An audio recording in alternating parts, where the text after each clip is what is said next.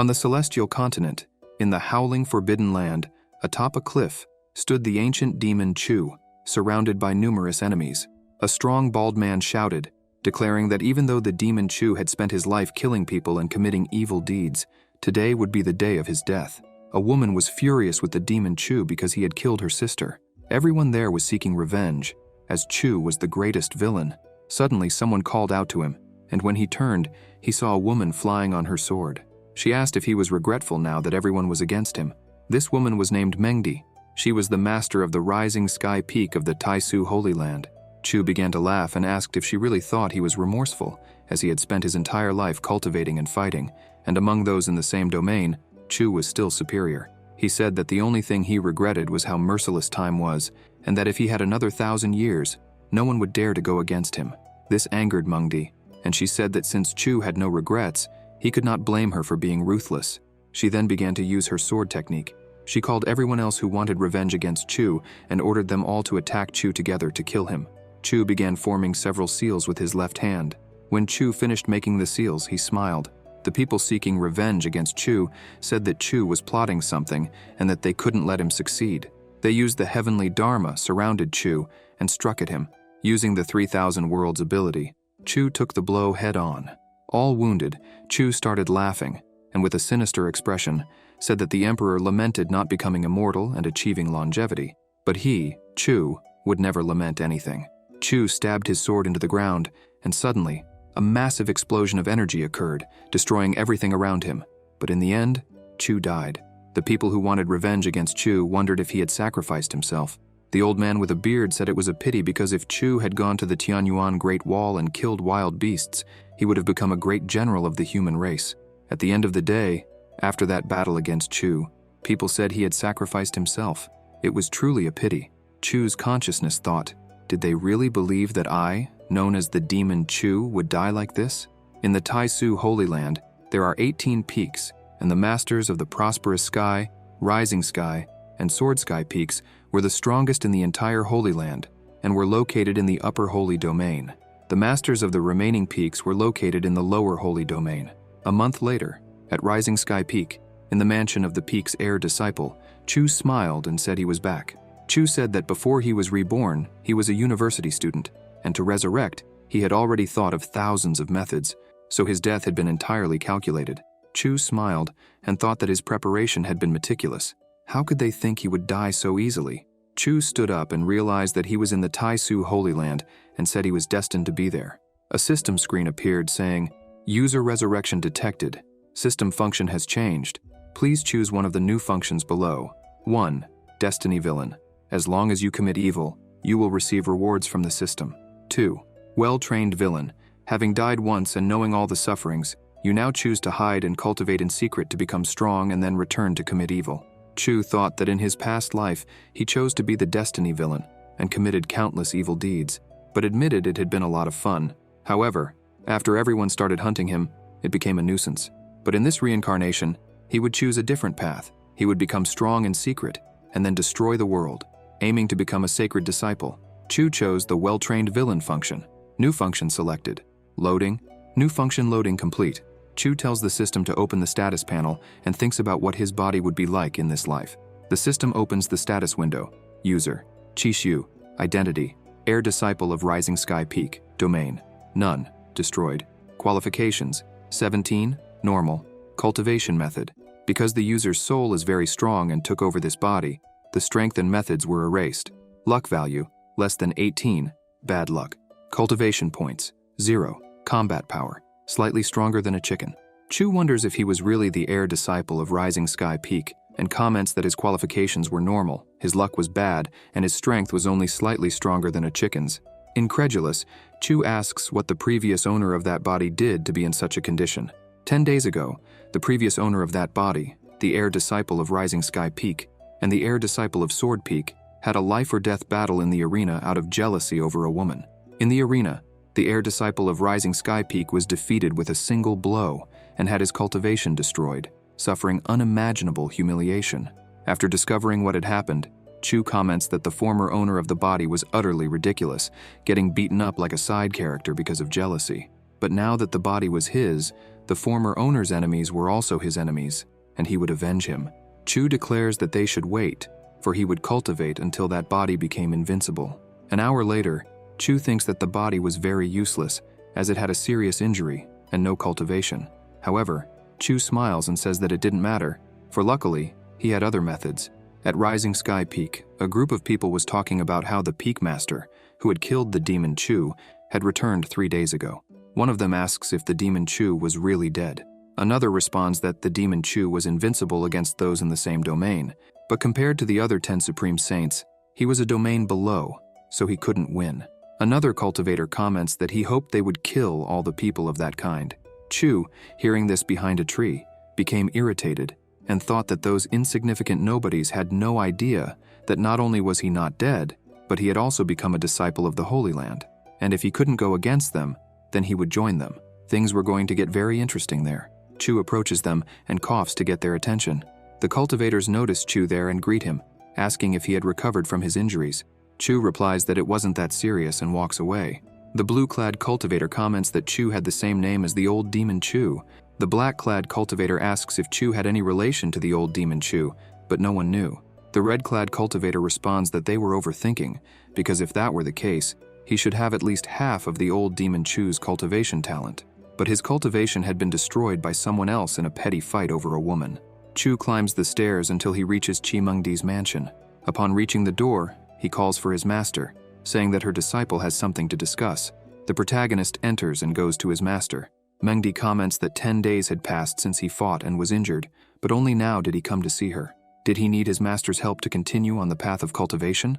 Chu kneels and pleads, "Master, please."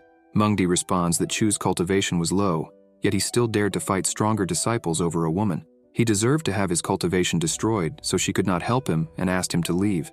Chu replies that his cultivation was low, and she didn't know the reason for that.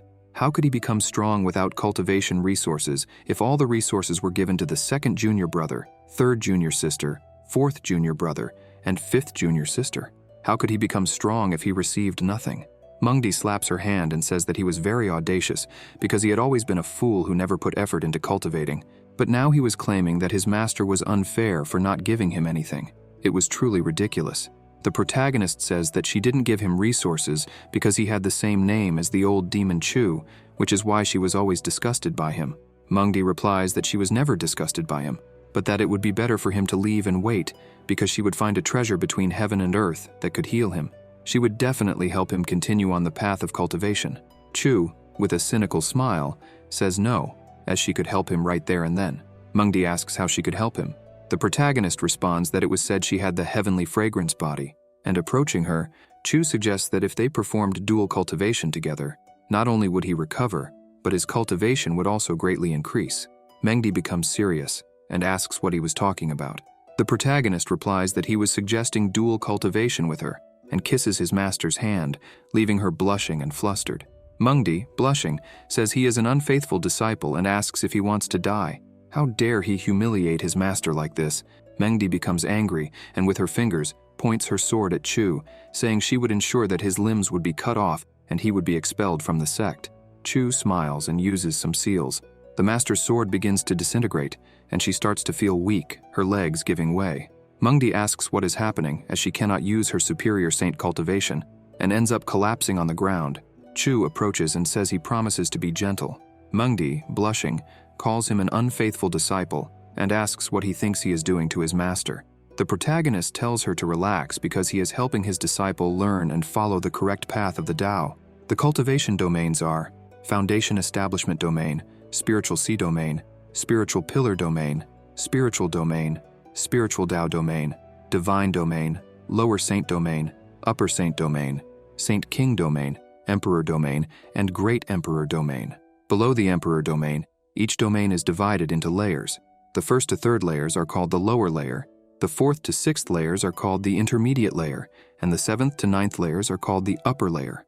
Mengdi calls him an unfaithful disciple and asks what he did to her. She wonders why she can't use her powers.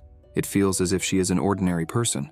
The protagonist, in his thoughts, says it's obvious that he sealed his master's cultivation because on the day the superior saints were hunting him, before dying, he placed the celestial reincarnation seal on his body.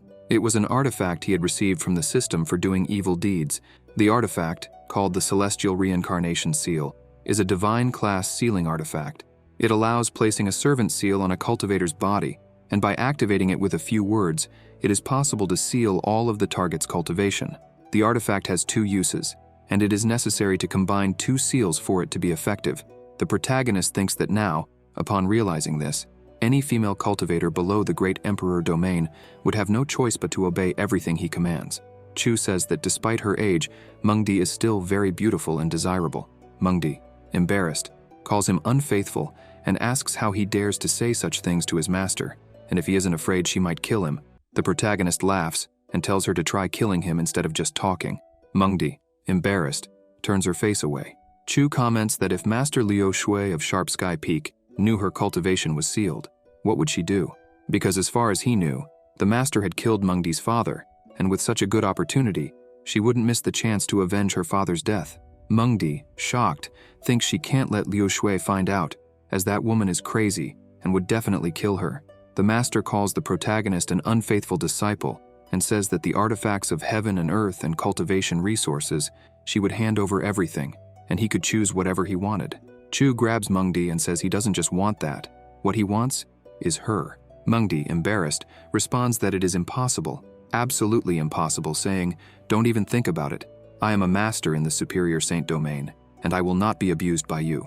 The protagonist thought that he had no grudge against the Taisu Holy Land, but he wondered why Mengdi had joined forces with the group that was hunting him and asked if she was afraid. He mentioned that he had an ancient secret cultivation art that could be beneficial for both of them, and told her to take a look. Mengdi wondered where this unfaithful disciple had obtained such a miraculous secret art. That secret art was connected to the heavenly Tao and was something incredible and absolute. The protagonist asked her what she thought, but the master responded by telling him to leave. Chu approached Mengdi and asked her to accept this disciple, but the master said he was very unfaithful. A system screen appeared, stating that the user had become an unfaithful disciple, which was a big problem. As expected of a great villain, he obtained 1,000 cultivation points. The system informed that the user and Chimengdi were performing dual cultivation, which completely healed the user's injuries and increased his cultivation qualifications. The user's qualifications increased to 317 celestial, and with that, his cultivation speed was increased 20-fold. The user's cultivation was enhanced, advancing through the 1st, 2nd, 3rd, and even the 8th layer of the Foundation Establishment domain. A few hours later, Chu and Mengdi finished their dual cultivation, and a new system screen appeared, stating that the user's cultivation had advanced to the 9th layer of the Foundation Establishment domain. The protagonist then turned, thanked his master, and said they would see each other on other days, telling her to rest well. Mengdi told Chu that he had already taken advantage of her and gotten everything he wanted, so he could remove the seal he used to seal her cultivation. Chu turned to the master and said that, of course, he couldn't. The master asked if he wanted his master to die. The protagonist replied that if she didn't want others to know that her cultivation was sealed, then she had better be obedient. Chu took a crystal in his hand and asked if she knew the function of the image crystal in his hand, and started to laugh. Mengdi, deeply embarrassed, asked if he had recorded everything. The protagonist told her not to be angry, as he just wanted to remember her shaking her little butt and moaning loudly. As he left, Chu said that because of their relationship as disciple and master, he would give her a warning, not to even try to remove the seal because across the entire celestial continent, only he knew how to remove the seal, unless she knew a great emperor. But she knew there was no great emperor in that world, and if that disciple died, she would have to live her entire life as a common person and die of old age. And if she didn't believe him, she could try. Moreover, if he died, everything recorded on that crystal would spread everywhere. How would the people of the continent react to watching a respected master doing such things with her disciple? Mengdi, outraged, said that he was an unfaithful disciple and would have a horrible death. She screamed that he was very evil and wondered how an insect, not even in the spiritual Tao domain, could have the power to seal her cultivation. At night, Chu commented that now that he had noticed, he had spent a long time with the master because the moon was already shining in the sky. With the help of his master, he had managed to advance to the new layer of the Foundation Establishment domain, but he had to wait for his master to rest to perform dual cultivation again and break through to the spiritual sea domain. The protagonist began to think that the spiritual sea domain was like a wooden barrel to store water. So the foundation establishment domain is the process of creating the barrel. The more stable the foundation, the larger and more resistant the water barrel would be, and naturally he would have a good foundation to tread the path of cultivation. The failure in his previous life was due to advancing too quickly through the cultivation domains, and because of that, he never took the time to stabilize his foundation.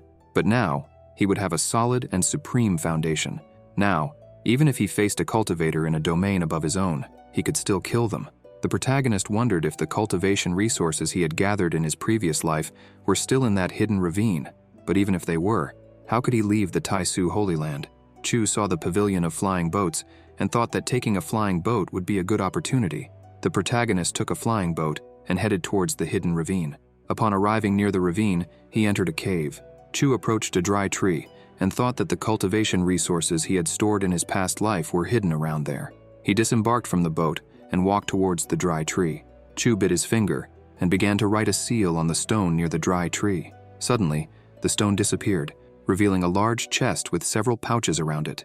The protagonist remarked that the resources he had stored were still there and hoped that with them, he could become stronger and regain his former glory. Suddenly, someone called the protagonist Trash Chu and said they never thought they would meet again. Out of nowhere, a flying boat with several cultivators appeared above Chu. One of the cultivators commented that, to his surprise, it was just Trash Chu, mentioning that he thought Chu was already dead, as he never imagined that Chu would recover and start walking around after just 10 days.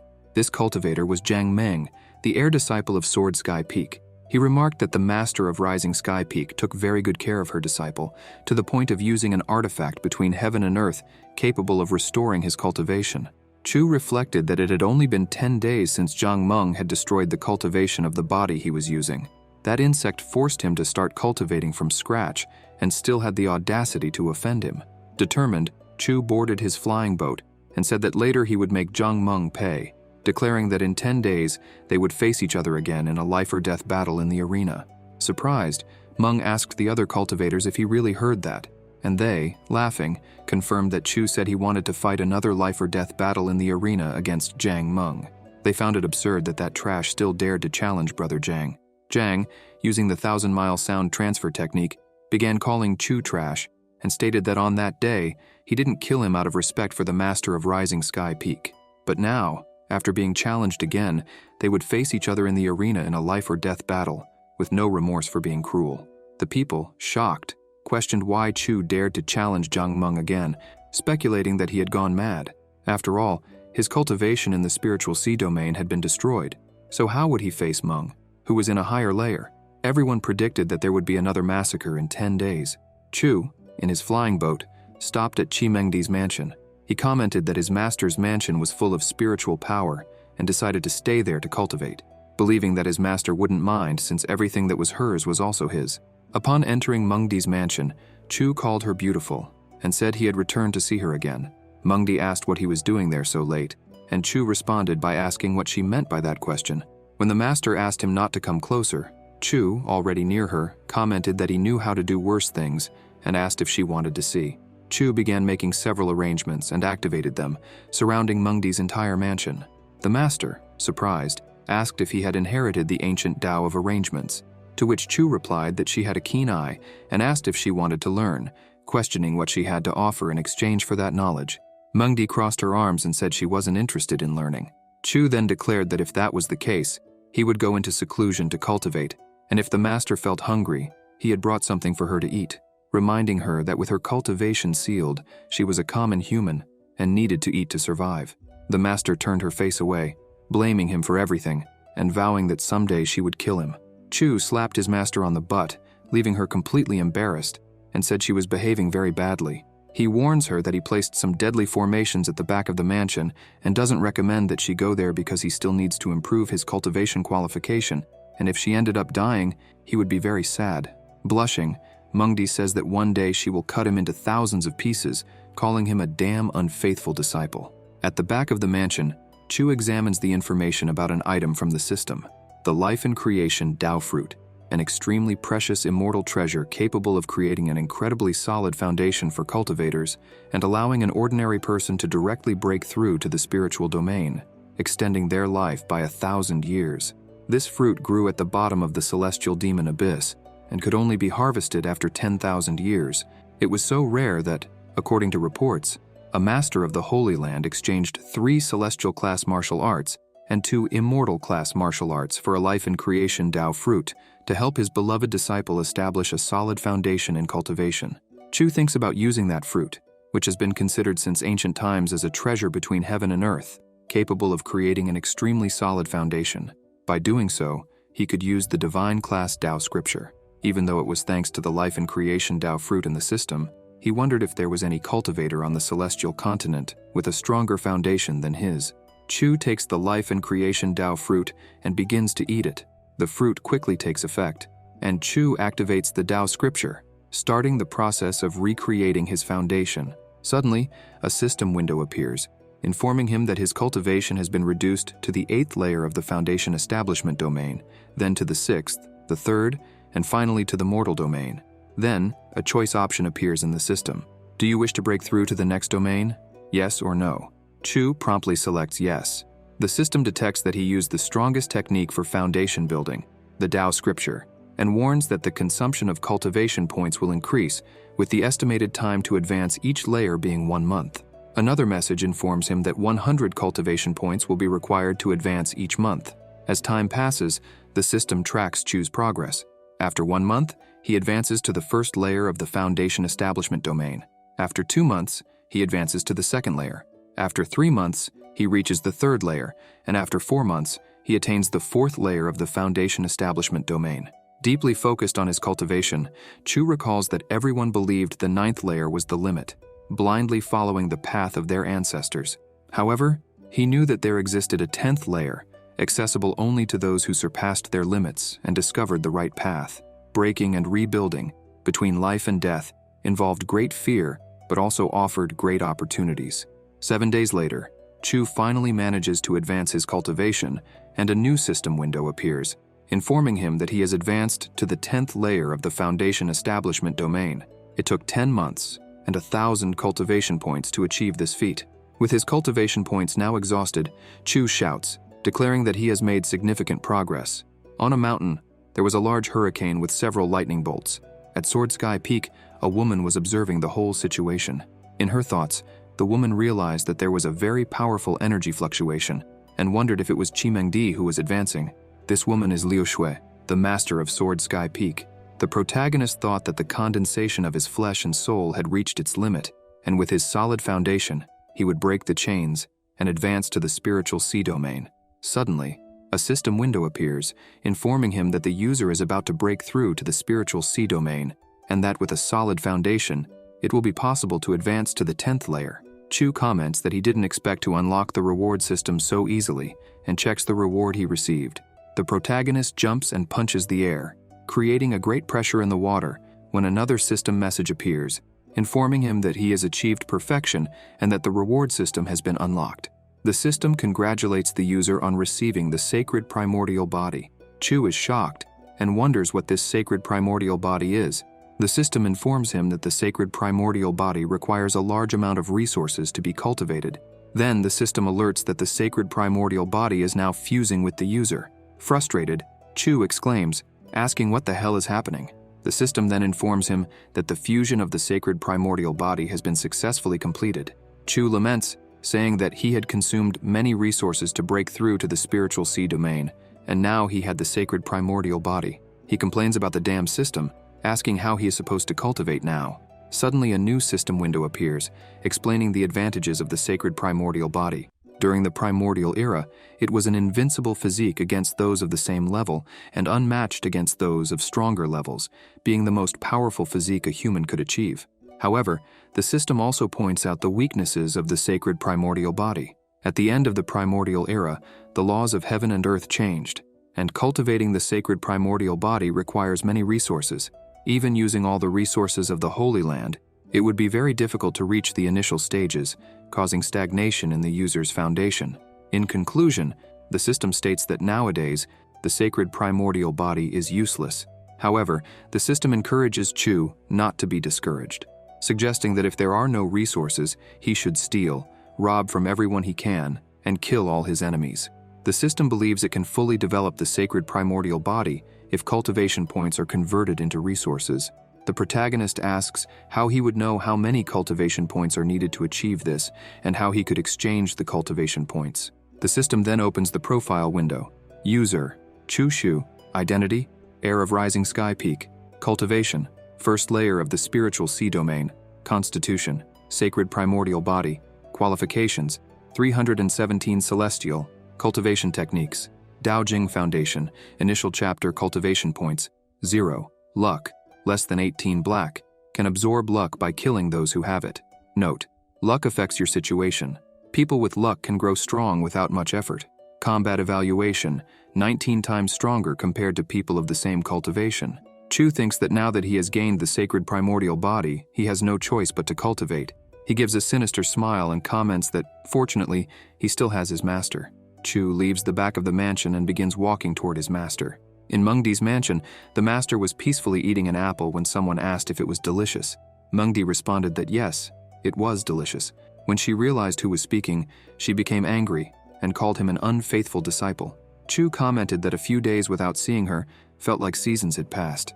The protagonist sniffed his master and asked how long it had been since she last took a bath. Mengdi, irritated, responded that if he hadn't placed deadly formations at the back of the mansion, she would have a place to bathe. Chu took his master's hand and admitted that it was the fault of this disciple, offering to give her a bath. He reassured her, saying not to worry because he still liked her, even if she hadn't bathed. Mengdi asked what he planned to do with her at the back of the mansion. Chu said that, as expected of someone with the celestial fragrance body, her skin was so white and soft, even after a few days without bathing. The master, completely embarrassed, called him an unfaithful disciple. The protagonist kisses his master's hand and asks her to improve his talent and let him wash her back. The master, blushing deeply, turns her face away and calls him a damn unfaithful disciple. But soon she realizes someone is outside. In the outer pavilion of Mengdi's mansion, outside, stood Tian Jin, the master of prosperous Sky Peak. Jin calls out to Mengdi and asks if she had gone into seclusion to cultivate. Mengdi responds and apologizes, explaining that she had some issues with her cultivation and therefore couldn't come out to meet him. Suddenly a system window appears saying, "My God, the user is very bad and has once again taken advantage of his master to perform dual cultivation. Reward received: Azure Blood Sword." Jin tells his sister that he has a 7th grade healing pill, made by Feng Tian's disciple from Red Sky Peak, that could help her. Another system window suddenly appears saying, "Dual cultivation successfully completed. User's qualification increased by 100. Mengdi, with a trembling voice, says that she doesn't need it, as all she needs is a few days of rest. Another system window appears saying, "Dual cultivation successfully completed. User's qualification increased by 100. Jin says that's fine then, and asks if she knew that her disciple, Chu Shu, had challenged Zhang Meng from Sword Sky Peak to a life-and-death duel. He had heard that his younger sister's disciple was lazy and untalented, and he feared that if Chu lost, it would tarnish the honor of Rising Sky Peak. Mengdi, still with a trembling voice, says that she is aware of the challenge and that her disciple is responsible for his own actions, so she will let him handle it. Suddenly, a system window appears saying, "User's qualifications have reached 617 celestial. Therefore, cultivation speed will be increased by 25 times. Tianjin says that his younger sister has her own considerations, and that he was intruding. He mentions that the name of the song he is playing is Courting the Phoenix, and that he was inspired by the moon's glow a few nights ago. He then says he will play it for his younger sister." Chu and Mengdi were lying down while listening to the music. Mengdi, blushing, thought that even while she was talking with her elder brother Tianjin, her disciple didn't stop doing those things to her. Chu comments that Master Tianjin is really amazing with the flute, and he almost wanted to give him a like. The master tells her disciple to go to hell. The protagonist, with a sinister smile, says that seeing how close they were, he wouldn't mind borrowing some cultivation resources. Suddenly, a system window appears saying, "The user is very wicked.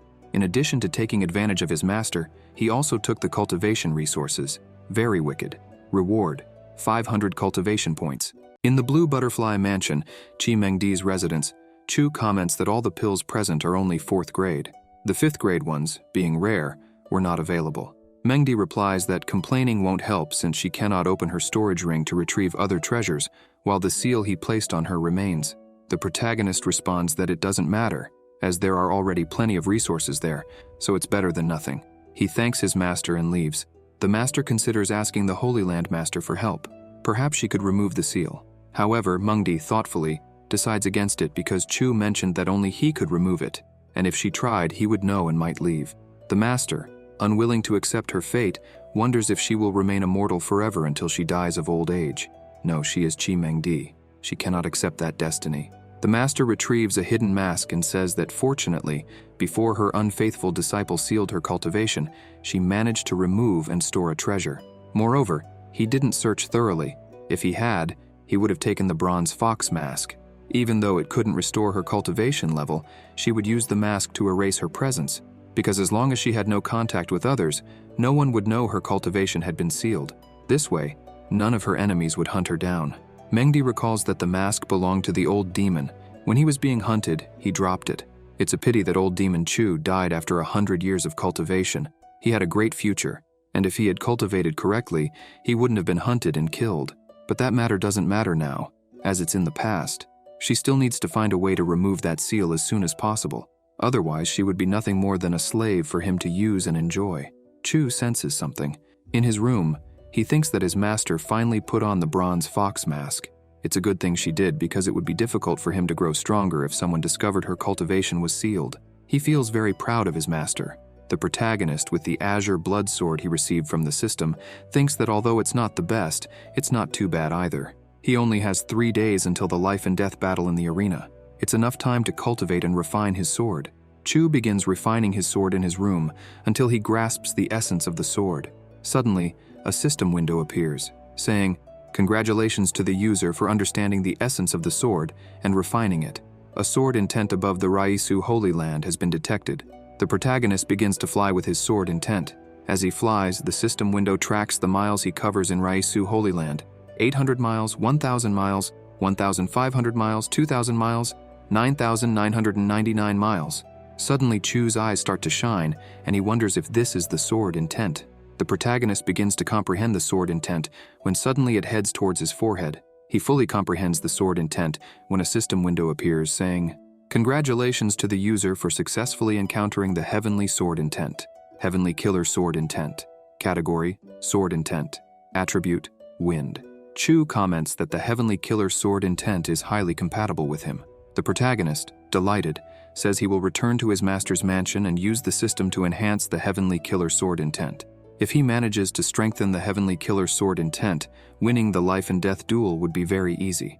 In the Taisu Holy Land, at the Pacific Sky Peak, Tai Suzy, the master of the Taisu Holy Land and the Pacific Sky Peak, mentions that she sensed someone from the Holy Land seeking the sword intent.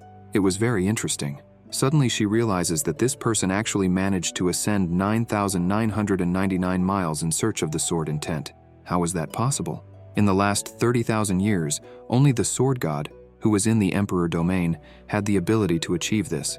Suzy wonders if there is someone in her Taisu Holy Land with the potential to become the sword god. 3 days later, at Prosperous Sky Peak, in the arena where the life and death battle would take place, several people gathered to watch the fight. Jian Lingyun, from Sword Sky Peak, comments that the atmosphere was very lively. Zhang Meng tells Lingyun that he heard that recently he managed to break through to the divine domain. Lingyun responds that it was just the divine domain, nothing worth mentioning. Lingyun sees Shu Tianzhen, a disciple of Sword Sky Peak, and comments that he didn't expect her to show up there since she usually doesn't care about these things. Shu Tianzhen responds that this matter started because of her, so it was obvious she would attend. After all, Chu Xiu was dear to her, and she didn't want him to die there. Jian Lingyun, intrigued, thinks that Chu was a worthless person and had nothing special, but his younger sister Shu really appreciated him a lot. Meng comments to Tianzhen that it was impossible even for her to save a man who wanted to die. A bystander says that Chu was very weak, but even so, he had the courage to challenge Brother Zhang. He really wanted to die. Other bystanders say that Chu didn't show up because he was afraid, and they didn't understand how the rising sky peak could tolerate him and still call him an elder brother. Tao Yao, the fifth disciple of Rising Sky Peak, tells the bystanders that praising the strong and humiliating the weak was what their master taught them. The bystanders, shocked, comment that Tao Yao also came to watch the battle. Blushing, they call her Sister Tao Yao. One of the bystanders sees Chu arriving and announces that Chu Xiu has appeared. Chu arrives on his flying boat, and Tao Yao runs to greet him. Chu says he is happy that she came to watch his battle. Yao responds that with all their younger sisters around, no one would dare kill him. The protagonist says she doesn't need to worry because he wouldn't disappoint her. The younger sister comments that in the last battle she did nothing, and he got hurt, which made her very uneasy and sad. Chu calls her a silly girl and says it's all right, that it wasn't her fault. The protagonist turns and sees Shu Tianzhen, thinking that if he wasn't mistaken, she was the goddess of Sword Sky Peak. She had a good appearance, and her cultivation base wasn't bad at all. Tianzhen feels that Chu Xiu seems like a different person. Meng asks Ling Yun if, now that Chu has arrived, he should kill him. Ling Yun responds that in a life-and-death battle in the arena, even if he died, no one could question it, so he could kill him painfully. Meng tells brother Ling Yun not to worry because Chu Xiu was going to die. Zhang Meng steps into the arena and tells Chu that since they were both there, they should start the life-and-death battle right away. After all, after this battle, he still needed to return and cultivate in seclusion. Chu asks him to wait a minute because there was something he needed to say. At Prosperous Sky Peak in the arena, Chu comments to the bystanders how rare it was to have them all gathered in the same place to watch a battle. He recalls that they shouldn't forget about the bets, and reveals that he had a vial containing 6 7th-grade Tianxuan pills, all of superior quality, which he intended to use for betting. Suddenly, a system window appears informing him that the user was deceiving the brothers and sisters of the Holy Land, pretending to be weak to defeat a tiger and thus obtain more resources, with the system promising a reward of 300 cultivation points.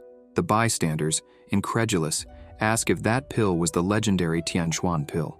Some comment that they heard this pill could increase someone's speed in the divine domain and even help to break through to a higher domain, reaching the lower saint domain. Jin Ling Yun asks the protagonist how the bet would work, reflecting that, although he had broken through to the divine domain a few days ago and needed the pills, he never imagined that trash like Chu Xiu would bring them to his doorstep. Tao Yao thinks that if their master knew that the elder brother bet such a treasure, he would be punished. Chu, for his part, comments that he believed most people didn't know the value of 6 7th-grade Tianxuan pills and asks the great elder of Prosperous Sky Peak if he knew. The elder confirms, explaining that many cultivators desired this pill, but few could buy it, as at auctions, each was sold for 1 million superior spiritual stones, totaling 6 million superior spiritual stones for the 6 pills. Everyone is astonished, wondering if there was anything to bet that compared to 6 million superior spiritual stones. Chu reassures everyone, suggesting that if someone couldn't bet that much, they could join together to bet, and if they won, they would only need to divide based on the value bet. The bystanders agree and begin betting on Chu's defeat. The protagonist advises them to bet safely, while Chu thinks he's going to win big, as many were betting on his defeat. The elder notices that many good resources were being wagered. Chu then announces that the betting time was over, and with the elder of Prosperous Sky Peak as the arbiter, no one would dare to go back on their word. He jumps into the arena to face Meng, who, feeling superior, comments that finally the trash Chu has stepped into the arena. The protagonist responds that since they would have a life-and-death battle, the only thing that mattered was being the winner. The elder of Prosperous Sky Peak then announces the start of the life-and-death. Ling Yun thinks that he will finally see Chu Xiu's death, while Zhang Meng believes that, being in the 9th layer of the spiritual sea domain, fighting against Chu Xiu, who was still in the 4th layer of the spiritual domain, would be like killing an ant. Meng advances at high speed towards the protagonist and throws a kick in his direction, but Chu dodges, throwing his body backward and quickly repositioning himself. Meng comments that Chu was fast, but challenges him to dodge 3 stakes that he throws immediately after. Chu throws himself back, doing a backflip and dodging all the stakes. Yao, worried, prays to the heavens to protect her elder brother and that nothing bad happens. The bystanders comment that Meng's attacks were ruthless, always trying to hit vital points, and that if Chu kept only dodging, he would end up losing. No matter how fast he was, he couldn't win without attacking. Meng advances again and delivers several punches, but Chu easily dodges them, provoking him and calling him out. Meng, incredulous, wonders how it was possible for that trash to have become so fast.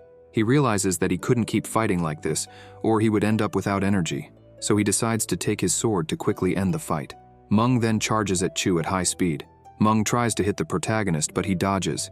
Chu thinks that Meng wanted to suppress him using the sword's chi. The protagonist thinks this was perfect because he could take the opportunity to test his new sword. So Chu takes out his sword and unsheathes it. The protagonist makes a few slashes in the wind to test his blade. Zhang Meng, seeing Chu's back, laughs and thinks that finally, he had shown his weakness. Then, Meng appears behind Chu, yells for him to die, and kicks him in the back. The protagonist manages to block the kick and laughs, thinking that Meng had taken the bait.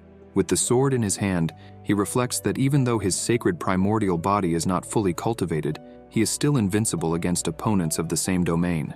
Thus, Chu charges at Meng with his sword and cuts him. Meng, incredulous, exclaims how Chu managed to dodge and counterattack, saying it was impossible. Meng falls to the ground, leaving everyone shocked by the situation. Ling Yun, outraged, wondered how Chu had won. Everyone was indignant, questioning how it was possible that Zhang Meng had actually lost. The bystanders, shocked, commented that the trash Chu had really killed a disciple at the peak of the spiritual sea domain. But how was that possible? 20 days ago, Chu Xiu had his cultivation destroyed, so what had just happened? The elder declared that in the life and death battle, Chu was the winner. The bystanders began to cry, stating that they had lost 3,000 superior spiritual stones and mystic-class weapons, and they said it was an unfair defeat, vowing never to bet again. Suddenly, Chu began vomiting a lot of blood in the arena, and Tao Yao rushed over to see what was happening, asking if he was okay. The protagonist asked his younger sister to help him get out of there. With a smile, Chu thought that since he needed to pretend to be weak to defeat a tiger, he had to act convincingly and not show any flaws. In his thoughts, he apologized to his brothers and sisters, but stated that the weapons, pills, spiritual stones, and materials they had bet were now all his. Jin Ling Yun thought that Chu Xiu's injury was very serious, but he wasn't worried because he intended to make him vomit even more blood and suffer in pain. Ling Yun then told Cheng Ling Fei, a disciple of Sword Sky Peak, that if he wanted to save his sister, he should challenge Chu Xiu, and Ling Fei agreed. Ling Fei ordered Chu to wait a moment and asked if he had the courage to fight him. Yao, incredulous, questioned whether Ling Fei hadn't seen that her elder brother was injured, yet he still had the nerve to challenge him. What was wrong with him? Ling Yun responded that the younger sister, Tao Yao's words, were a bit exaggerated because, in the arena, it was inevitable to be challenged by other disciples. Moreover, Chu Xiu had just won a bet and taken many resources from several disciples, and everyone believed that he had only won by luck. This left everyone dissatisfied, and they wanted to recover what they had lost. So why not let them get excited to recover what they had lost?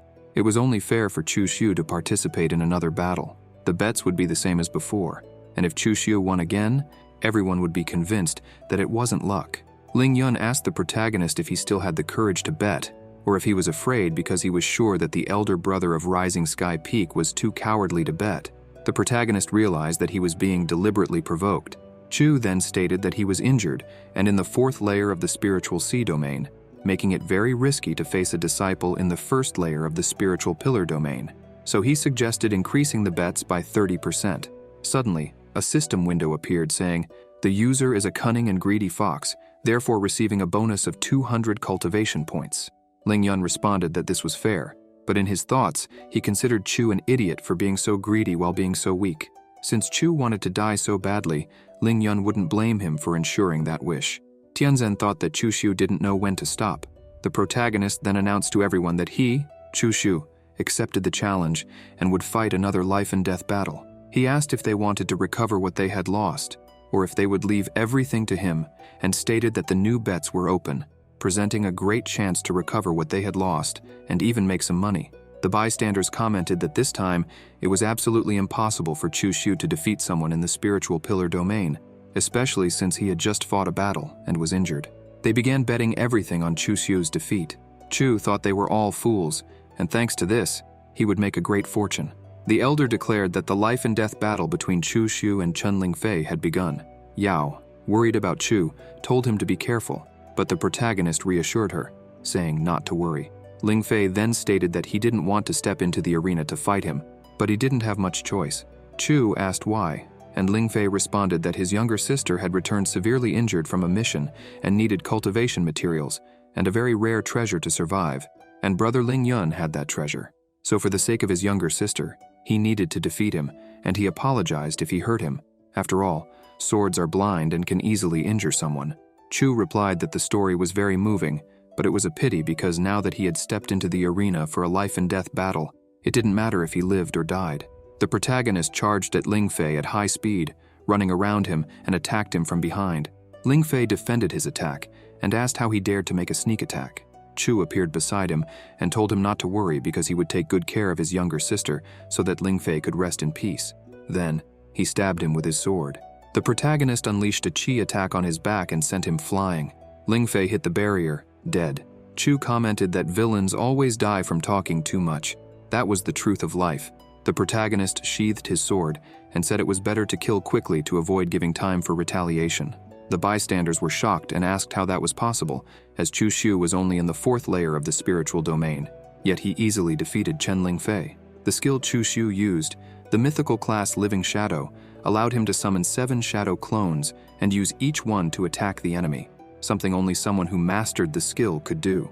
The bystanders began to cry, having lost everything. One of them mentioned that he had borrowed 10,000 superior spiritual stones only to lose like this and end up in debt. Tao Yao told the protagonist that he was amazing, but Chu responded that it was just luck and not worth mentioning. The protagonist went towards the betting treasures and commented that it wasn't bad at all, as it had been a lucky day. Chu then said that his storage bag was already full and asked his younger sister if she had a storage bag. Yao replied that she did and tossed him a bag. The protagonist thanked Yao, who told her elder brother that there was no need to be formal and that he could take and use it.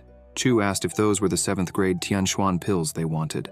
The bystanders cursed Chu, asking for some mercy, saying that he hadn't come just to fight, but to rob them and boast. The protagonist stated that since there were no more battles, he would leave, and then he took his flying boat to depart. Suddenly a system window appeared, saying that the user was truly evil and cruel, signs of a true villain, and therefore was rewarded with 200 cultivation points. Yao, worried about Chu, said that he had offended Zhun Lingyun, who was treacherous, and that he needed to be very careful and couldn't let his guard down. In Chu Xiu's room, the protagonist thought that he had gained a total of 16 million in pills, treasures, and weapons, and imagined that if it were possible to sell everything to the system in exchange for cultivation points, it would yield many points. Chu began trading the weapons with the system when a window appeared saying that the mortal class thick sword had been successfully sold, and he had received 1 cultivation point. The protagonist got angry, complaining that he had only earned 1 cultivation point. Chu asserted that this couldn't be true, that the system had made a mistake, because the last time he had earned 5 cultivation points for trading something, so he didn't understand why he had only received 1 point this time. Suddenly, a system window appeared stating that as the user's cultivation level increases, the items also need to be of higher quality, and that a mortal class item would now only yield 1 point. Another system window appeared, stating that the cultivation points to be obtained can also vary based on quality. Then a new window popped up, saying that the user tried to be clever by offering low-quality items to accumulate many cultivation points, but that this wouldn't work.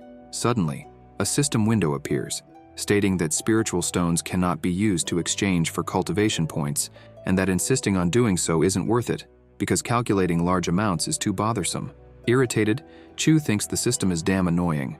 The protagonist remarks that in this case, he'll have to sell low-quality items at auctions or in city shops and use the money to buy high-quality items, trading them for cultivation points.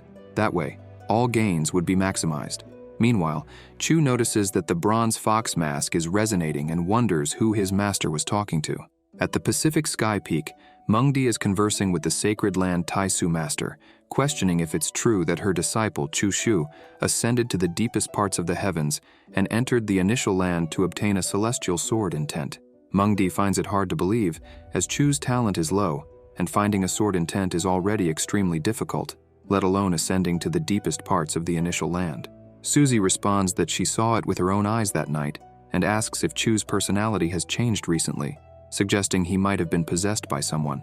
Mengdi questions if Susie really believes that, but Susie dismisses the idea, explaining that to possess someone, one would need at least a lower sacred domain level of cultivation, and everyone can only enter the initial land once in their lifetime, a rule that couldn't be broken by someone possessing another. Moreover, Susie doesn't believe Chu has been possessed.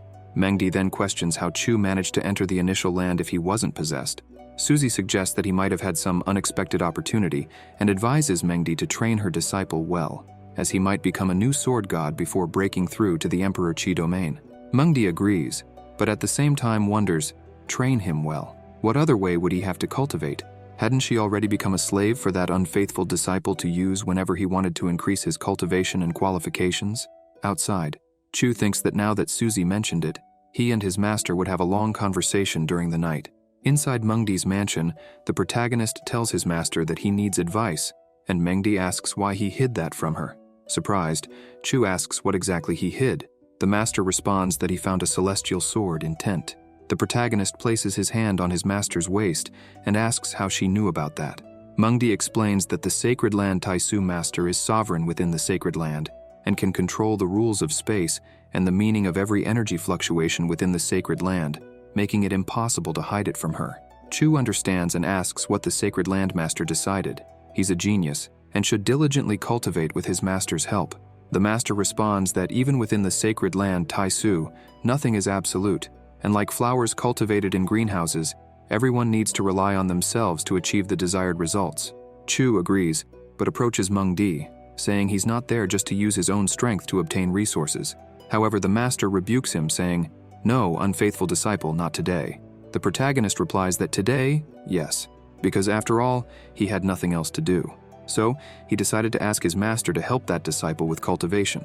A system window appears, stating that the user is truly very wicked, because even though the master didn't want to, he's engaging in dual cultivation with her again.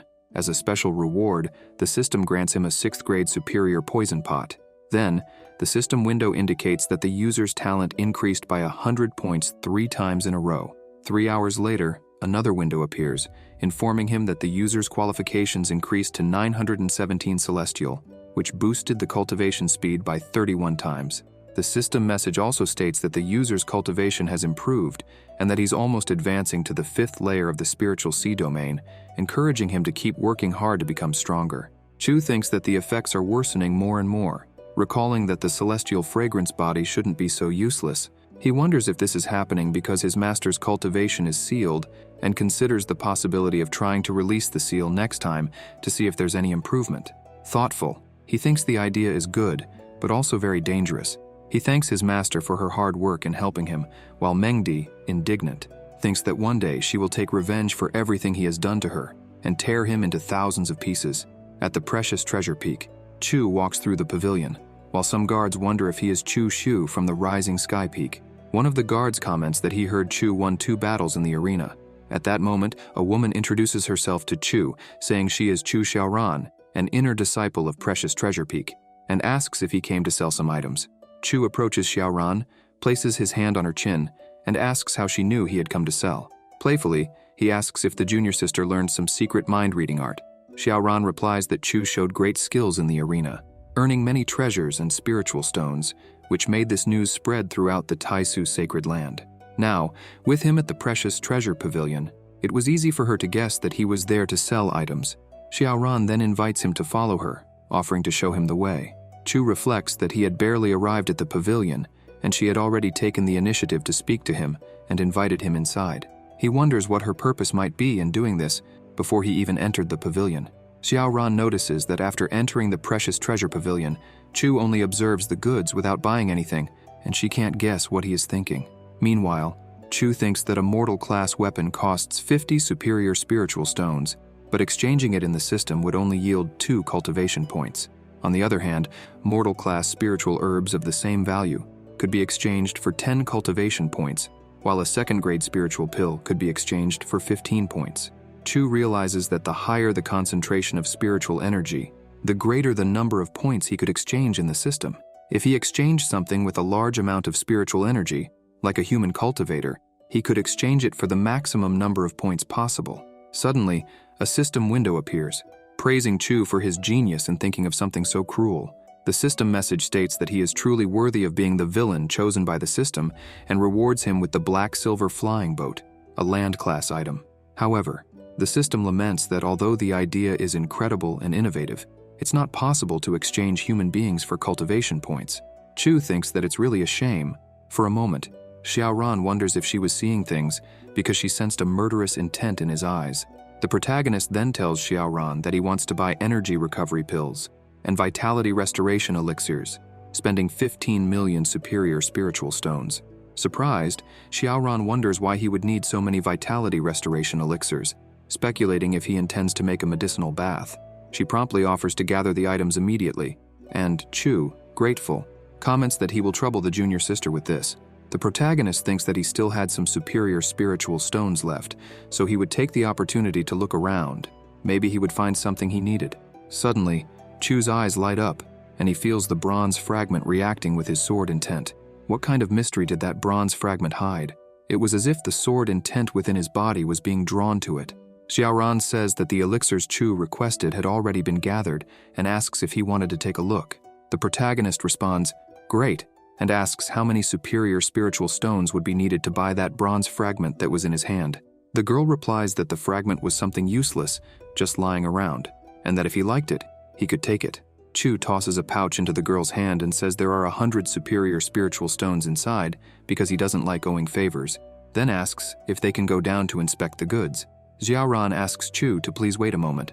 The protagonist turns and asks if she needed something. The girl replies that she needed Brother Chu's help. The protagonist thinks he now understood why she had approached him when he entered. The girl invites him to have some tea. He accepts and asks what she wanted, adding that if it was too troublesome, she didn't even need to mention it. Xiaoran asks if Brother Chu knows about the Taisu Sacred Tower. The protagonist responds that he does, explaining that the Taisu Sacred Tower is an imperial weapon belonging to Emperor Taisu, with great offensive and defensive power, capable of storing various things inside. It was placed on the Pacific Sky Peak, where the emperor died. It's not only something that protects the entire Taisu sacred land, but also the best place for disciples to cultivate and train. In the tower, disciples can test their combat power, talent, comprehension, and endurance. The higher they climb, the greater the benefits they receive. Xiaoran says her request is related to the Taisu Sacred Tower, and asks Chu if he knows that one of the 3 secret areas of the Taisu Sacred Land, the Savage Demon Secret Realm, will open in a month. Chu responds that he has been busy cultivating and hasn't paid attention to the news, but he had heard that the Savage Demon Secret Realm is a great place to hunt treasures. Xiaoran explains to Chu that to enter the Taisu Sacred Tower, one must take a test, and in that test, the top 300 disciples in the Spiritual Sea Domain and the top 1,700 disciples in the Spiritual Pillar Domain would earn the right to enter the secret realm. Based on Brother Chu's strength, it was certain he could rank among the top 300 disciples. Xiaoran then reveals that her request is for Brother Chu to participate in the test. She leans in close to the protagonist's ear, attempting to seduce him, and asks if Brother Chu could help her. Chu agrees to the request. In Chu Xiu's room, there was a large tribulation while he was cultivating. Suddenly, a system window appeared, informing him that he had advanced to the 5th layer of the Spiritual Pillar Domain, then to the 6th layer of the Spiritual Sea Domain, and after that, to the 7th and 9th layers of the same domain. Curious, the protagonist asked the system what the conditions were to advance to the 10th layer of the Spiritual Sea Domain. The system replied that it couldn't find a method to help the user reach that layer, adding that, unfortunately, the user didn't have the necessary capacity and would fail to advance. However, the system also mentioned that if the user could find 3 valuable treasures, the Panacea Milk, Puti Divine Flower, and Monster Baby Spiritual Fruit, he might be able to advance. Chu stopped cultivating and, placing his hand on his head, thought that those 3 items were divine class, so rare they could only be obtained with extreme luck, as they weren't sold at auctions. Even if someone was selling them, the price would be astronomical, and even if he found them and wanted to steal them, he wouldn't have the power to do so. Then the protagonist had an idea and remembered that Xiaoran had mentioned a disciple had obtained half of a monster baby spiritual fruit in the secret realm. Chu decided he would have to go to the sacred tower. 3 days later, a bell rang on the Pacific Sky Peak as several cultivators in flying boats headed toward the sacred tower.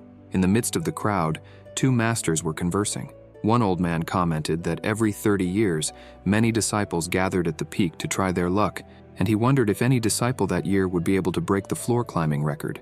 There was a board showing the top 10 best disciples who had attempted to climb the tower, with information about the participants.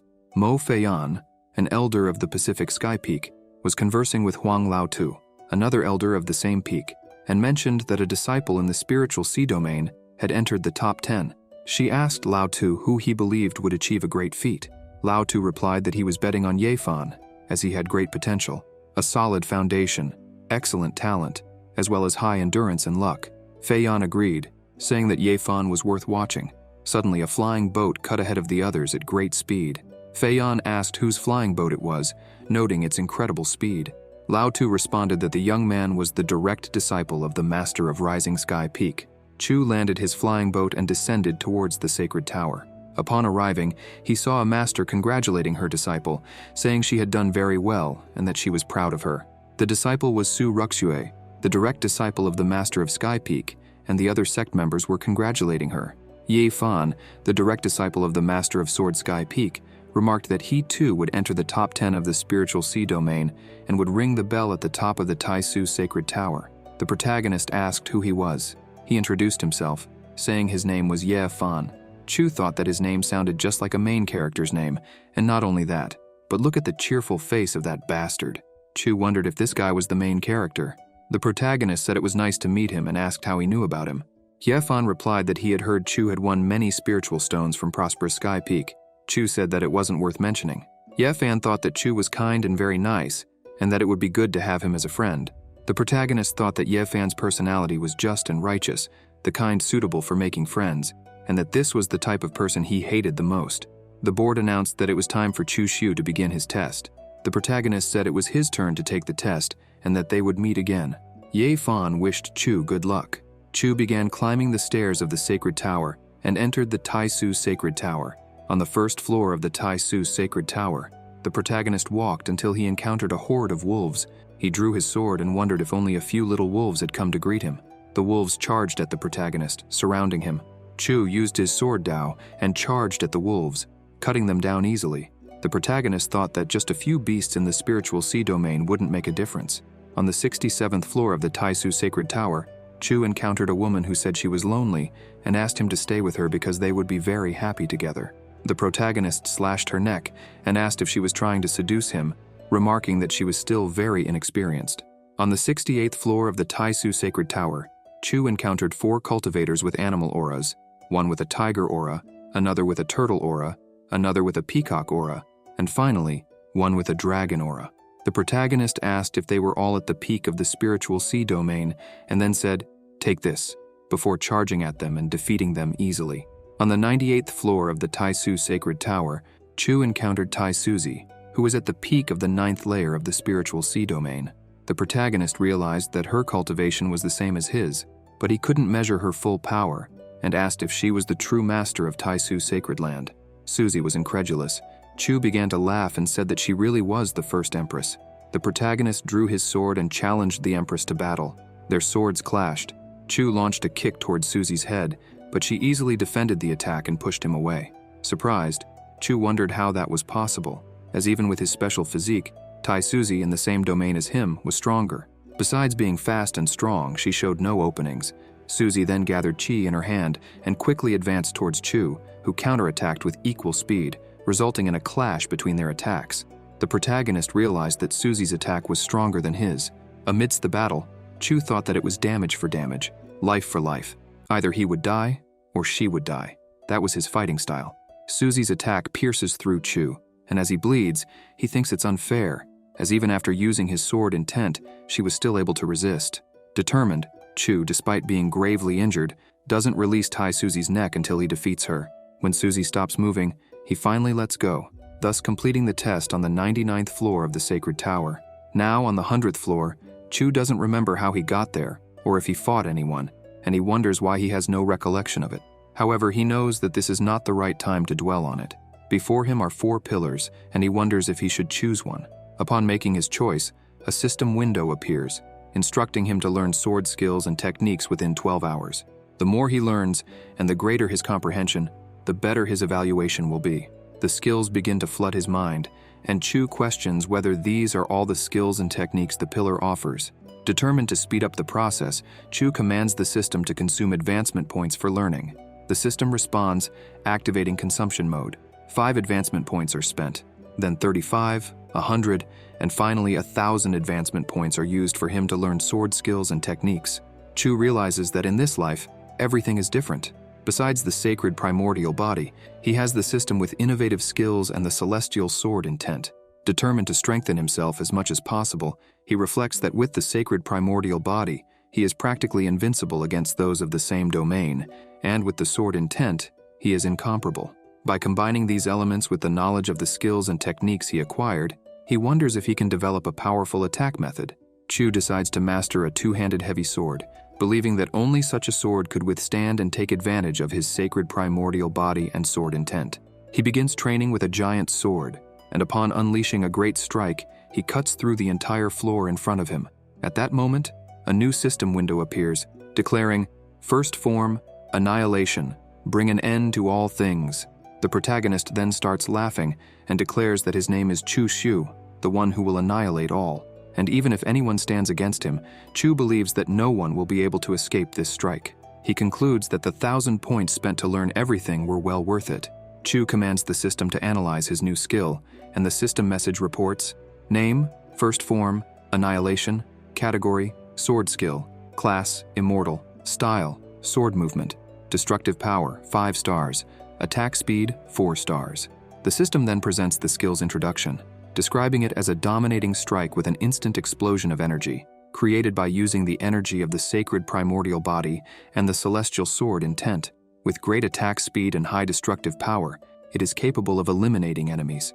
However, the system warns that the second form of the skill is still unknown and not yet comprehended, advising Chu not to attempt understanding it now, as it could lead to his death.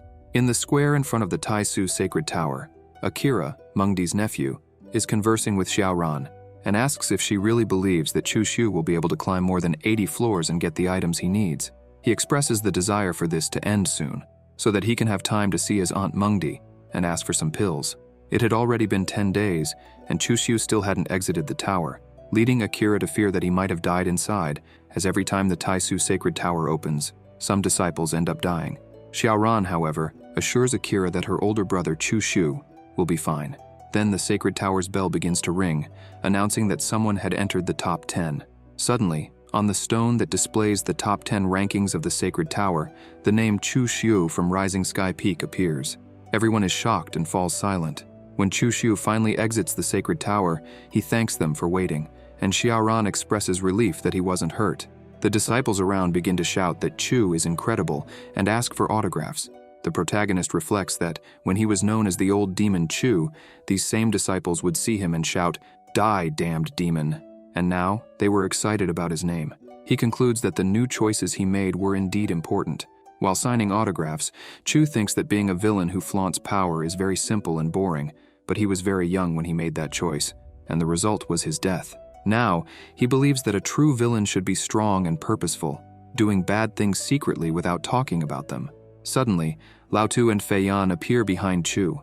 Lao Tu comments that he is impressed with his performance, while Fei Yan informs him that the master of Pacific Sky Peak wishes to see him. At the Pacific Sky Pavilion, Mengdi and Tai Suzy are waiting.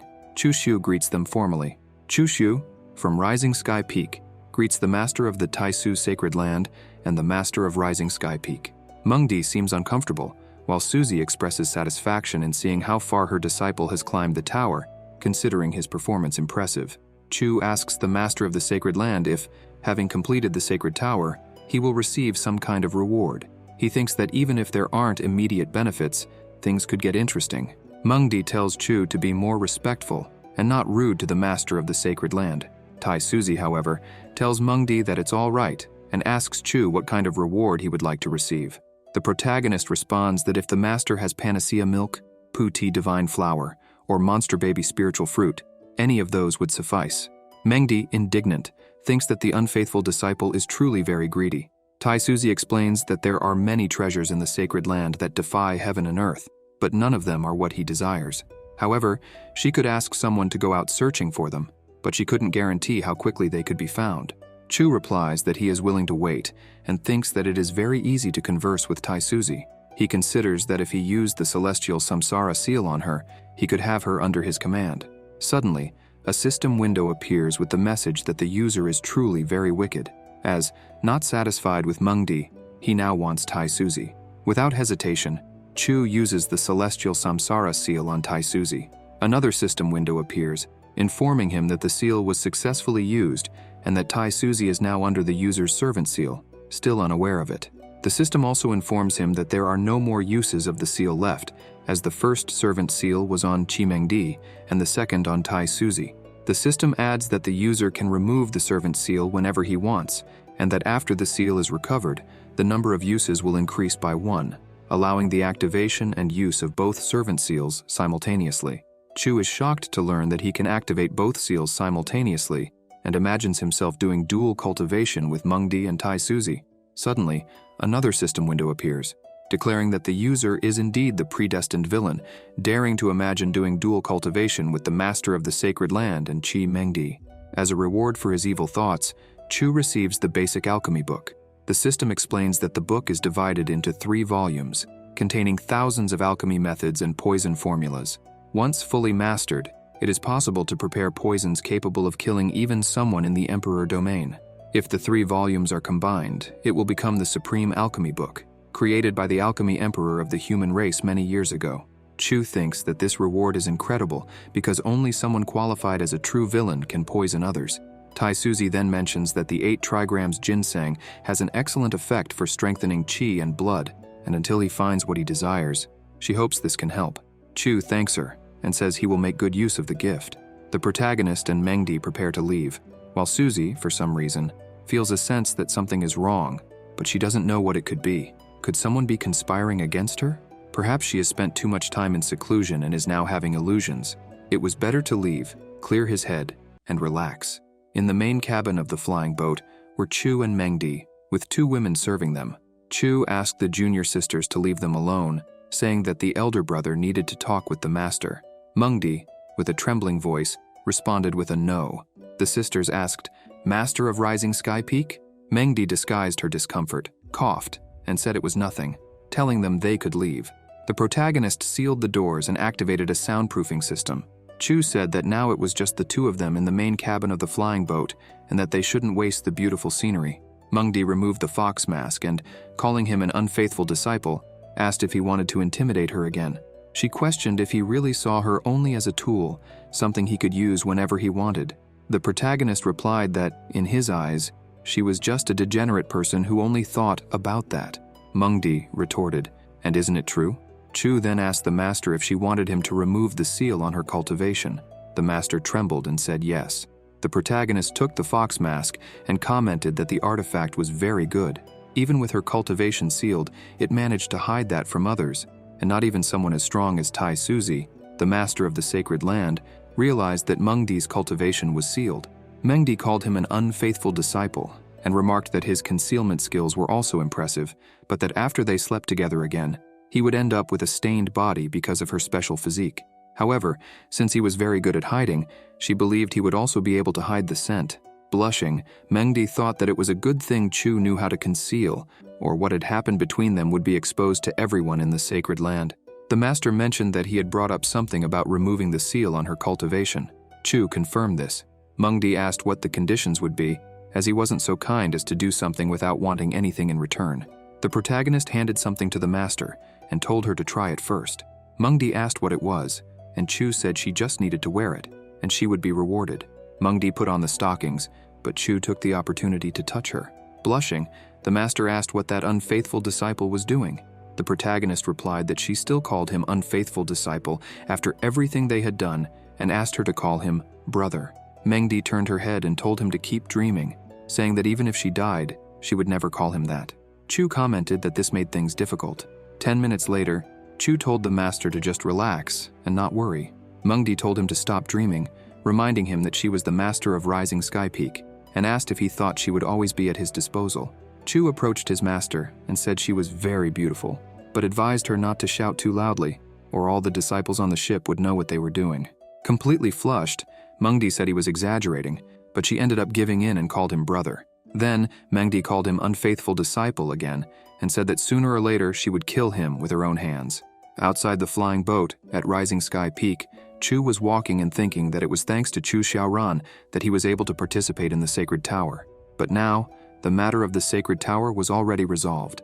The information provided by Xiaoran was very detailed. The monster baby spiritual fruit was indeed in the savage demon secret realm.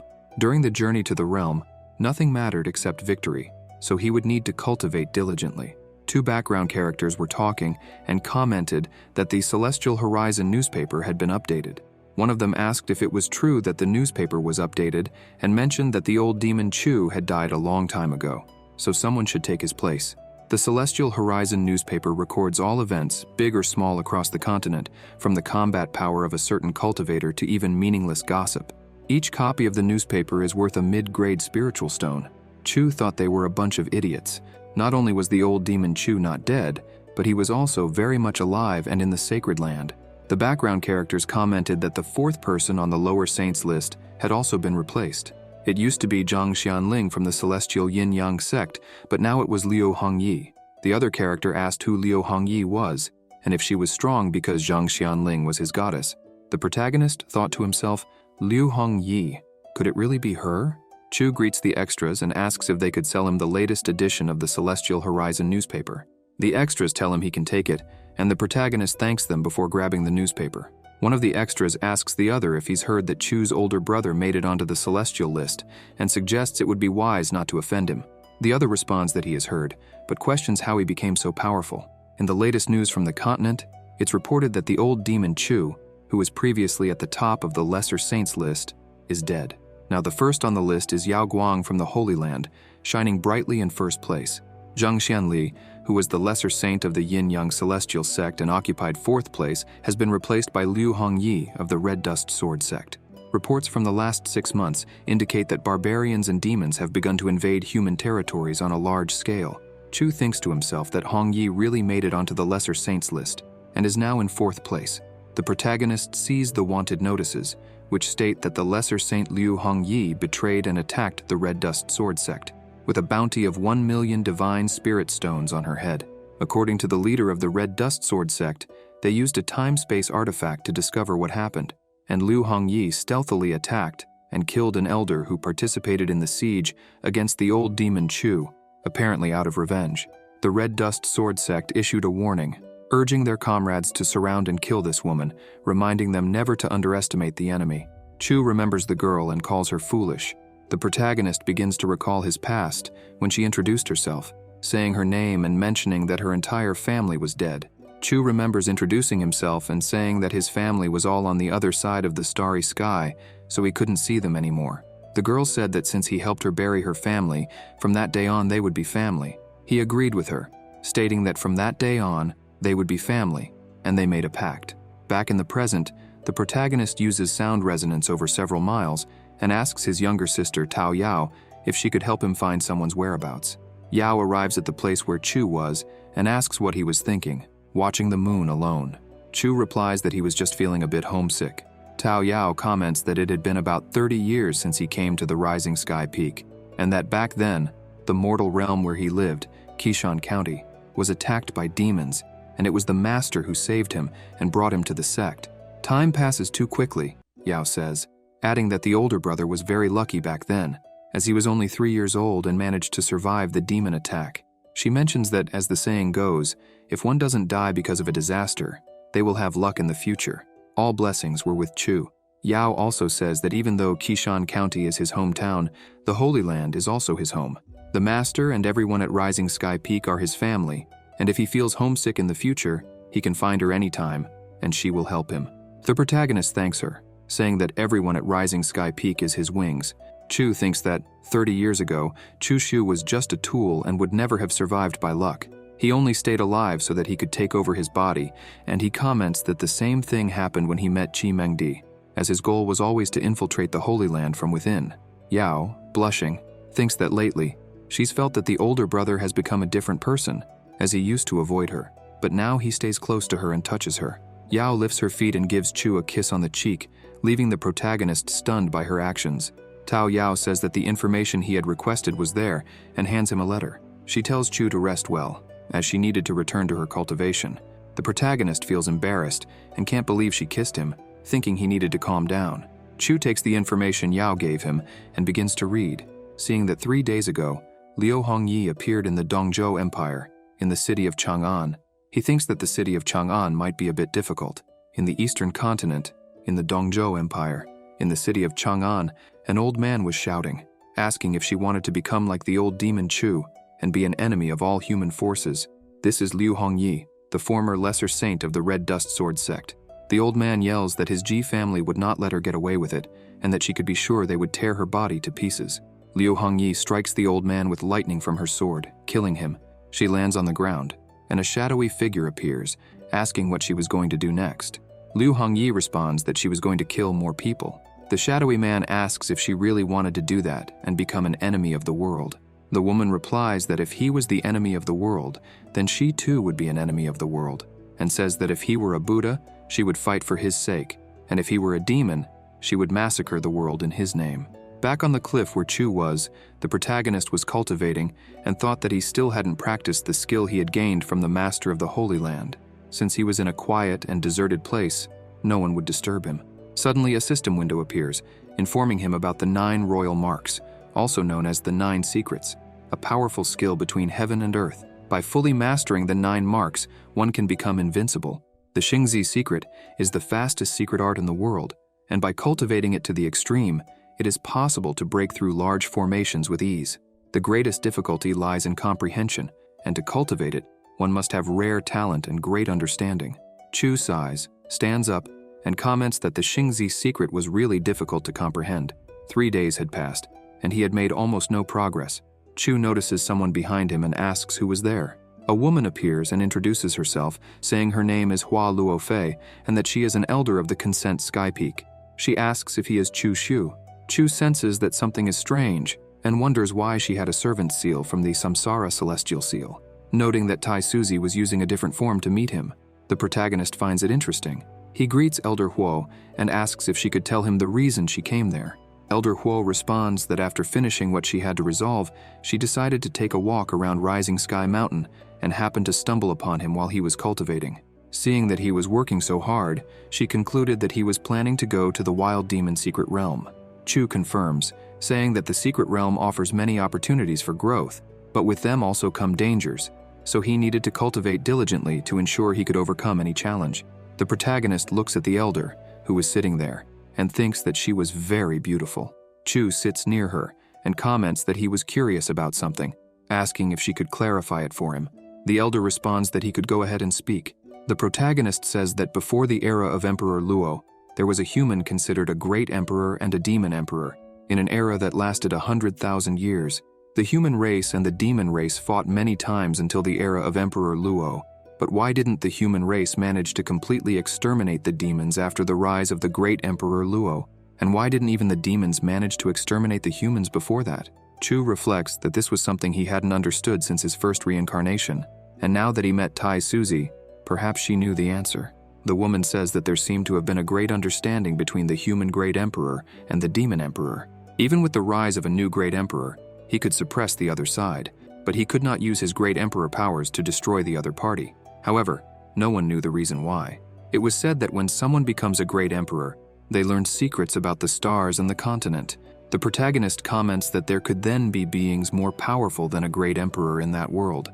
The woman responds that no one knows if there is a more powerful existence, but before the era of war, the primordial era, and the era of the great Emperor Luo, 17 great emperors had already emerged, yet they ultimately disappeared without leaving any trace in the world. Those who become great emperors possess exceptional talents, so why didn't they take the next step? Could it be that the path ahead doesn't exist, is destroyed, or there is no future to pursue? This was something they would have to deeply consider, but she hadn't expected to discuss the cultivation of a great emperor, as it was very ambitious. The protagonist asks if the elder was already planning to leave. She responds affirmatively and urges Chu to continue dedicating himself to his cultivation. Chu asks if they would meet again, and the woman confirms, saying they would meet after he leaves the Wild Demon Secret Realm. The protagonist agrees, saying it was settled, and that once he returns, he will be waiting for her there. The elder agrees. Suddenly, a system window appears saying, "The user truly has charisma, how mischievous." At Chimengdi's pavilion, Chu comments that cultivating the Xingzi secret required a lot of effort, so it would be better for him to find his master and ask for some cultivation materials. Outside, the protagonist hears someone asking his master for help, saying that it would be too late afterward, and that since she was Chu Shu's master, if she asked for the silver sand, he would deliver it. Mengdi responds that it's not that she doesn't want to help, but that even though she is Chu Shu's master, it wouldn't be right to ask him for something without reason. Chu, lost in his thoughts, wonders if it was the master's nephew, and recalls that he always treated his younger sister Xiaoran poorly. Even though he was strong, he didn't seem like much, and since the great nephew wanted the silver sand so badly, it would be fun to play with that fool. The protagonist enters the hall and asks Akira if he wanted the silver sand. Akira approaches and asks if he still had the silver sand. Chu responds that yes, he still had it, because he had been cultivating in the last few days and hadn't seen his younger sister, Xiaoran. He was looking for an opportunity to deliver it to her. Akira says that's great, and asks what Chu thought about giving the silver sand to him so he could help deliver it to Xiaoran. The protagonist shows the silver sand and comments that it was something he obtained after facing great challenges. Akira thought that if he could get his hands on the silver sand, he would become the only person on the continent to possess such a thing. He thinks that when the time comes, Chu Xiaoran, who desired to save her mother, would have no choice but to beg him. Akira asks the price, and the protagonist suggests 1 million divine spirit stones. Akira accepts and comments that Chu is really a great person, thinking that he would extort him, but surprisingly, he was generous. Chu comments that since Akira is his master's nephew, he considers him a precious friend. Akira agrees, saying yes, they were good friends. Chu mentions that he still had a bit more silver sand left, and asks if Akira still needed more, offering to sell everything at the same price. Akira replies yes, and asks how much he still had, thinking he needed to monopolize all the silver sand. Otherwise, it would be difficult to have Chu Xiaoran in the palm of his hands. The protagonist says he only had a few left and throws a pile on the ground. Akira, shocked, asks if that was just a few. Chu says that if he bought everything, he could keep it all to himself. Akira calls Chu Shu a scoundrel and asks his aunt if she wasn't going to say anything. Mengdi intervenes, saying that's enough, and that if Akira has already obtained the silver sand he wanted so much, he should leave. Akira calls for his aunt, but turns and leaves, all irritated. Mengdi asks her unruly disciple why he provoked Akira. The protagonist responds that he didn't provoke him, insisting it was clearly a fair deal, and then sits close to his master, asking why she had called him. The master, annoyed, calls him an unfaithful disciple again. Chu picks up a feather and playfully says, "Unfaithful disciple" again, commenting that she needed to be obedient and call him brother. Mengdi retorts that it would only happen in his dreams. The protagonist starts tickling his master and comments that her body had become more voluptuous compared to 15 days ago, asking if she had perhaps gained weight. Chu asks his master to let her disciple check her body properly while continuing to tickle her. Mengdi grabs an apple and throws it at Chu, telling him to get out, asserting that she hadn't gained any weight. The protagonist catches the apple and starts eating it, asking if she had done what he had requested. The master responds that it was in the imperial palace and tells him to wait as she goes to retrieve it. In Mengdi's imperial palace, Chu asks his master where it is. Mengdi replies that it's there and retrieves a chest. Chu takes out a pearl and comments that, as expected of his master, she was a very skilled artisan. The master explains that besides emitting light, the pearl could also generate heat, and that using it to massage the acupuncture points on the soles of the feet would bring great benefits for recovery and cultivation. Mengdi, blushing, asks what he thought he was doing. Chu responds that she is an incredible woman. The master comments that he must have requested that just to play with her. Chu lays his master down and asks what she wanted. Mengdi, embarrassed, says she made a big mistake. Suddenly, a system window appears with the following information. User, Chu Xiu. Cultivation, 9th layer of the spiritual sea domain. Special physique, sacred primordial body. Qualification, celestial talent, 1,414 classes with cultivation speed increased by 33 times. Sword intent, celestial slayer. Sword intent, cultivation techniques, Tao scripture, initial chapter, well-trained villain's secret art. Techniques, basic alchemy book. Sword skill, first form of annihilation, immortal class, 1,124 uses needed to unlock the second form. Cultivation points, 215. Luck value, 82, white, with the ability to absorb luck from powerful individuals after killing them. Combat power, 35 times the combat power of a common cultivator in the same domain. Mengdi smiles and comments that finally, that unfaithful disciple had left. Just now, he got carried away with arrogance and removed her seal, and it seems he forgot to reactivate it before leaving. The master begins to cultivate, thinking that Chu really did forget to activate the seal and how good it felt to be able to cultivate again. Mengdi says, "Just wait for me," forming power in her hand. Suddenly, the power vanishes from Mengdi's hand, leaving her startled. The master asks why the seal had activated. The protagonist uses a sound transmission talisman and tells her not to misunderstand, but just to inform her that even if they are apart, he could still seal her whenever he wanted. Mengdi grabs a doll resembling Chu Shu in one hand and a stake in the other, starting to say, "Damn unfaithful disciple. Die, die, die." When Mengdi notices something, she questions why she was feeling some movements in her abdomen. 7 days later, in front of the portal to the wild demon secret realm, several cultivators were waiting for the secret realm to open. Tai Suzy explained that the secret realm would remain open for 30 days, and at the end of that period, everyone should gather at the initial teleportation point, or they would be trapped for several decades until it opened again. She also mentioned that after leaving the secret realm, everyone would have to contribute a portion of the gains obtained, with rankings based on these contributions. The 10 disciples who contributed the most would receive corresponding rewards. The protagonist thought that regardless of the rankings and rewards, he only wanted to get the monster baby fruit that was in the secret realm. Suzy instructed the cultivators to wait until the teleportation array was activated. After that, they could enter the secret realm. Amid the cultivators, Ye Fan appeared, calling out to Chu Shu and asking if he was also going to enter the secret realm. The protagonist replied that he was, just like Ye Fan. Ye Fan thought that venturing with Chu, who was destined to be the protagonist, meant the journey would be anything but peaceful. Chu asked what Ye Fan was thinking about and if something was wrong, to which Ye Fan responded that it was nothing and suggested they go, as the secret realm was about to open. The protagonist agreed and started walking, while Ye Fan, with a look of disdain, watched Chu's back. Suddenly, a sound transmission instructed Ye Fan that once inside the secret realm, at the first opportunity, he must eliminate Chu Shu and leave no evidence. It would be better if Chu died in the secret realm because, once it closed, no one would care. And even if the master of the Holy Land used time regression, no one would know what happened. In an ancient forest, atop a millennial tree, a woman was seated, giving instructions to Ye Fan through the sound transmission. The woman's name was Liu Shui, master of the Sword Sky Peak. She thought of Qi Mengdi and remarked that she had arranged for several disciples to eliminate Mengdi's beloved disciple once he entered the secret realm. Liu Shui reflected that Mengdi shouldn't blame her for being cruel.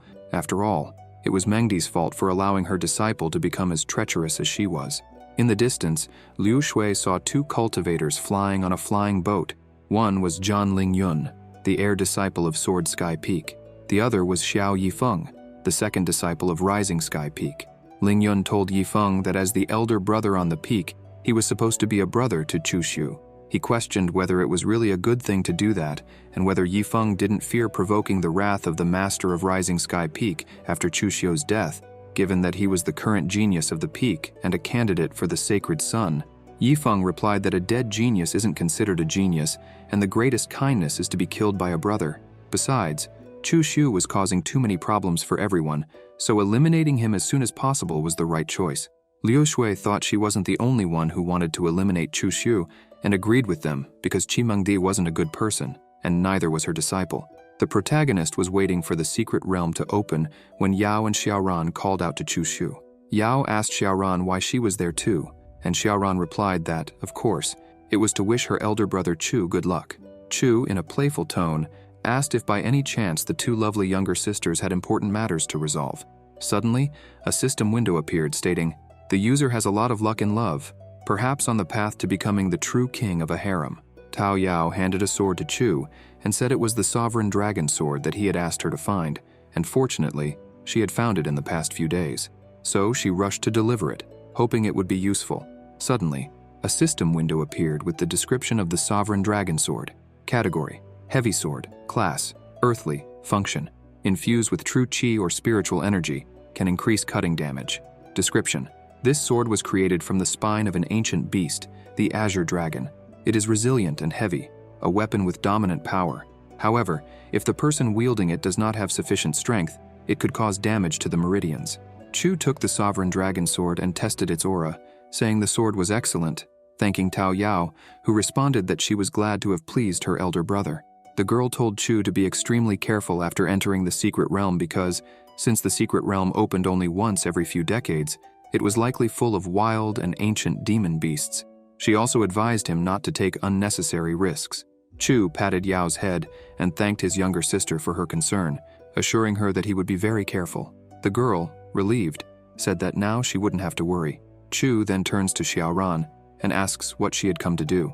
Xiaoran replies that she had found some materials for setting up arrays, which could be very useful inside the secret realm. The protagonist thanks Xiaoran and comments that she was very kind. Xiaoran in turn thanks Chu and says that thanks to the silver sand he gave her, her mother had awakened. She asks if when he returns, he could come to her house for some tea, as her mother wanted to thank him personally.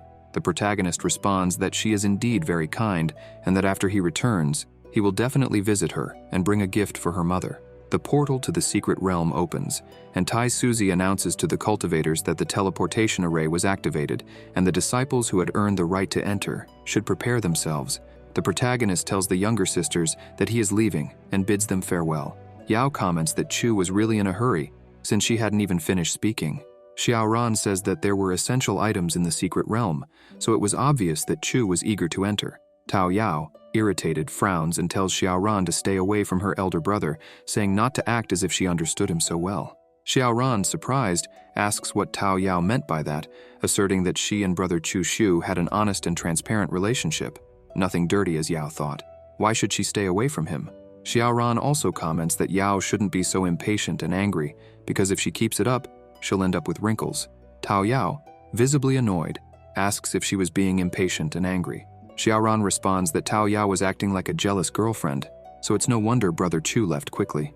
Tao Yao, irritated, ends up releasing her aura and asks if Chu Xiaoran was provoking her, scaring those around her with her presence. In the wild demon secret realm, several cultivators were discussing how vast the place was. One of them comments that his master had said the secret realm was over 10 million miles in diameter. With such a large area, there should be many opportunities, so it would be better to form groups. That way each group could explore a corner in search of treasures. Meanwhile, the protagonist, away from the group, pondered whether he should look for Ye Fan. He believed that by traveling with Ye Fan, he could take advantage of his protagonist's aura and significantly increase his gains. Suddenly, a group of extras shouts upon spotting Chu Shu, urging everyone to attack together. Chu, incredulous, wonders what he could have done to offend someone, as he couldn't remember anything recent.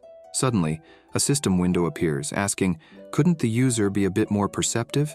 The extras draw their weapons, surrounded by aura, and charge at Chu. The protagonist starts running, realizing he couldn't fight against so many opponents. He quickly grabs his flying boat, commenting that the best strategy in such a situation was to retreat. Chu jumps onto the boat and takes off at high speed.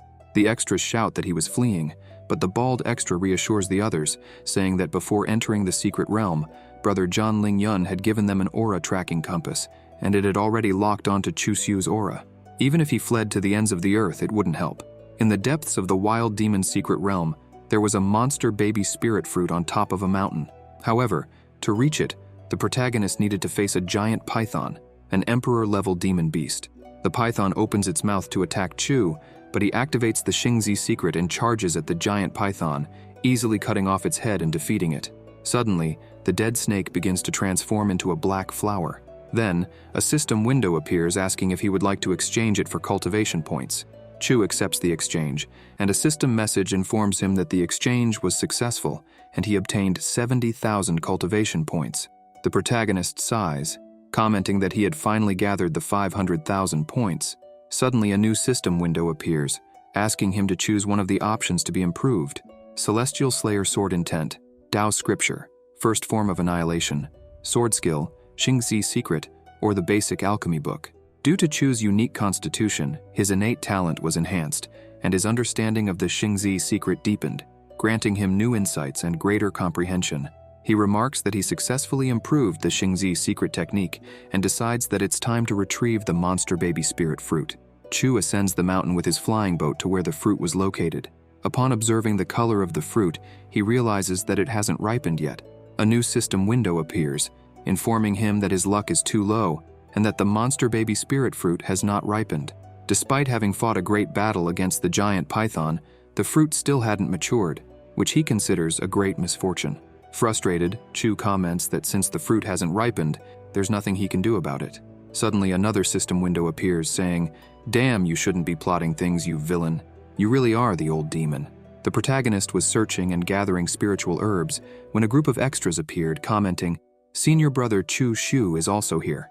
The leader of the group, Chen Mufan, asked Chu if he was there alone. The protagonist, in response, simply asked if they were also there to kill him. Mufan, through a sound transmission to his group, instructed them to hide their killing intent and not let Chu notice, as he was very fast, and if he tried to escape, they alone wouldn't be able to stop him. "First, let's try to stall him until the others arrive so we can surround him," the group members responded. "Understood, leader." Mufan, feigning innocence, asked what the meaning of that was, as it was a great offense to kill fellow disciples. and asked Chu if someone was chasing him. The girl in the group, curious, asked who would dare to chase a great disciple like senior brother Chu and suggested that he tell them who was after him, as perhaps they could help. Chu sighed and said that he didn't know the identity of the pursuers, but that there were indeed some people after him. The girl then took the protagonist's hand and asked if he wanted to join them, saying that if they encountered the pursuers, they could help him. The other group members assured Chu that if he joined them, no one would dare lay a hand on him. The girl, with a sweet expression, thought to herself that they were acting like pros, while Chu reflected that this junior sister seemed very capable. The girl used a sound transmission to calm her group, saying that although Chu seemed like a pervert, he had a big heart. The other extras commented that showing concern for his safety was really amusing, but little did he know that they were also after him. However, they couldn't blame him after all. They were very convincing. The chubby one in the group commented that Chu was a genius who had surpassed limits, undoubtedly a pillar for the future of the Holy Land, and that even if they all were killed, the senior brother would be safe, as the losses for the Holy Land would be too great. The girl told Chu to stay with them, assuring him that they would help him. The protagonist, touched, responded that he was deeply moved by everyone and that, since that was the case, he would agree to join them. The girl hugged Chu, trying to seduce him, and assured him that he didn't need to worry, as they were all like a family in the Holy Land, while pressing her chest against Chu's arm. The protagonist then asked everyone to follow him and commented that he had a roasted lamb that was prepared by his junior sister Xiaoran, and that she had given it to him before he entered the secret realm. He mentioned that even if he wanted to, he couldn't eat it all by himself, but fortunately, they found him there, so they could eat together. The group of extras was left speechless. The protagonist served the girl and said that since they had met, it must be fate, so they should enjoy themselves, eat and drink until they were happy. Mufan commented that brother Chu didn't need to be so polite. Chu began to drink the wine. The girl thought that there was no poison in the wine, and another extra commented that the wine was wonderful. The protagonist said it was excellent wine from his master's cellar, which he had taken secretly, and suggested that they eat the roasted lamb and drink plenty of alcohol, as those are the things a true man does. The extras remarked that the meat was also delicious. Chu then said that since it was good and tasty, they should have more, and if it wasn't enough, he had more in his storage ring. After the banquet, Chu calls the group together. The group of bystanders comments that Chu could speak. The protagonist mentions that Yifeng and Ling Yun had offered so many benefits that they were willing to kill him. The group of bystanders is shocked, and Mufan asks when he had noticed, while grabbing his hammer. Chu replies that it was obvious from the moment they showed up. Mufan charges at the protagonist with his hammer and attacks him. Chu uses the Xingzi secret technique and dodges Mufan's attack with ease, telling them they'd better check their bodies. The group of bystanders notices a mark growing inside their bodies and asks if he had poisoned the wine. The protagonist responds that his poison wasn't in the wine. Suddenly, a system window appears saying, "I'm cracking up. Our poison is absolutely authentic and contains no traces. Even if you check the wine, you'll never find anything." Chu asks the bystanders if they want to stay alive, as he could give them a chance.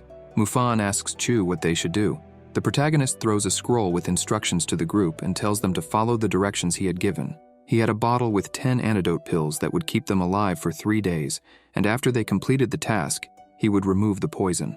A girl, incredulous, asks how they could be sure he would remove the poison.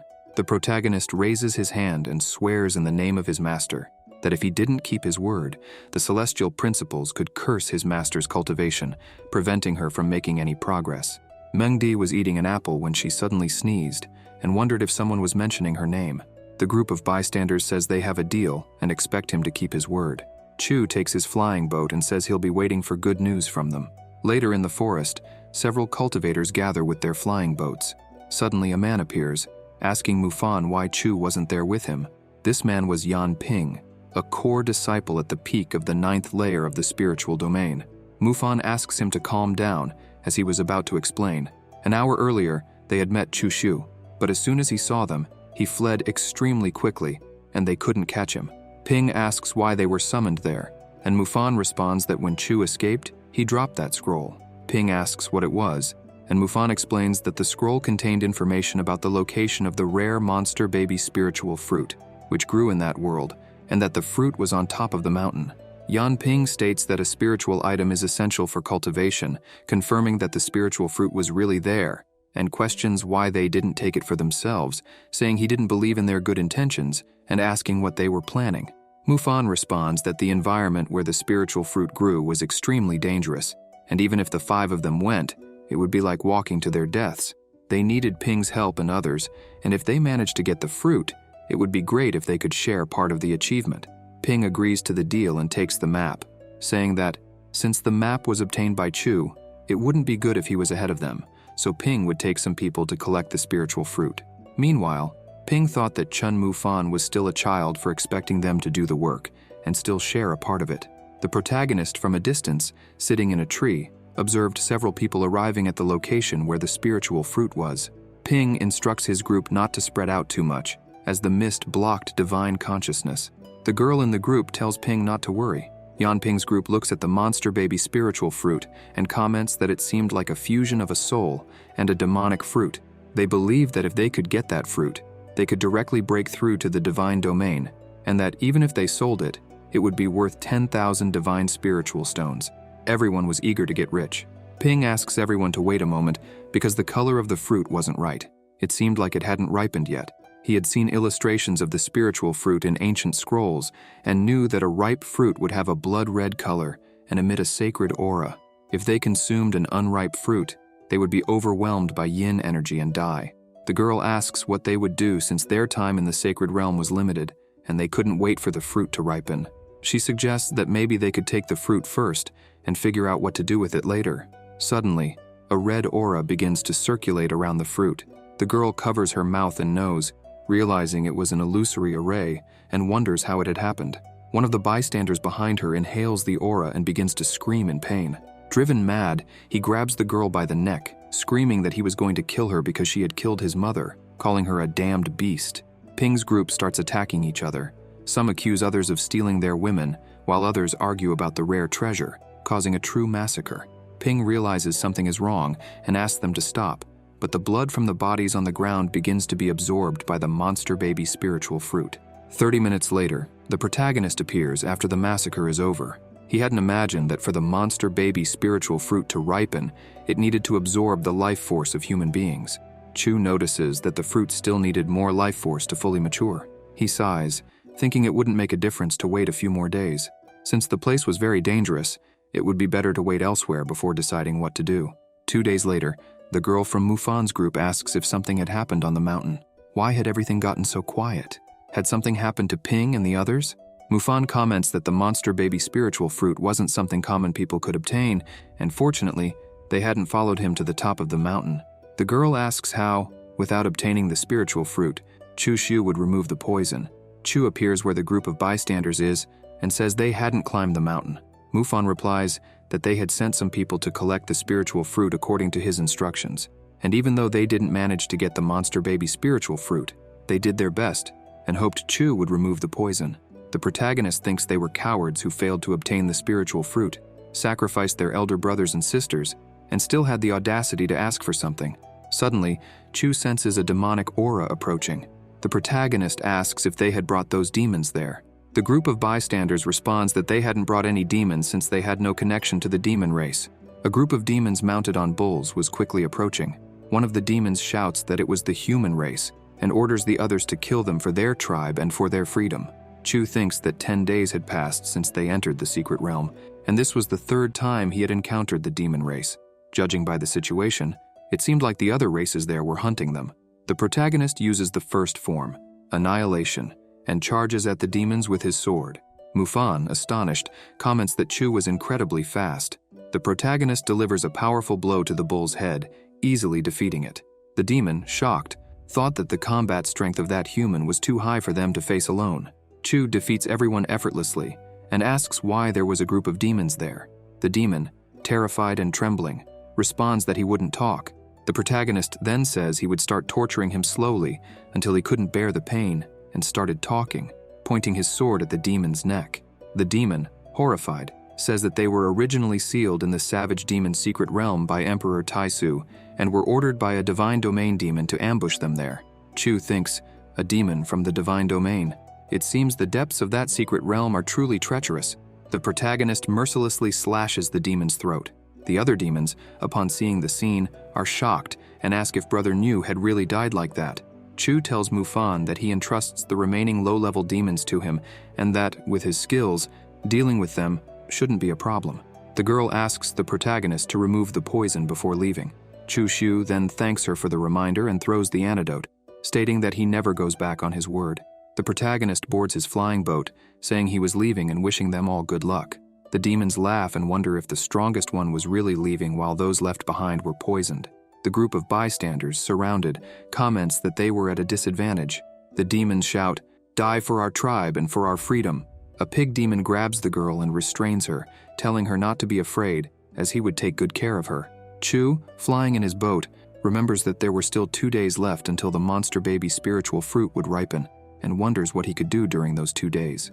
Below his boat, Chu sees Ye Fan in front of a cave, saying that this was the place.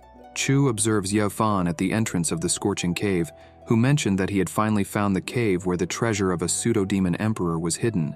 Now, all that was left was to claim the treasure. The protagonist, Hidden, thinks that the luck of a protagonist was truly incredible, but unfortunately for Ye Fan, he was there. Chu mentally thanks Ye Fan and comments that he would go ahead and explore the path. He then speeds past Ye Fan, who, confused, wonders what was going on. Inside the scorching cave, Chu begins collecting a liquid in a vial, commenting that the versatile stone liquid had a high selling value and that collecting it would guarantee a small fortune.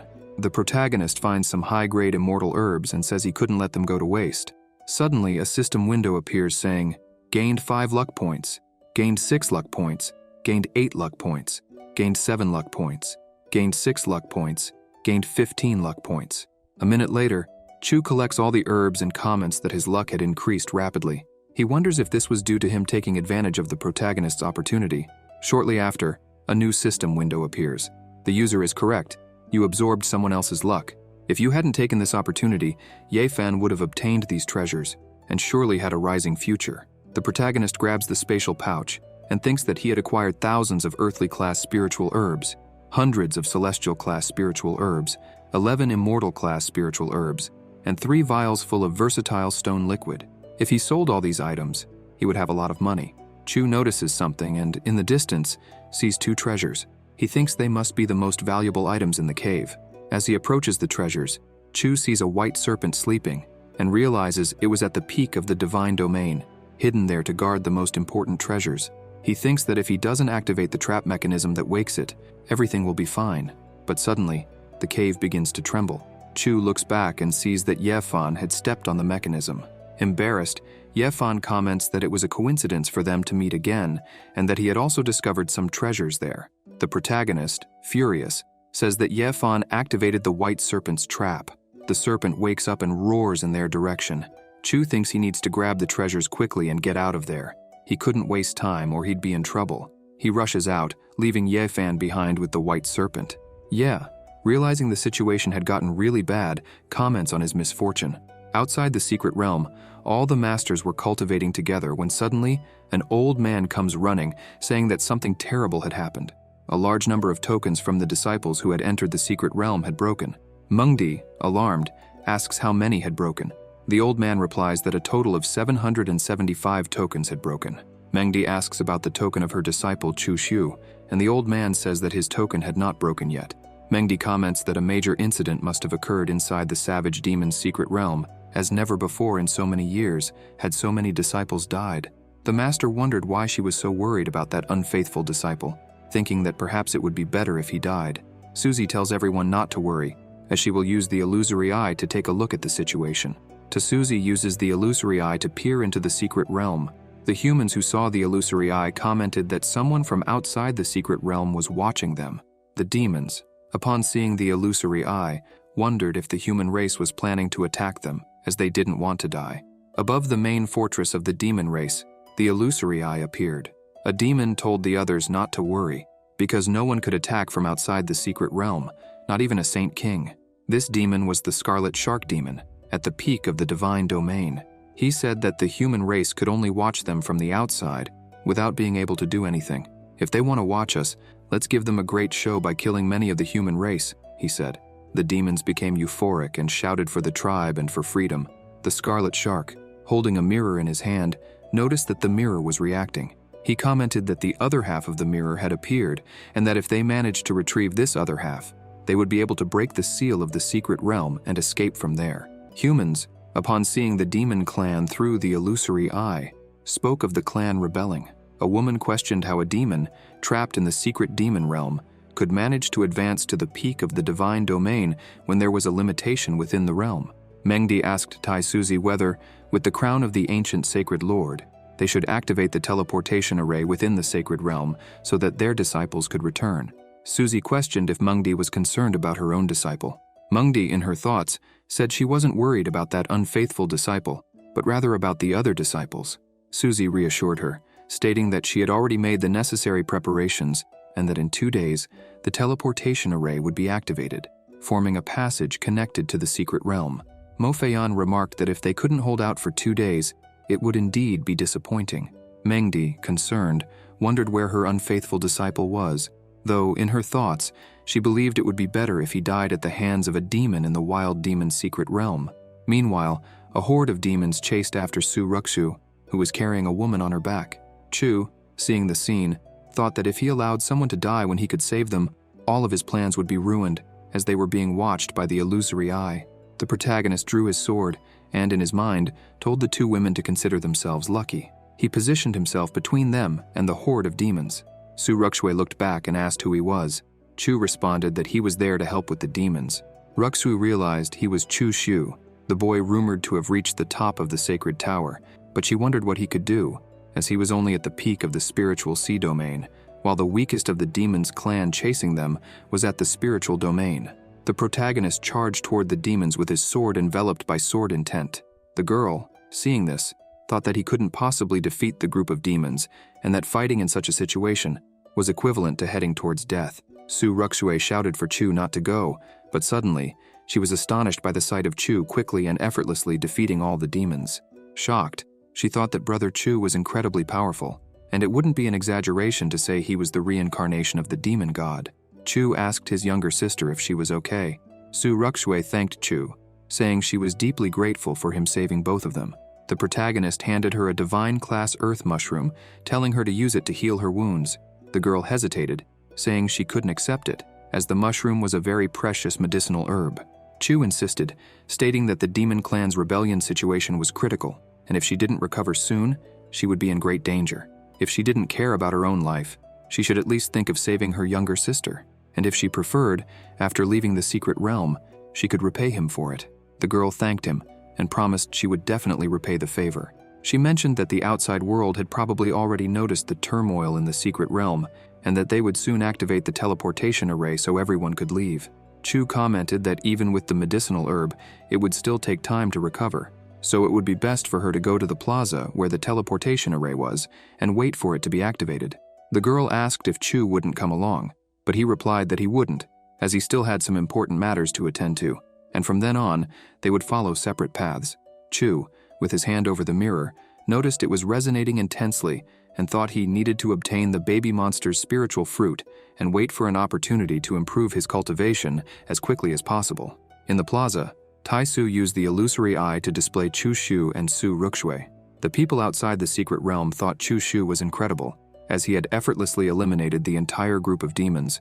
Some people remarked that he didn't even hesitate to give away the divine mushroom, an extremely valuable medicinal herb, so that his younger sister could recover. He was truly someone trustworthy.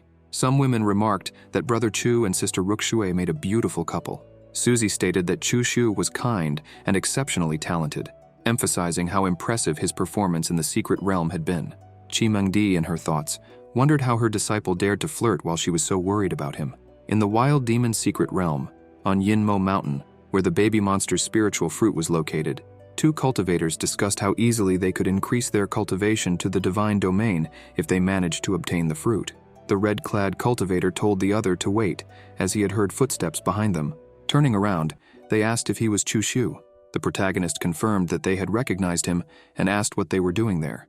The blue-clad cultivator, using sound transmission, commented that the demonic aura was very dense and it would be dangerous to approach the fruit hastily, suggesting that Chu Shu help them retrieve it.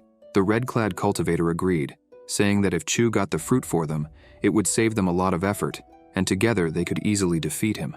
The blue-clad cultivator suggested splitting the baby monster's spiritual fruit into 3 parts, but the protagonist refused. The spiky-haired cultivator threatened Chu, saying he should obey and help them, or he would lose his life. Growing impatient, the red-clad cultivator decided to use the 3-star imprisonment formation to trap Chu, claiming that he would never challenge them again. The 2 cultivators attacked Chu, believing that, since he was only in the spiritual sea domain, he couldn't possibly defeat them. During the battle, the red-clad cultivator struck at Chu from behind, but Chu, using the secrets of Xingzi, drew his sword and easily cut him down.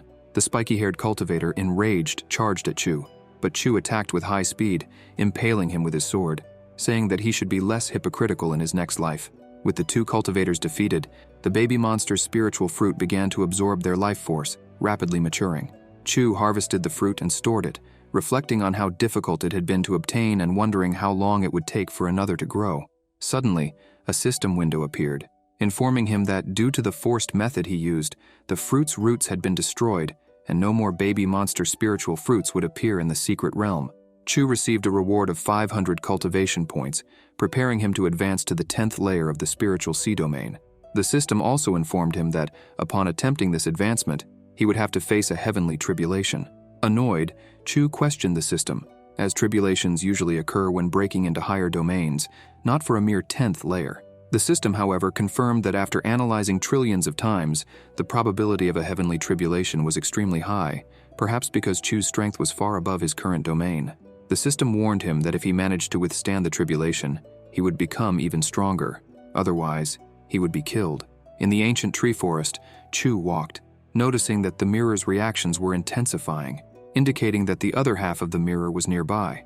Suddenly he saw a horde of demons running and shouting, "Kill them all!" The shark, with the other part of the mirror, also noticed the reaction becoming stronger and more intense. Chu wondered if the person with the other half of the mirror was close. Hidden behind the trees, he reflected on whether that could be the leader of the demon clan's army. The strong reaction of the mirror indicated that the other half was very close, and Chu began to consider that perhaps the leader of the demon clan in the secret realm was the one who possessed the other half. In doubt, Chu asked the system if he was really going to face a heavenly tribulation, to which the system responded with absolute certainty. Smiling mischievously, Chu remarked that this was truly wonderful. At the teleportation array plaza, Chu arrived on his flying boat. Many cultivators were there, injured and terrified, some wondering how they would return, while others were asking for medicinal herbs or help to save their friends. Seeing the wounded people, Chu thought that the demon clan was determined to kill everyone and that he hadn't imagined they could be as cruel as he was.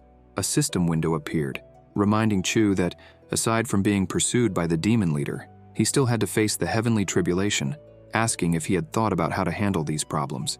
Chu, confident, replied that he knew what needed to be done and wasn't worried. Near the teleportation array, the demon horde was approaching, and the cultivators screamed that the demon clan was about to attack them in large numbers. The shark leader waved the half of the mirror, releasing an aura that spread across the array's barrier. The humans noticed that the demon's aura was far superior, and many believed they stood no chance against them. They commented that the demons would probably destroy the defensive array, as the mirror in the leader's hands seemed to be an Imperial-class artifact. The demon leader then asked the cultivators if they preferred to live or die, saying that if they wanted to live, they should hand over whoever had the other half of the mirror. At that moment, Chu appeared, holding the other half of the mirror, and asked if that was what they were looking for. In the central plaza of the sacred land, the cultivators watched the scene through the illusory eye. A woman remarked that Chu had attracted the demon clan, putting all the other disciples in danger. Mengdi, worried, thought about how her disciple could do something so risky. The situation had escalated too quickly, and now there were only 2 options. Either the disciples would throw him out of the defensive array, or he would sacrifice himself and leave on his own. But regardless of the choice, the result would be the same, as Chu did not have enough strength to defeat the demon clan leader. Mengdi looked at Suzy and wondered if it was necessary to use the contingency plan left by the ancient emperor, even though it could cause the secret realm to collapse. Back at the teleportation plaza, one of the cultivators maliciously suggested that, since Chu was the true central disciple, he should sacrifice himself for the younger disciples. Su Ruxue, furious, asked if he really intended to sacrifice Brother Chu. The cultivator argued that Chu would be sacrificing himself for a good cause, but Ruxue questioned the other cultivators, asking if they really thought that sacrificing Chu would make the demons spare them. Instead of joining forces to resist, They were just trying to throw him out of the array, which, according to Ruxu, was ridiculous and would only make the demons despise humans even more. The demon leader began counting down, promising to attack if Chu didn't leave in 5 seconds. Desperate, the cultivators begged Chu to leave and not be cruel, believing that the demons wouldn't harm them if he surrendered. Seeing the situation, Ruxu was speechless. Chu placed a hand on her shoulder, thanking her for standing by his side, but asked her to leave the rest to him. The protagonist then stepped out of the array and walked toward the demons. Suzy, watching from afar, asked if Chu Shu was really going to face the demon clan alone. Mengdi, with clenched fists, wondered if this was truly Chu's choice. The demon leader remarked to Chu that he wasn't bad at all, as he was braver than the others. Chu then opened a box in front of the shark, who saw that it contained the baby monster's spiritual fruit, and asked if it had ripened. The leader, excited, ordered his subordinates to quickly take the spiritual fruit from Chu's hands. The demons surrounded Chu Shu and charged toward him, while the shark leader promised rewards to whoever could seize the fruit. However, Chu bit into the fruit, commented that it tasted good, and asked the system to activate the Tao scripture. A system window appeared, informing him, "It has been detected that the user possesses the primordial sacred body. The Tao scripture will be activated, and 10,000 cultivation points will be consumed." Thus, 10,000 points were consumed, and the advancement process began. Your sacred body has undergone a transformation. You have reached the true peak of the spiritual sea domain and broken through to the 9th layer of the spiritual pillar domain. The heavenly tribulation is about to begin. Please prepare yourself. The window informed him that the heavenly tribulation would begin in 10 seconds. Suddenly, an aura began to form around Chu, above a lotus flower. He shouted for the demons to taste the heavenly tribulation. The tribulation then descended upon them, blasting all the demons away. After the celestial tribulation descended, it defeated all the demons, leaving only the shark. With the power of the celestial tribulation, it ended up hatching the egg he had found in the cave along with the mirror, bringing forth a bird. The protagonist, holding the bird, realized that the shark had taken advantage of the situation to launch a sneak attack. Chu grabbed his sword and cut down the sword of the demon leader. The bird, astonished, remarked that Chu Shu was very powerful. The shark, upon losing its sword, grew furious and charged at the protagonist. Chu easily cut him down, defeating him. All the humans were amazed by Chu, saying that he was truly incredible, as he had defeated the demon leader alone, and that the demon was at the peak of the divine realm, making it nearly impossible to face him head-on. In the central square, the peak masters were watching Chu Shu's battle through the illusory eye. The masters were shocked by Chu's intelligence, using the celestial tribulation to kill the demons, and they commented that they had never seen such a terrifying tribulation before, questioning how he had managed to achieve this since he was only in the spiritual sea realm. Tai Suzy asked Mengdi if she had seen that. Mengdi replied that the protagonist possessed the legendary sacred primordial body and the Tao scripture, and it was no wonder that his cultivation was so slow at first. Suzy said that it was truly surprising how Chu Shu managed to overcome the sacred primordial body, which made cultivation impossible, and that, to this day, the Holy Land had not yet chosen a holy son. When he returned, she would make Chu the holy son of the Holy Land. Mengdi was astonished, and Suzy asked if she had any objections.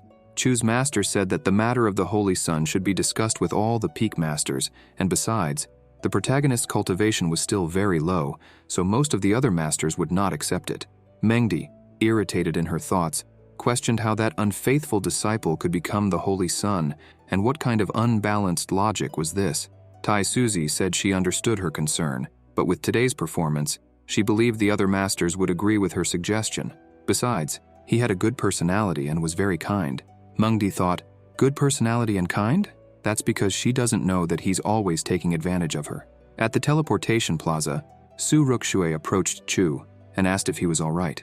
He thanked Ruxu for her concern and said he wasn't hurt. Ye Fan, watching from afar, sighed, thinking that Chu was really powerful, and once again he found himself merely a spectator. Chu noticed Ye Fan and asked what that thing on his shoulder was. Fan replied that it was a spirit beast he had tamed. Seeing this, Chu wondered if Fan had managed to defeat the serpent that guarded the treasures. It was expected of the protagonist. He had managed to tame the spirit beast, even though Chu had absorbed most of his luck. Ye Fan, curious, also asked what was on Chu's shoulder. The protagonist explained that it was Ji Tai Mei, who, as he could see, was just a chick, but could be considered a pet. The bird Tai Mei, indignant, protested that it deserved more respect and said it hadn't given permission to be called a chick, adding that all its family were chicks and chickens. Chu, impatient, grabbed the bird in his hand and began squeezing it to make it stop talking, while commenting that the teleportation array should be activated soon. He called Fan to rest and returned to the Holy Land. Ye Fan remarked that Chu's spirit beast was very interesting. 3 days later, in the Holy Land, in Chu's room, the protagonist spoke to the system, saying that he still hadn't received his reward for breaking into a higher realm. The system appeared and announced, "Yes, user, it has been detected that you have broken into a higher realm. You will receive a special reward. Ancient Battle Law, Sacred Strengthening Part 1. Ancient Battle Law, Sacred Strengthening. Type, Martial Technique. Class, Divine. Description: after cultivating the Battle Law, the Ancient Sacred Strengthening will help the user reach the lower Saint Realm. Does the user wish to use the Battle Law now? The system also detects that it's possible to upgrade the Ancient Battle Law, Sacred Strengthening, and asks if the user wishes to proceed with the upgrade. Chu agrees. Later, exhausted, the protagonist comments that upgrading the Battle Law and breaking through to a higher realm were completely different things. The feeling of being completely drained was horrible, and he decides to stop. A system window pops up saying, "The upgrade of the Battle Law is interrupted. 100 cultivation points were used to initiate the upgrade." While eating some elixirs, Chu reflects that he would need to prepare more elixirs next time he attempted to upgrade the Battle Law. He picks up the mirror and says he's ready, asking the system if it knows how to use the artifact. The system window responds, "The user has found an artifact. This mirror is a high-class artifact, at least a Saint King class or even Emperor class. However, it is not yet complete. The mirror has 2 functions. First function, blue light, domain suppression, which can slow down the enemy's movement or even immobilize them during combat. Second function, communication. The user may use a high-grade spirit stone as a test. Chu then inserts a spirit stone into the mirror, activating a panel on the artifact. Sequences. Welcome to Primordial. The order is extremely advanced and your permission level exceeds that of common people. We will unlock the following functions for free: Chat Channel, Starry Sky Plaza, Secret Land, Private Commercial Space, Training Field, Cultivation Ready Land, 10,000 ethnic groups, Battlefield, and other functions to be unlocked. To activate the teleportation function, a large amount of energy will be consumed. Please prepare lower and higher spirit stones. The protagonist, amazed, comments that he has obtained something truly incredible and presses the Chat Channel option. In the channel, he sees several people chatting, with clans he had never heard of before, as well as many things he didn't know about, such as primordial stones and a continent called Great Plains, non-existent in the Tianqiang continent. Suddenly, Tao Yao enters Chu's room, asking if he had recently tamed a spirit pet. In Chu Xiu's house garden, Yao, holding the chick in her hand, says that it was very cute. The bird, irritated, tells the girl to show more respect or it would eat her. She starts laughing, replying that someone so small couldn't possibly eat her. The chick, angry, declares that when it becomes enlightened, it would make her a slave and the protagonist its mount. Tao Yao asks Chu if he has finished his seclusion. She had heard that he had tamed a spirit pet and came to check, but didn't expect it to be so interesting, then questions where he found such a second-rate pet. The bird, exalted, claims that they were going too far because it was an elder, not a simple spirit pet. Chu tells Yao not to mind the bird and throws it aside, asking if there was something she wanted to talk about. Tao Yao thanks him for his hospitality and makes a request. When he has time, could he tell her younger sisters what he saw inside the secret realm, as they were very curious. The protagonist agrees, and Yao hands him a token, asking him to accept it. She comments that it's already late and that she would leave to rest. Chu smells the token, catching the scent of peach blossom, but thinks that although the smell was nice, it didn't compare to his master's. Chu, remembering something, approaches the bird. The chick, startled, asks what he wants. The protagonist replies that it still hasn't explained what it is and what the connection is between the egg hatching and the mirror. The chick responds that according to its memories, it was a member of the Divine Crow clan, but it had no idea about the connection with the mirror. Chu, pensive, comments that he really thinks it's a member of the Divine Crow clan. The bird declares that the Divine Crow clan is one of the Emperor clans, and it would be better if Chu knelt down. The protagonist simply says that he left some food ready for it. The chick then reveals that someone had come to see him earlier, but left after realizing that Chu was in seclusion. When asked who had visited him, the bird replied that he believed her name was Hua Luofei, and she had said she would meet him at the same place in 3 days. The protagonist began walking outside when the chick commented that it was already late and asked where he was going. Chu turned around and in an enigmatic tone responded that curiosity killed the rooster, asking him not to ask too many questions. Meanwhile, the protagonist reflected on the energy he had spent improving his constitution and decided it was time to find his master to replenish his strength. In Mengdi's chi chamber, she was sleeping peacefully until she sensed the presence of her disciple. Upon waking, she remarked that it was late and asked why he wasn't resting in his room, wanting to know what had brought him there. Chu, smiling, replied that after so many days without seeing her, he believed his master must have been missing him. He admitted that he didn't consider himself talented and asked her to teach him some lessons. As he observed his master, the protagonist thought that the heavenly fragrance body was truly impressive, as even just sitting there, Mengdi naturally exuded a strong and irresistible fragrance. He approached and sat next to her. Mengdi lightly scolded him, telling her unfaithful disciple to mind his manners. Chu, however, confidently argued that with her beloved disciple there was no time to waste, and he invited her to bed. 6 hours later, a system window appeared, announcing, "It has been detected that the heavenly fragrance body seal has been lifted. Your talent has increased by 200. The same message appeared 2 more times, then informed him that Chu's talent had reached 2,214. After dual cultivation with his master, the protagonist dressed and left, leaving Mengdi smiling contentedly. Outside, Chu felt exhausted, his legs trembling, and murmured that his master was a real fireball, while thinking that maybe it would have been better to leave her cultivation sealed. Suddenly, another system window appeared. "I didn't think the host of the sacred primordial body wouldn't be able to handle the pressure. User, you disappoint me. Even though you're an old demon with unparalleled talent, you couldn't last 6 hours with your master and left clinging to the walls." Annoyed, the protagonist told the system to screw off and wondered what was wrong with his master. He hadn't sealed her cultivation, but even so, she was extremely proactive. 3 days later, Chu waited for Elder Luofei while roasting some meat at the usual spot where they met. He reflected on how, over the past few days, he had managed to increase his talent with his master's help, and would soon be advancing further in his cultivation. Chu wondered what Sister Hua wanted when she called him, and decided that later he would test her, as he couldn't keep forcing situations with someone indefinitely. Suddenly, a spirit rat appeared, attracted by the smell of the meat, its mouth watering. The protagonist gave the rat a sinister look, immediately scaring it away. Shortly after, Elder Hua appeared and remarked that Chu was very wicked for frightening the little rat. He, however, explained that she had misunderstood, as the rat was just shy. He had only looked at the creature. Hua sat down next to the protagonist, and without beating around the bush, asked what he was thinking, questioning whether he liked looking at her that way. Chu, with a slight smile, asked if anyone was courting her. Luofei then remarked that cultivators became more beautiful as their cultivation improved, and that someone's appearance grew closer to the natural path to the heavens.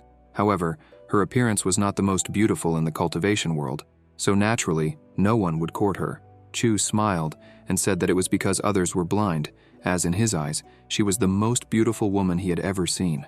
This memory even made him recall a poem. Hua, curious, asked what poem that was. Without hesitation, the protagonist recited, "The clouds think they are clothes.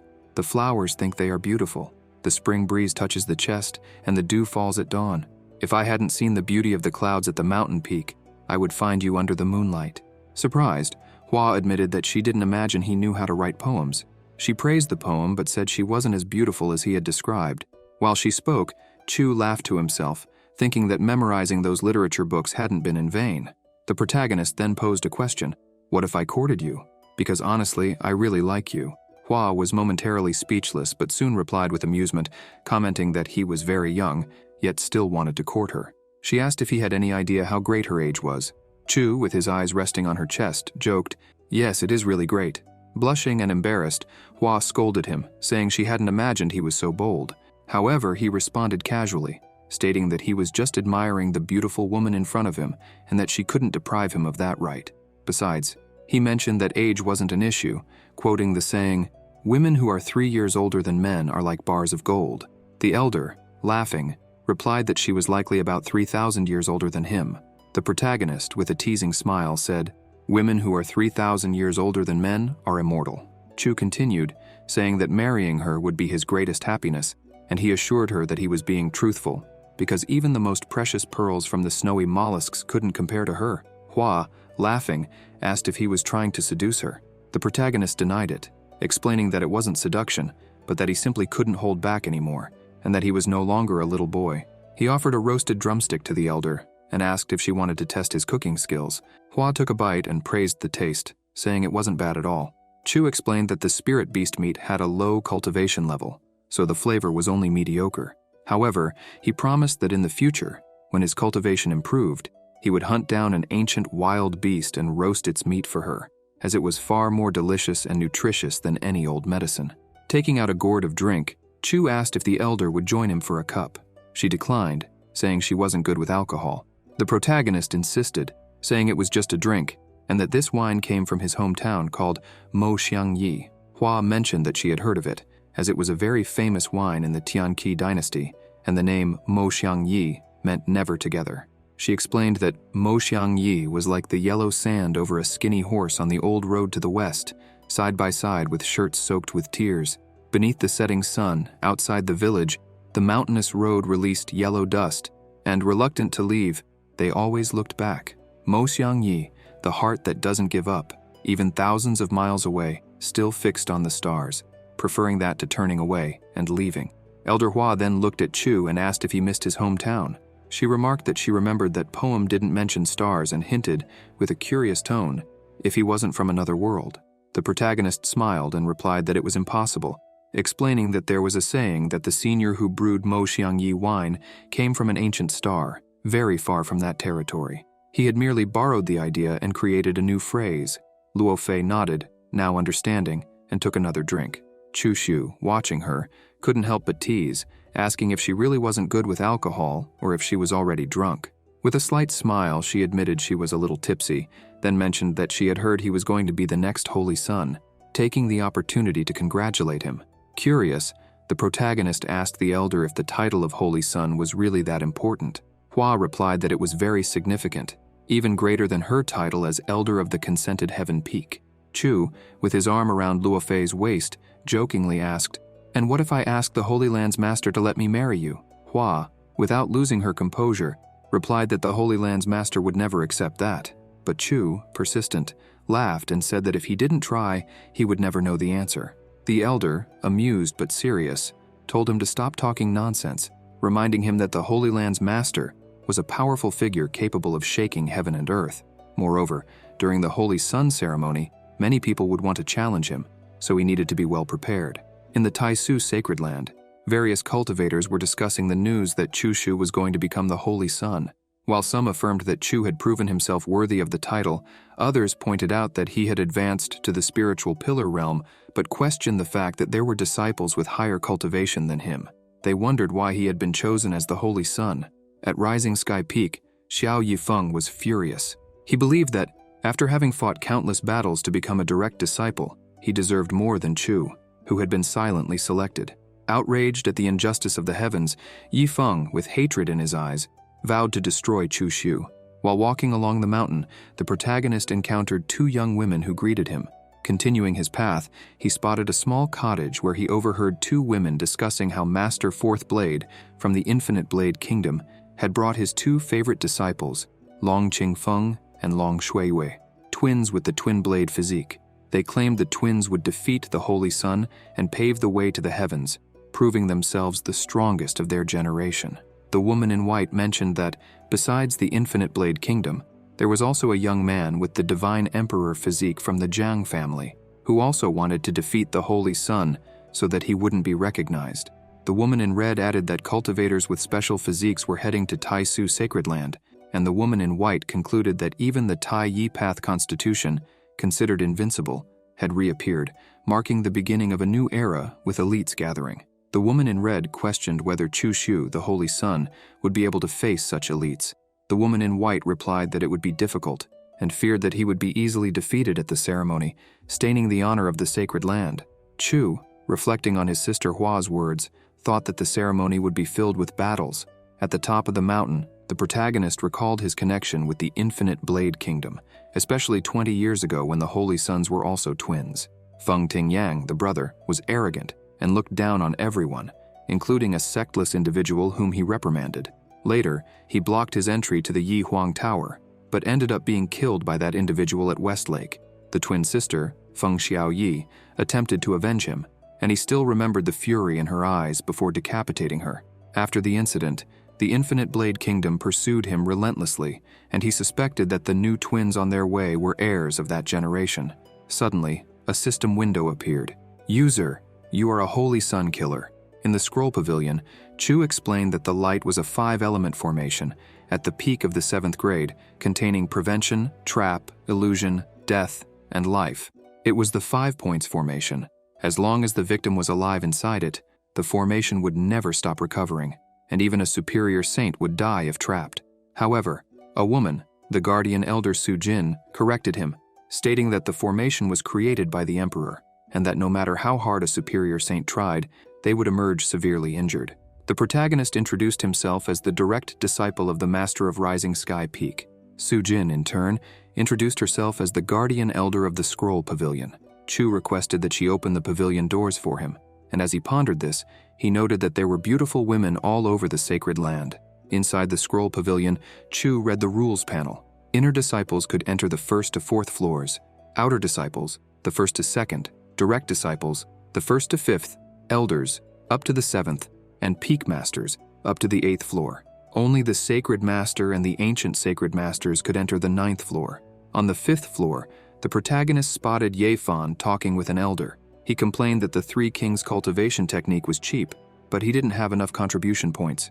The elder, unfazed, told him that if he didn't have enough points, he should earn more and come back. After managing to do so, Fan asked the elder if she could perhaps overlook it this time. The elder replied no, and he returned the manual, leaving disappointed.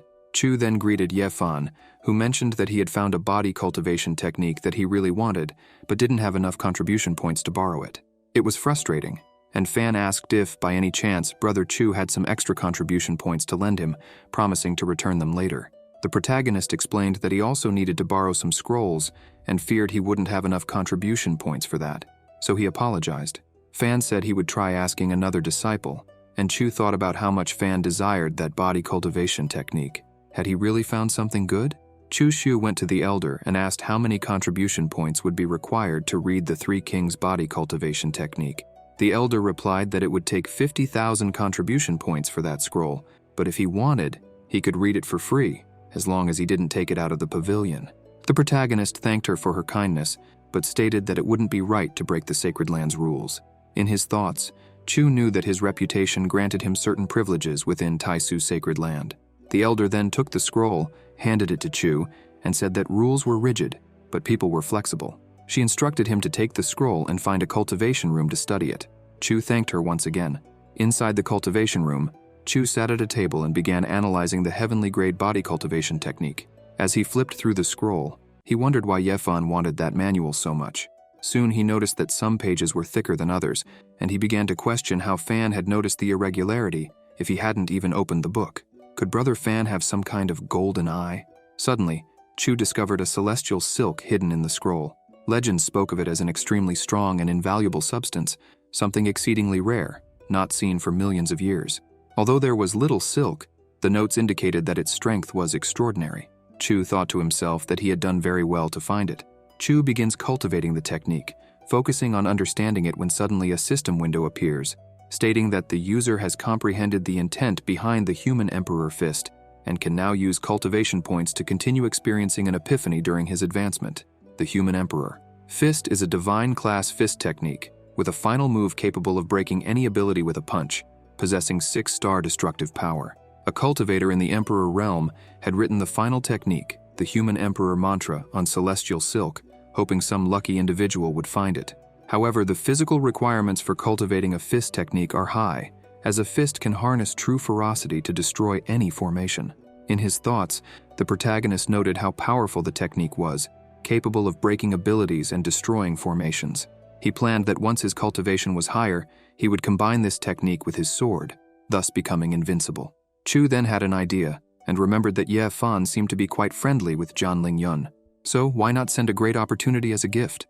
With this intention, he drew a fake map with a location, warning that it was a very dangerous place and not advisable to venture there alone. Chu believed that Fan carried great luck and wouldn't die alone, but he knew Jianling Yun's fate would be different. He hid the map in the manual Ye Fan wanted and returned the scroll to the elder. Later, Chu Shu walked toward his master's mansion, thinking that he was in a good mood, so it would be a great opportunity to learn a few lessons from her. As he looked through the window, he saw his master repeating, "Unfaithful disciple, unfaithful disciple, unfaithful disciple," while sticking a needle into a small doll that looked like him. Chu thought she was a little crazy and decided he needed to scare her a bit. Suddenly, he entered the mansion, catching Mengdi by surprise. Startled, she wondered how her disciple had managed to arrive at that exact moment. Chu walked over to his master, sat next to her, and, in a teasing tone, asked what she was up to. She quickly hid the doll and blushed. Taking advantage of the situation, Chu placed his hand on her waist and asked if, upon seeing him, she shouldn't greet him with open arms. In the Scroll Pavilion's cultivation room, Yev Fan finally picked up the scroll he had wanted so badly and found the false location Chu had hidden. Upon seeing the map, Fan believed it was a treasure and read the description, which advised him not to venture there alone. Later in the Thousand Deaths Mountains, Yev Fan was speaking with Ling Yun, saying they had arrived and that the treasure should be inside those mountains. Fan reflected that, although he had recently broken through, he still wasn't strong enough. That's why he invited his older brother, Ling Yun, who was strong, to try to recover the treasure together. Fan thought that by doing this, Senior Ling Yun would be grateful and indebted to him. Ling Yun, on the other hand, praised Yev Fan, saying he wouldn't forget his contribution. He imagined that, upon obtaining the treasure, he would increase his cultivation and then crush Chu Shu like an insect. Inside the dark cave, filled with spiritual bats, Yev Fan felt that something was wrong with the place. Ling Yun questioned whether Fan was sure the treasure was really there. Fan, however, believed that great dangers always accompanied great opportunities. Suddenly, loud screams echoed through the cave. Yev Fan, injured and terrified, crawled out, looking back into the cave and thinking that, luckily, he had a teleportation talisman. Otherwise, he would be dead. He apologized to Ling Yun, wishing him to rest in peace, regretting not being able to save him. Frustrated, he threw the fake map on the ground and angrily exclaimed, "Go to hell!" At Rising Sky Peak, Xiao Yifeng was shouting, questioning how Jian Ling Yun could be dead. The woman present, Wu Hongying, the third disciple, replied that apparently he had gone on an adventure with Yev Fan, the direct disciple of Tianjiang Feng, and ended up dying in a great formation. Wu also mentioned that Jian hadn't seemed very well lately and suggested he should have visited the master, as she might have had some medicine to help him. Xiao, however, insisted that he had been feeling fine. At that moment, the protagonist arrived and asked what they were talking about. Yifeng, in a sarcastic tone, responded, "Well, look who it is, the big brother who's going to participate in the Holy Sun ceremony." He remarked that the protagonist seemed to have had a streak of luck lately, and with a mocking smile announced that he had good news. Jian Ling Yun was dead. Chu, visibly disappointed, couldn't understand how that could be considered good news. Jian Ling Yun was an important figure in the sacred land, and everyone should be mourning his death. Yifeng, however, burst out laughing and said that Jian was a fake. The protagonist's bird, with a mischievous expression, teased Chu, saying that the younger brother was so weak that it had mistaken him for a female disciple. Irritated, Xiao Yifeng asked where that chicken had come from and how it dared to insult him. In response, he threw a needle toward the bird, but Chu easily deflected it, sending it back toward Yifeng. Surprised, Xiao was shocked to realize that Chu had managed to return the needle. He wondered when Chu had become so strong and began to suspect that he was practicing some secret art. With a serious look, the protagonist warned Xiao Yifeng, asking if he thought killing his pet in front of him would be that easy. Yifeng provocatively asked if Chu wanted to fight. Before the situation escalated, Wu Hongying intervened, holding the protagonist's arm and asking him not to misunderstand the situation. She also reminded him that he had the Holy Sun ceremony to attend and shouldn't waste time there. Yifeng, meanwhile, opened his arms and said that, being a generous man, he wouldn't argue with a chicken. Shortly afterward, Mengdi, the protagonist's master, used sound transmission to call him to her palace. Chu bid farewell to those present, informing them that his master was calling him and that he was on his way. In Mengdi's Qi palace, the protagonist asked what important matters she had for wanting to see him. Mengdi handed him an outfit, telling him to wear it when he ascended the heavenly stairs.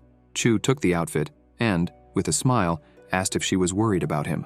Mengdi, with a serious look, replied that he shouldn't feel so smug, as her only concern was that he might shame the sect with his death. Chu then sat next to his master, put his hand around her waist, and thanked her for the gift, assuring her that he wouldn't disappoint her. With a curious tone, Mengdi asked what he was scheming. Mengdi stood up and told the protagonist to stop with the nonsense.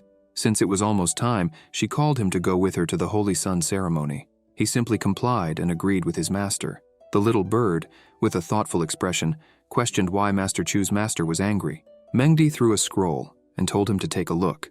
Chu opened the scroll and saw the names of several people, along with their clans, constitutions, and rankings. He asked who these people were, and his master explained that they were the challengers he would face when ascending the heavenly stairs. That was the most she could do to help him. The protagonist thanked her and said he knew she loved him. She replied that he was too full of himself, told him to stop, and called him to leave quickly. At Taisu's sacred land, at the site of the Holy Sun ceremony, many people were present and watched as he and his master arrived in their flying boat. Some cultivators commented that the master of Rising Sky Peak was as beautiful as the rumors said. It was expected from someone with the heavenly fragrance constitution. The great ancestral saint of the Zhang family spoke to his disciple Zhang Zhu, saying that the person arriving was Chu Xiu, the one chosen to participate in the Holy Sun ceremony. His disciple replied that he knew and that he would certainly win. The Daozi of the Tai Yi sacred land comments to his disciple Zhou Yi that he had observed his face and that his fate was near death, yet for some reason he was still alive. Zhou Yi responds that it's the Holy Sun ceremony and asks if he wasn't afraid of his master beating him for saying that. The fourth blade master of the Infinite Blade Kingdom speaks to his disciple Long Qingfeng, saying that Chu Xiu seemed like an ordinary person, but his appearance might have changed. Still, his face was 50% similar to that of the demon Chu. Long Qingfeng reassures him not to worry because, even if he were truly the demon Chu, he would destroy him. Little Hao tells his grandfather that he will ascend the heavenly stairs. The chubby grandfather thinks that Hao is just like his father was at that age, but a bit smarter. Tianjie announces to everyone that the time had come and that the Holy Sun ceremony would begin. The Holy Sun would cross the self-reflection bridge and ascend the heavenly stairs. Taisuzi begins invoking the self-reflection bridge and explains that the bridge will test whether he is worthy and has a righteous heart. If the Holy Sun harbored evil thoughts within the sacred land, he would fall from the bridge.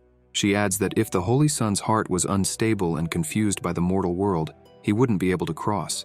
The protagonist begins to walk on the self-reflection bridge, thinking that it tests a person's mind, turning the path into a trail full of thorns for those with weak minds. He starts to remember his past with Liu Hongyi, when they were fleeing from various cultivators in the forest, and the moment he swore to become stronger than anyone, so he would never be humiliated again.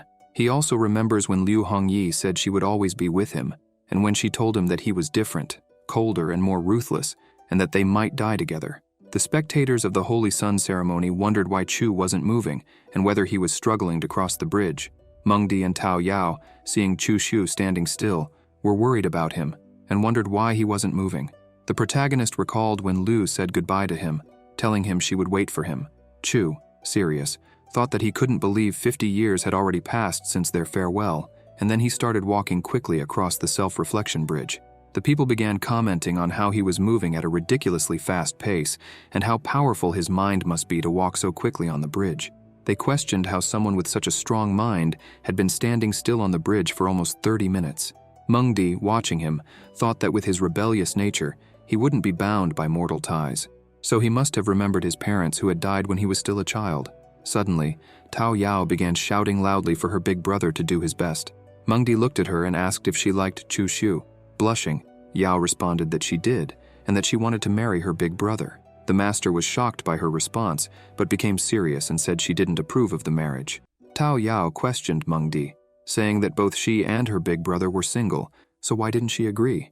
The master replied that no means no, and asked why Yao wasn't listening to her master. Mengdi created an illusion of Chu Xiu with her power, saying that he wasn't a good guy. Yao, irritated, questioned her master, asking if she was the kind of person who would slander her big brother to ensure she didn't marry him, and said that the master had gone too far. Mengdi asked Yao why she didn't believe her.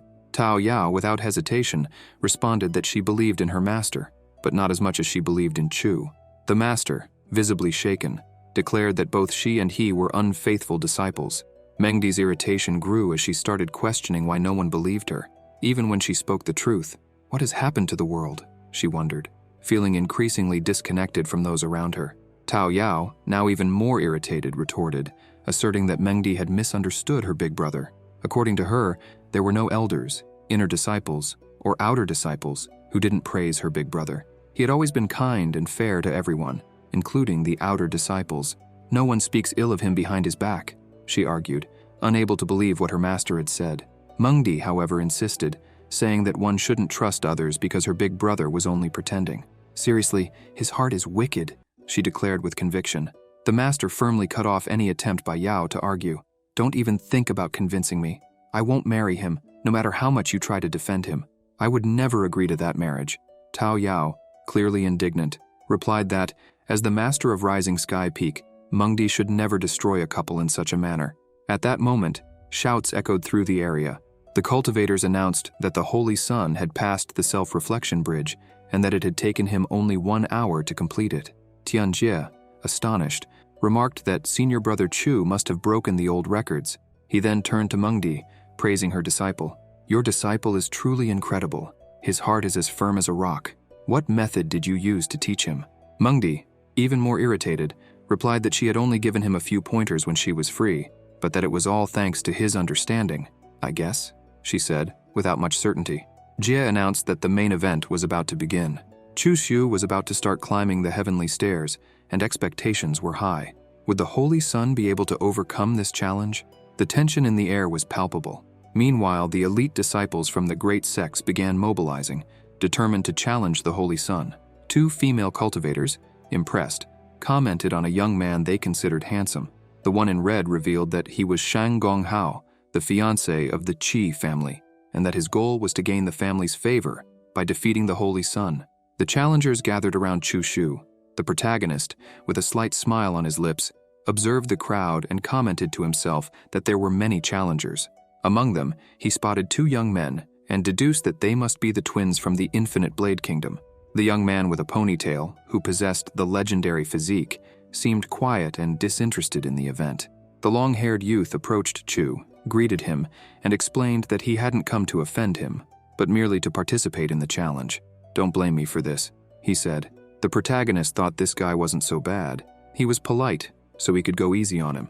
Shang Gonghao, on the other hand, called Chu the Holy Sun, and the protagonist, analyzing him, realized that this guy clearly just wanted to show off. He's no threat, he thought. The twins, growing impatient, said they couldn't wait any longer and were ready to begin. On the heavenly stairs, the youths started ascending with speed. The protagonist, observing carefully, noted that they were quite enthusiastic, showing off their abilities. He knew he couldn't underestimate them.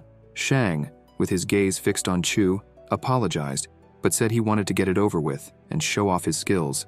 The protagonist firmly replied, "All right, let's just get this over with." The cultivators commented that Shang Gonghao had become more arrogant after joining the Qi family, and that if Chu Shu were defeated by Shang in the first few steps, it would be extremely humiliating for Taisu's sacred land. They also said that Shang was underestimating the Holy Sun on his own territory. Shang Gonghao, confident, declared that his weapon was a fan and commanded Chu to draw his. The protagonist, with a slight smile on his lips, swiftly advanced toward Shang, leaving the cultivators astonished at his speed. Without hesitation, the protagonist grabbed Shang by the neck and, in a provocative tone, asked if he really wanted to fight him, questioning whether he was just trying to show off. Frightened, Gonghao begged Chu not to hit his face. Ignoring him, the protagonist kicked him in the face, sending him flying. The laughter of the cultivators echoed throughout the area. Tai Suzy, unfazed, used her technique to restrain Shang, who, still panicking, screamed for his grandfather to save him. With no patience left, Suzy ordered him to be silent and teleported him to the ground. Shang's grandfather rushed to help him, while Tai Suzy, in a stern tone, declared that the dignity of Taisu's sacred land could not be humiliated, and those who did so would be banished without hesitation. Qing Hong, watching the scene, commented to Qi Changsho that the Qi family had found a good son-in-law, as Shang Gonghao had the audacity to show off against the Holy Sun during the ceremony. He mockingly asked if he had divine balls for such boldness. Changsho, however, warned Hong not to provoke further, reminding him that it had nothing to do with the Qi family. With the situation resolved, Tai Suzy announced that the Holy Sun would continue his ascent of the heavenly stairs. As he quickened his pace, the protagonist reflected that the Shang family had almost lost all dignity in front of everyone, and that Suzy had likely enjoyed it. He never imagined that the insect, Shang Gonghao, would be so weak. The cultivators, meanwhile, commented that the Sword Constitution twins were ready to face the Holy Sun. Unlike the fool from the Shang family, they ranked first in the dragon ranking. The big question on everyone's mind was, could Chu Xiu defeat the twins? The protagonist remarked that their names were quite impressive, Qingfeng and Shui Wei, but they had said they would kill him before he could set foot in Taisu's sacred land. He couldn't understand where he had offended them. Qingfeng asked if he needed a reason to want to kill him, while Shui Wei added that if he needed one, he could blame his parents for giving him a ridiculous name like the old demon Chu. The protagonist, thoughtful, realized that this was their reason for wanting to kill him, and wondered how old they were to think this way. Qingfeng stated that talking was useless and that it was time for him to die. They then drew their swords. Seeing this, Chu thought those must be the legendary swords Frost Moon and Scorching Sun. They seemed like celestial swords, and when combined, they reached an immortal level of power. With his current body, he wouldn't be able to defend against those two swords. If he forced a battle with his fists, he'd only end up hurt. The twins charged at the protagonist. Chu used his sword technique, Annihilation, and rushed toward the twins. The girl realized she couldn't block Chu's sword and was pushed away. Her brother tried to block the protagonist's sword but failed and leapt back. Qingfeng declared that he would definitely kill them with his swords. Shui Yue quickly charged behind Chu, who noticed her and remarked that, despite her beauty, she was truly dangerous. She ordered him to shut up, but Chu pushed her away with the hilt of his sword, sending her flying. Qingfeng ran to his injured sister and told her to drink the medicine to stop the bleeding. The protagonist approached them, thinking they really believed he would let them heal themselves with medicines. The twins then used a dual technique that opened a scroll in the sky, summoning several weapons around them. The long-haired youth commented that the twins' combined technique was Clearwave Sword. The cultivators, astonished, said that they had managed to do something incredible. Facing such a powerful attack, it seemed impossible for Chu Shu to withstand it. The twins then unleashed the Clearwave Sword technique. The protagonist, with a slight smile, remarked that they had chosen to use that technique to defeat him, but he thought that, since he was their opponent, there was no way he could lose to it. His sacred primordial body was specialized in handling that type of ability. He then used his Chaos Purple Lotus technique. Chu declared that now that the Purple Lotus had appeared, the twins would be defeated. Suddenly, he exploded the twins' Clearwave technique, causing a massive explosion and shockwaves that reverberated throughout the area. The female cultivators, shocked, commented that Chu Shu had managed to suppress the twins. As they observed the Purple Lotus surrounding him, the onlookers questioned what it was, as it emitted a golden aura with the image of a purple lotus. The master of the Infinite Blade Kingdom wondered if Chu possessed the sacred primordial body, which seemed impossible. How could he have such a thing? The protagonist walked forward with his purple lotus toward the twins. Qingfeng urged Shui Yue to get out of there quickly, as the lambskin drum would only hold for a short time. Shui Yue replied that there was no way to escape. Chu, with a malicious smile, said that none of them would leave alive, advancing toward them. The protagonist thought they were truly tough to defeat, but since she was injured, it would be better to eliminate her first. So he moved toward Shui Yue. Her brother shouted for her to get out of there. Already in front of Shui Yue, Chu used the human emperor fist with full force, striking her right on the chin and sending her flying backward. Her brother, furious, yelled her name and commanded Chu to fight him instead. Chu swiftly flew and kicked Qingfeng in the stomach, throwing him far away. The spectators remarked that Chu Shu was extremely strong, and although the twins were also powerful, the Holy Sun would destroy them. Ye Fan, watching, commented that Chu's punch was incredibly powerful, but he felt a tightness in his chest, as if he had lost something very important. The fourth Blade Master called out to Qi Mengdi and asked how, as a righteous woman, she could allow her disciple to do something like that.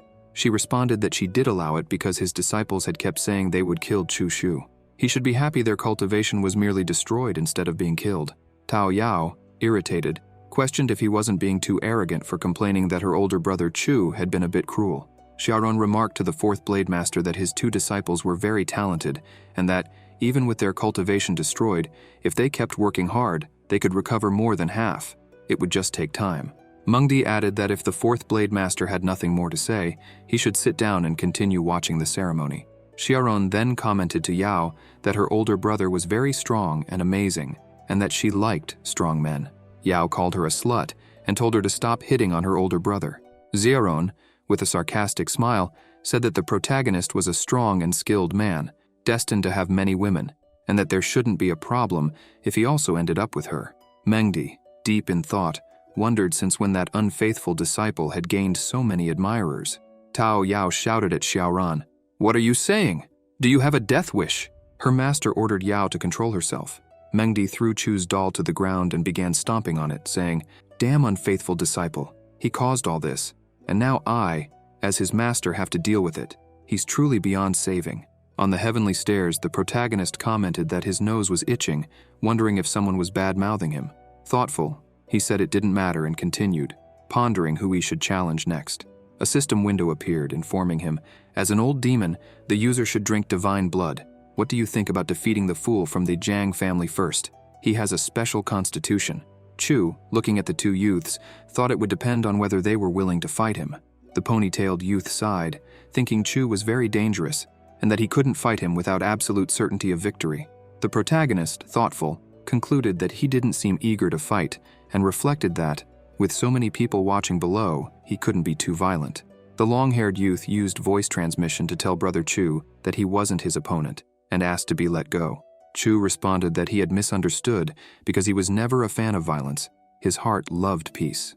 Joe commented that Chu was truly a kind person, and that he, Joe, was ashamed of himself. The protagonist thought that, among the five, Joe was the second strongest, followed by the fool from the Jiang family, who had a special constitution. The two wouldn't be easy opponents, but since they didn't want to fight, that was fine. The most important thing now was ascending the heavenly stairs. Tai Suzy noticed something and remarked that there was an unexpected guest at the Holy Sun ceremony. From the viewing platform, Tai Suzy asked why the golden monkey had appeared without an invitation. The golden monkey lord from the monster realm laughed and responded that Suzy had always been good at noticing things. Tai Suzy asked if he, as a monster lord from the monster realm, wasn't afraid of being unable to leave after entering the human realm. He replied that, of course, he wasn't afraid, which was why he had come.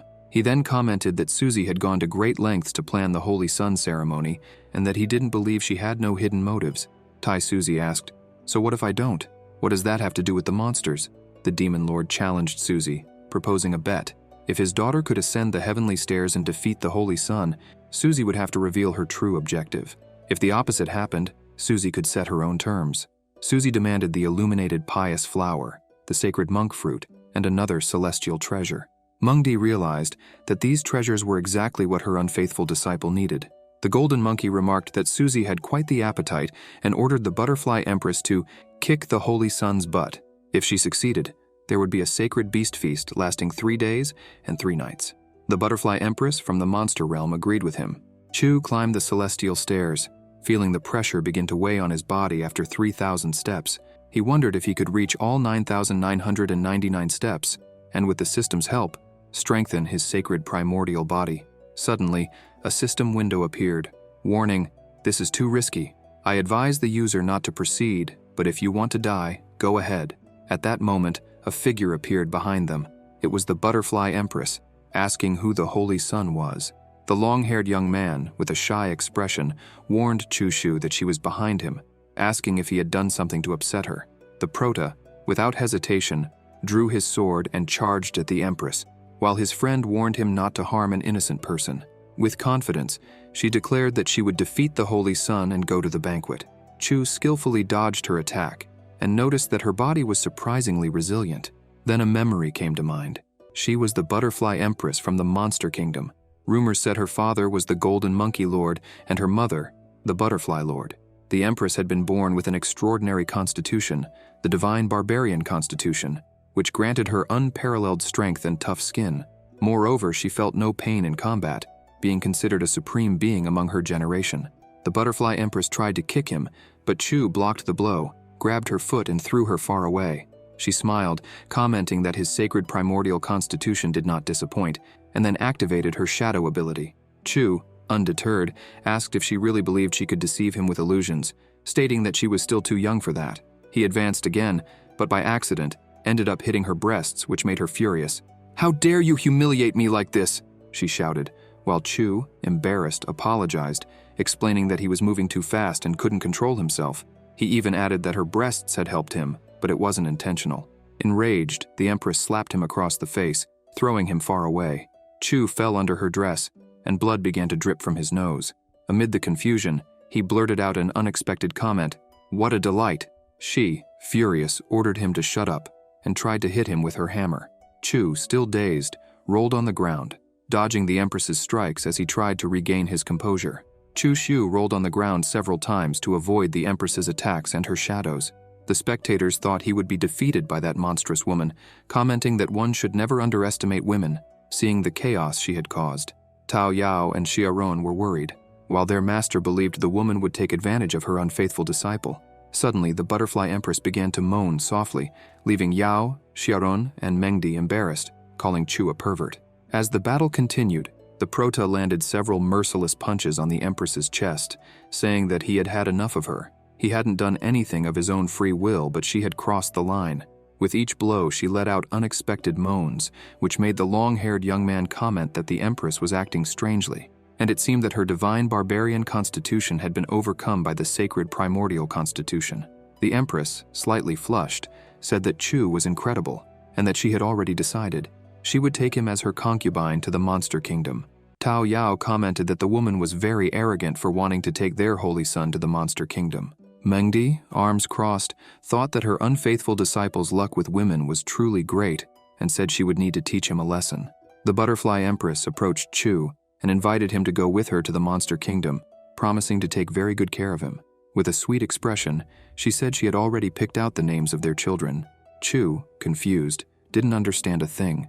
The long-haired young man congratulated him on forming a new bond, saying that she seemed like a good girl. The Prota, however, replied that he would not go with her, as he needed to continue climbing the celestial stairs. The empress then flew to Tai Suzi, asking for permission for their marriage. In her thoughts, Tai Suzi found it surreal that the empress was asking her permission to marry Chu. Tai Suzi told the Golden Monkey Lord that his daughter was too ambitious for wanting to take their holy son to the monster kingdom. The Golden Monkey, with his hand on his head, said it was all a misunderstanding, that his daughter must have hit her head, and that he would take her home. He opened a portal with his hand and pulled the empress, telling her to leave with him. She, pouting, asked her father to wait, as she hadn't yet asked Tai Suzi what she needed to do to allow the marriage. The monkey, exasperated, asked how she could embarrass him like that, while she retorted that the rest might be weak and useless, but Chu Xiu was different, and she liked him. She continued her tantrum until she was taken away. Immediately afterward, the bell rang, and Tianjie announced that Chu Xiu had climbed the celestial stairs and broken the old record, passing the test. The ceremony was about to begin. At the top of the stairs, Chu reflected on how much his body had improved during the climb, and with the help of his system, he was sure he could advance. The spectators commented that he had broken the old record and climbed higher than any other holy son. The sacred primordial constitution was invincible, and there should be no one stronger than him at his cultivation level. The Prota returned to the spectators' area, and his younger sisters went to congratulate him, commenting that his physique was incredibly powerful. His master, not wasting any time, said it wasn't bad, and told him to get on stage quickly, as the sacred master had already prepared the Holy Son's seal to deliver. He responded briefly, "Right," promising that he would see her later. Meanwhile, Mengdi watched and wondered what her unfaithful disciple might be planning. Tai Suzi then made an important announcement, declaring that Chu Xiu would become the Holy Son and offering two choices. The first option was that the sacred land would provide all the cultivation resources, and he would be protected by great cultivators with a bright and peaceful future. The second option, however, would be more challenging. The sacred land would provide no resources, and Chu would have to forge his own path, fighting to protect himself and eliminating his enemies, with an uncertain but limitless future. The female cultivators around murmured among themselves. It was obvious to them that he would choose the first option, full of guarantees and protection. One of them stated that if it were her, she would also make that choice. However, another retorted, saying that this kind of mindset was what prevented them from becoming strong. Chu, reflecting on the options, acknowledged the benefits of the first, but knew that he would lose his freedom and have to carry many secrets.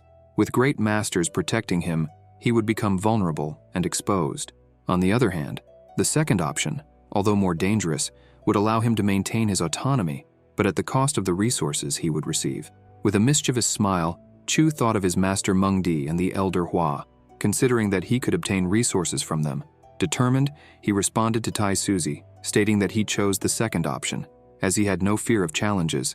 No matter what he desired, he wouldn't need anyone to achieve his goals. He would take it with his own hands and his sword. His path was unstoppable. He would destroy mountains, fill oceans, and eliminate anyone who dared to cross his way. Tai Suzi, intrigued, asked if he was really sure of his choice, and Chu confirmed with conviction. She then handed him the Holy Son's seal and told him to accept it. Immediately, the spectators at the ceremony began shouting, "Long live the Holy Sun," proclaiming that Chu was invincible. Shortly after, Tai Suzy announced the end of the ceremony and invited all representatives of the sacred lands, primordial families, and great sects to proceed to the Pacific Sky Peak. However, the Prota interrupted her, asking her to wait a minute. Then, with courage, he mentioned that Elder Hua from the Consent Sky Peak was still single, and he wanted to know if the Sacred Master could guarantee her hand in marriage. Tai Suzy, visibly surprised, questioned if he really wanted her to arrange someone else's marriage. Blushing, Chu pointed a finger at himself. Suzy, perplexed, asked if he liked Elder Hua, to which he replied with a serious expression that he did. Curious, she asked him why he was fond of her, and Chu began to explain that Elder Hua was kind, caring, serious, mature, and, above all, very beautiful.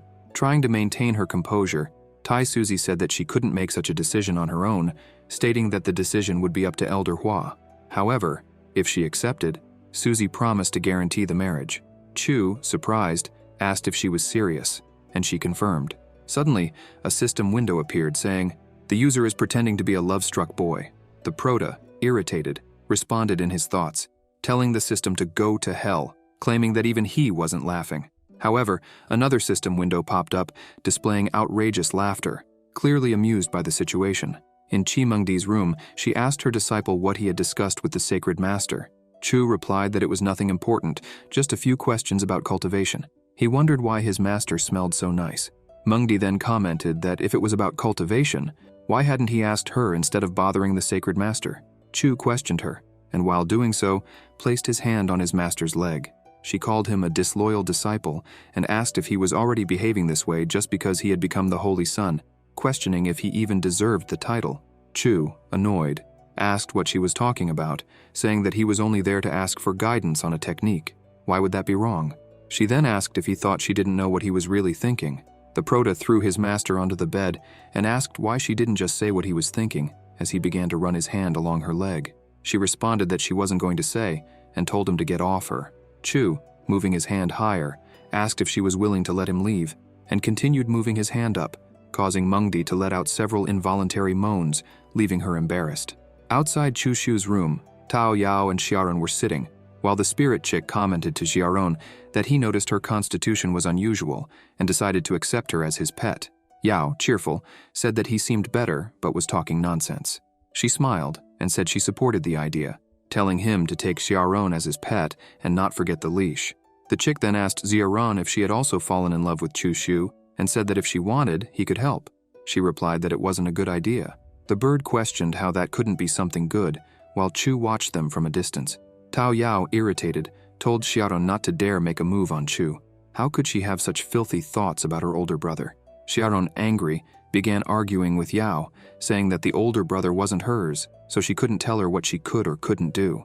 The two began pulling each other's hair, while the chick egged them on, saying, "Get her good, teach her a lesson, show her who's boss." Chu arrived and slapped the bird on the head, saying, "Bad chick, stop fueling the fire." Tao Yao and Xiaoran, stunned, asked how long he had been there. Xiaoran, pretending to be pitiful, started crying, apologizing to Tao Yao, which only made her more irritated. Xiaoran approached Chu, acting like the victim, saying it was all her fault. She had only come to congratulate her older brother for becoming the Holy Sun, but Sister Yao had fought with her as soon as she arrived. She truly loved Chu. Yao, indignant, said Xiaoran was truly shameless. Xiaoran agreed, saying it was her fault for making Yao upset, and that if she didn't mind, she would leave. Tao Yao, furious, said she would kill her, calling her incredibly shameless. Chu, witnessing the situation, was left speechless, realizing how shameless Xiaoran could be. At Pacific Sky Peak, Mengdi told Tai Suzy that the Beast Clan had watched the Holy Sun's ceremony and now knew that Chu Shu possessed the sacred constitution. She feared that the Beast Clan wouldn't ignore this fact. Suzy remarked that in the past 1,000 years, the strength of the monsters and barbarians had increased, and that this time could be dangerous, but also an opportunity. Suzy continued, saying that if they removed the Great Saint's seal, the ancestral star Tai Chi would open earlier. Mengdi, astonished, thought that if she took advantage of this opportunity, she could gain a chance to break through to the Saint King realm. Suzy affirmed that Mengdi couldn't miss this chance and instructed her to take the divine puti flower, which Chu Shu needed, and deliver it in his place. Mengdi, with a disappointed expression, thought how unlucky she was to have to see her unfaithful disciple again. In Mengdi's room, Chu questioned his master as to why she had called him, even though it wasn't night yet. She, thinking that her disciple only had that asterisk on his mind, responded, irritated, that the sacred master wanted him to have this asterisk and told him to take it and leave, saying not to bother her anymore. Chu smiled and said he would never disturb her, and getting closer, asked why, since he was already there, they shouldn't try that technique from the previous night. She told him to get lost, saying it wasn't nighttime yet and that he shouldn't be irresponsible. The Prota approached his master, placed his hand on her waist, and said that soon it would be night, throwing her onto the bed and climbing on top of her. Later, after dual cultivation, Chu asked the system to show his profile. A system window announced, User, Chu Shu, Cultivation, 9th layer of the Spiritual Pillar Domain, Constitution, Sacred Primordial, Talent, 2500, Celestial Class, with cultivation speed increased by 33 times. Sword Intent, Celestial Assassin, Sword Intent, Cultivation Technique, Initial Chapter of the Tao Scripture, Sacred Body Method, Superior. Secret Arts, 9 Royal Marks, Xingzi Secret. Techniques, Basic Alchemy, Sword Skill, First Form, Annihilation, Immortal Class. 1,124 remain to unlock the second form. Luck Value, 1,575 blue, 5,890 light purple. As the Holy Sun, the user will receive a luck increase in sacred territory. The Prota, impressed, thought that now that he had become the Holy Sun, he had a luck buff, and commented that, in the end, there were some benefits. Mengdi placed her hand on Chu's shoulder and said it was already late, asking him to stay the night with her. He got dressed and replied that he couldn't, as he needed to return and cultivate. He thought she wanted to spend the night together, but something like that wasn't going to happen. Besides, she was acting strange, and who knew if she wasn't planning to kill him while he slept. Chu said goodbye to his master and told her to rest. Mengdi, irritated, thought that her unfaithful disciple was still too cautious, and muttered to herself that one day she would catch him. At the Holy Sun's palace, the Prota climbed the stairs, thinking about how his master had given him the divine putti flower. Now he could break through his limits and advance to a new domain, but to succeed, he would need to absorb a large amount of world qi. Perhaps he could manage it if he tried at the Holy Sun's palace, which should be the richest place in qi in all of sacred land Taisu. Upon arriving at the palace, Chu saw the maids and thought that the sacred land was truly amazing, as even the maids were beautiful. The Prota told the maids that from time to time, he would come there to cultivate and relied on them to keep everything in order. The maids responded that he could count on them, that he could cultivate without worry, and leave everything to them. Chu noticed that the middle of the lake had the highest concentration of qi, and that if he cultivated there, his cultivation speed should increase several times. He jumped onto the platform, which was shaped like a lotus flower, to begin his cultivation.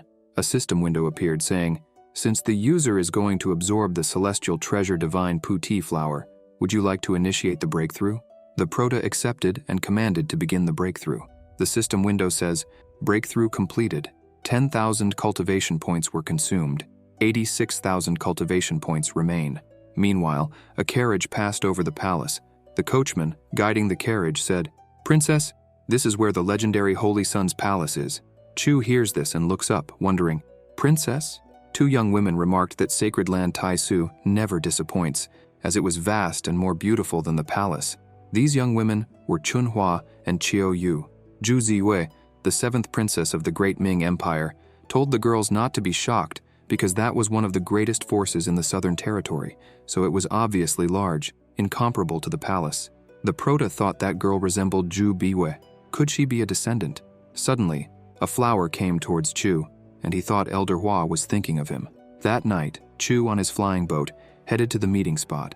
Upon arriving, the Prota said he had received the flower she sent and came immediately. She congratulated Chu on improving his cultivation even more. In her thoughts, she admired that he had actually come to the meeting. He said that the improvement was nothing compared to Elder Hua, who was becoming more beautiful by the day.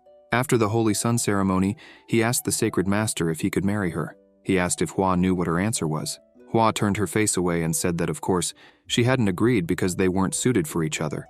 Chu took her hand, looked deeply into her eyes, and said that the sacred master had promised to ensure the marriage if she accepted. Hua, blushing, turned her face away and asked if he thought she would accept. The Prota said it was a shame because he would be leaving sacred land to train, and if Sister Hua accepted, they wouldn't know when they would see each other again. She said he had just advanced and was already leaving. Chu picked up a flower from the ground and said that he couldn't stay in sacred land forever, as that way he would never become strong enough to protect what was important to him. In truth, he didn't want to leave sacred land either. She said it would be very beneficial for him, and that he wasn't someone who let emotions guide him. The Prota stood up, placed a flower behind Hua's ear, and questioned who said being decisive had anything to do with emotions. He got closer to Elder Hua and asked if she could feel it, the beats of his passionate heart. And so, he stole a kiss from Hua, leaving her speechless. She ended up liking it and kissed him back. After the kiss, she became irritated, thinking that he had stolen her first kiss. Then she lightly slapped him, calling him a baka. The Prota told her not to be mad at him, saying he couldn't help himself, and asked her to calm down. She turned away and told him not to do that again. Chu hugged her from behind and said he would let her know when he was going to kiss her. He told her she was so beautiful, even when angry, and asked how he couldn't fall in love with her. She, slightly annoyed, asked if he was treating her like an easy girl. Elder Hua gave him a divine class ring, saying it was a trophy she had received for participating in the war to defend Tianyuan City. It had a lot of space inside, and she said it would be very useful for him to carry whatever he needed when he left to train. The Prota raised his hand and asked if Sister Hua could put the ring on his finger. She agreed to do so, and he took the opportunity to ask if she knew the meaning of a woman giving a man a ring as a gift. She said it was just a storage ring. What else could it mean? He replied that it wasn't just that. They walked through the flower field under the moonlight and sat on a stone. Chu said that there was a legend about a living star at the other end of the cosmos, and there, when a woman gave a man a ring, it meant that she loved that man very much and wished to marry him. She asked if such a custom really existed, as there was nothing like that on the celestial continent. Chu kissed Hua's hand and asked when she would accept his marriage proposal. She asked if he liked taking advantage of her that much. Chu, annoyed, responded that he did it because he loved her, and said that his master was also very beautiful, but asked why he didn't take advantage of her. Hua says that it would be very treacherous of him to take advantage of his master. Chu swears that he respects his master and has never thought of anything like that. Hua, with a smile, asks if he came here just to harass her. Chu, slightly mischievous, places his hand on Hua's waist and says that he would never harass Sister Hua. She looks at the Prota and asks where he thought he was touching, saying he was a very naughty boy and that she needed to stay away from him. The Prota grabs Hua's hand and says that he was no longer a boy, that he was a grown man and was serious about her.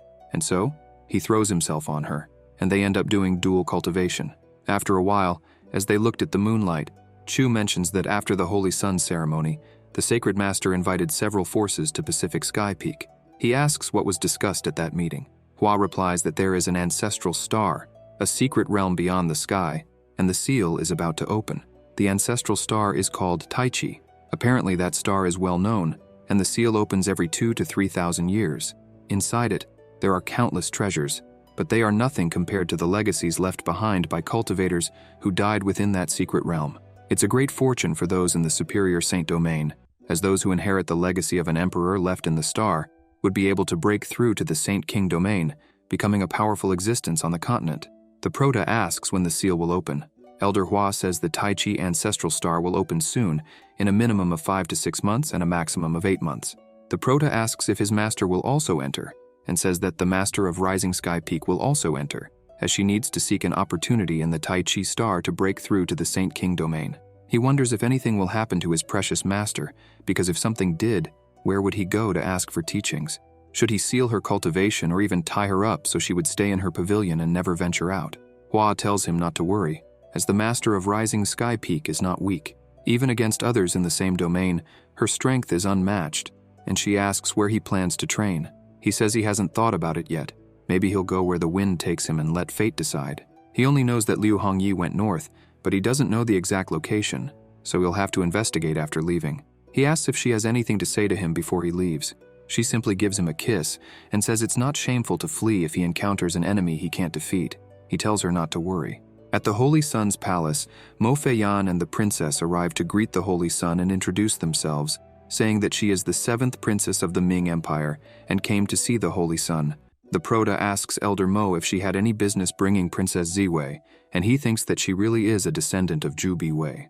Elder Mo says they heard that the Holy Sun was about to embark on a journey, and coincidentally, the great Ming Empire is about to have a new emperor ascend to the throne, and the Sacred Master wishes for him to accompany the 7th princess to represent sacred land Taisu at the ascension ceremony of the new emperor. He thinks that Sister Hua really wanted to keep him far away and occupied, avoiding danger. The Proto responds promptly, saying that he had no set destination, so why not visit the Ming Empire? The princess says they are lucky to have the Holy Sun visiting the Ming Empire. She thinks that it would be very fortunate to invite an elder in the lower Saint Domain, but who would have thought that the Holy Sun himself would attend the ceremony? Chu recalls that 45 years ago, when he was still in the Divine Domain, he accidentally became friends with the former princess of the Ming Empire. Her name was Zhu Biyue, the eldest princess of the Great Ming Empire, and they ended up having a romantic encounter. He says that if there are no more matters to resolve, they can leave tomorrow. And he reflects that, at the time, he said he would return for her, but now he sees that she already has descendants. The princess says, "Great," and apologizes for bothering him, saying, "See you tomorrow." Mengdi uses sound transmission and immediately calls her unfaithful disciple to come see her. He replies that not today, as his waist was in a lot of pain. She thinks it's absurd because she was already prepared, yet that unfaithful disciple refused to come spend time with her. In the storeroom of Mengdi's palace, she picks up a treasure in her hand. At the Holy Sun's palace in Chu Xiu's room, he was cultivating while his bird commented that he was working hard before leaving. The Prota thought he still hadn't claimed his rewards since the last time he advanced, and told the system to show everything he had. A system window appeared, saying, "It has been detected that the user has the sacred primordial constitution and has broken through to the spiritual pillar domain. Therefore, you have been rewarded with half of the secret art, 9 secrets. Secret Z. Would you like to claim it?" Chu accepted, thinking that the system had rewarded him with the secret art, 9 secrets, Secret Z, for breaking through. Now he had 2 of the 9 secrets. The secret art Secret Z is a powerful healing ability. Once mastered, a single drop of his blood could regenerate his entire body. In terms of rarity, the secret art Secret Z was more valuable than the secret Xing Z. In terms of saving lives, the secret art Secret Z is far superior. Unfortunately, he only had half of the secret art Secret G, so its effects were greatly reduced. If he could obtain the rest to complete Secret Z, his abilities would improve significantly. The bird asked Chu if he wanted roasted rabbit, saying that after leaving Sacred Land, it would be difficult to find a delicacy like that again. Chu replies that he didn't want to, as he was going to take a nap. The bird was about to eat when Mengdi appears, asking where her unfaithful disciple was. The chick says that little Chu was sleeping, and that no one could disturb him. She ignores the bird and questions the chick, asking if he dared to block her path, then steps over him. The chick ends up seeing something he shouldn't, and gets a nosebleed. Mengdi enters the protagonist's room, and wonders if he was really sleeping. She enters and sees Chu sleeping peacefully. She looks at him and gives a slight mischievous smile.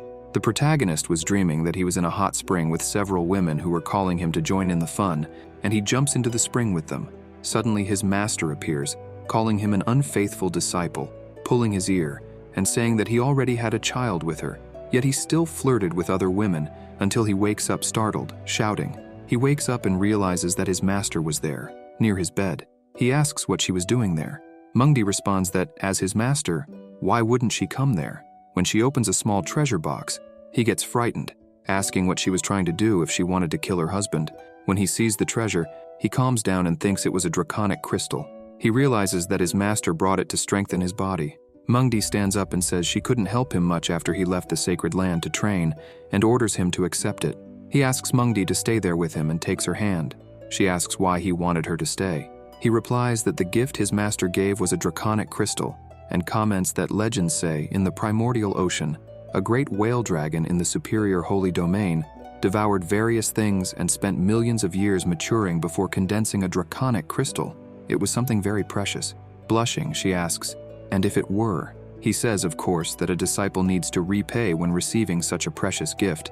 In Qianshuan City, in the Southern Territory, Chu, in the princess's carriage, says he will tell a story about the cultivator Han. Legends say there was a cultivator named Han, but he had a terrible aptitude, and even though he tried hard to cultivate, he had little success, until one day, a woman named Nan Gong appeared and became his master. After that, the story gradually became more interesting, until one day the two were hunting monsters and fell under the effect of a unique poison. Because of this, they both lost control of their emotions, and then, Chu, somewhat embarrassed, says they already know what happened. The princess says she never imagined it would be like that. Chiu Yu, blushing, asks if they were not master and disciple, and if that wouldn't be against the rules. Suddenly, someone throws water in Chu's face. The princess wonders if there was someone throwing water from outside. He smiles. wipes his face and says that must be it, and that water ended up splashing inside. Mengdi, disguised outside, thought, this unfaithful disciple is so shameless. At Qingshuan Inn, a woman welcomes them, tells them to feel at home, and leads them inside. The protagonist asks the princess what her relationship with Zhu Biyue was. She asks if he knew her aunt. He says he heard about her along with another senior and thought she was her daughter, as they looked very similar. He then asks how she was. Zhu Biyue, with a downcast expression, says that a few months ago, her aunt died on the way to the monastery on Cloud Cliff Peak. She waited for decades for someone. She heard from her father that he died a few months ago, and her aunt decided to die on the same day. Chu, looking down, says it's a pity. Mengdi, on top of the inn hidden, wonders why the presence of her unfaithful disciple disappeared after he entered the inn. She could easily follow a cultivator's presence, but how did she lose his? Chu, seeing his master, wonders why she wanted to keep following him, and luckily, he had the presence-canceling mask, so he leaves the inn. The protagonist enters a place and says he wanted to know the location of Liu Hongyi. The woman in the red hood says the price is 200,000 divine spiritual stones. Chu thinks that it would take 200 million superior spiritual stones to exchange for 200,000 divine spiritual stones. Chu comments that the Tianji Pavilion never shows mercy. The woman responds that their information is absolute. He argues if she knew how many people were looking for Liu Hongyi. Chu offers 300 drops of 10,000-year-old stalactite, thinking he got those stalactites in the secret realm, so he could use them. The woman stands up and says she wants 400 drops, stating that Tianji Pavilion never bargains. Chu takes out a vial and tells her to take it. She grabs the vial and says it's not bad, then asks if he needs any other information. The protagonist replies that he has some information to sell and asks if she's interested. Curious, the woman asks him to tell her more. Chu, serious, speaks about the location of the divine text of Emperor Yue Hua. The woman questions if he is serious. The protagonist responds that it would be easy to verify with her intelligence network and that he would want a life fruit and treasures for physical formation, at least 4 different types. The woman approaches him and says that once they have everything prepared, they will make the exchange, as she will need to collect these treasures, and asks where they will meet for the trade. He replies it will be in Shangjing City. She agrees, saying, deal. Back at the Qingshuan Inn, Chu sits on the bench and says, Master, if you're tired of being on the roof, come down and sit here. Mengdi, embarrassed, wonders when her unfaithful disciple appeared. He responds that he can sense her sweet scent from miles away, then grabs her hand and pulls her inside. She speaks loudly, telling her unfaithful disciple to let go of her, and asks what he is going to do. He takes her to the bed, throws her onto it, and argues that she missed him, which is why she was following him.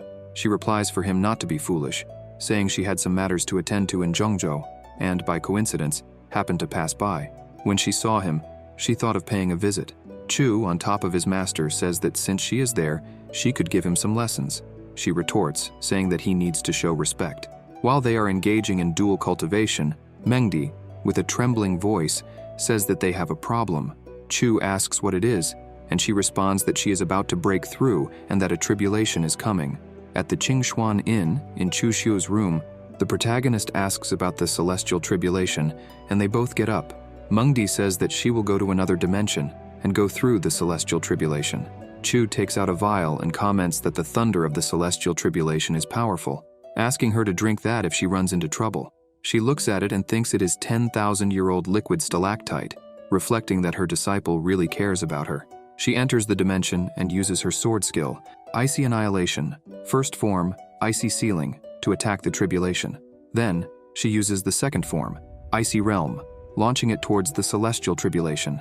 Immediately after, she uses the third form, Icy Destruction, but the tribulation pushes her away, injuring her. Mengdi comments that she never thought the 4-layer celestial tribulation would be so strong, something truly abnormal. She drinks the 10,000-year-old liquid stalactite and focuses her chi in her abdomen as the celestial tribulation advances towards her. The protagonist, seeing the rays of the celestial tribulation in the other dimension, thinks that his master must succeed, because what would he do without her?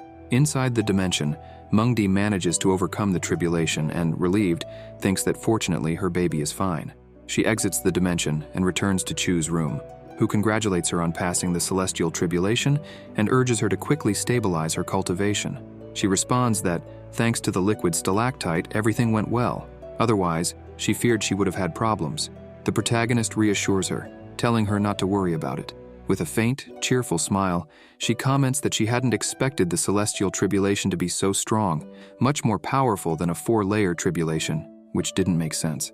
The next day, Chu wakes up yawning. Princess Ju Biyue comments that his face doesn't look too good. Chu wonders if it was that obvious, and replies that he was cultivating a divine skill that consumed a lot of energy, asking her not to worry. The princess responds that she understands, and the 2 young women remark that the Holy Sun was very diligent. The carriage driver informs the Holy Sun that the carriage is ready and they can leave at any time. He asks where Elder Mo is, and the driver replies that before sunrise, Qingmeng City, which was further ahead, had sent information about the discovery of signs of a large number of monsters and requested support from Qingshuan City. Upon hearing this, Elder Mo immediately left and said she would meet up with them after handling the situation. The protagonist reflects that a large number of monsters trying to infiltrate the human realm didn't make sense. Usually, monsters avoided places where there were humans, preferring to hide in the shadows and set ambushes. So why would they attack cities so suddenly?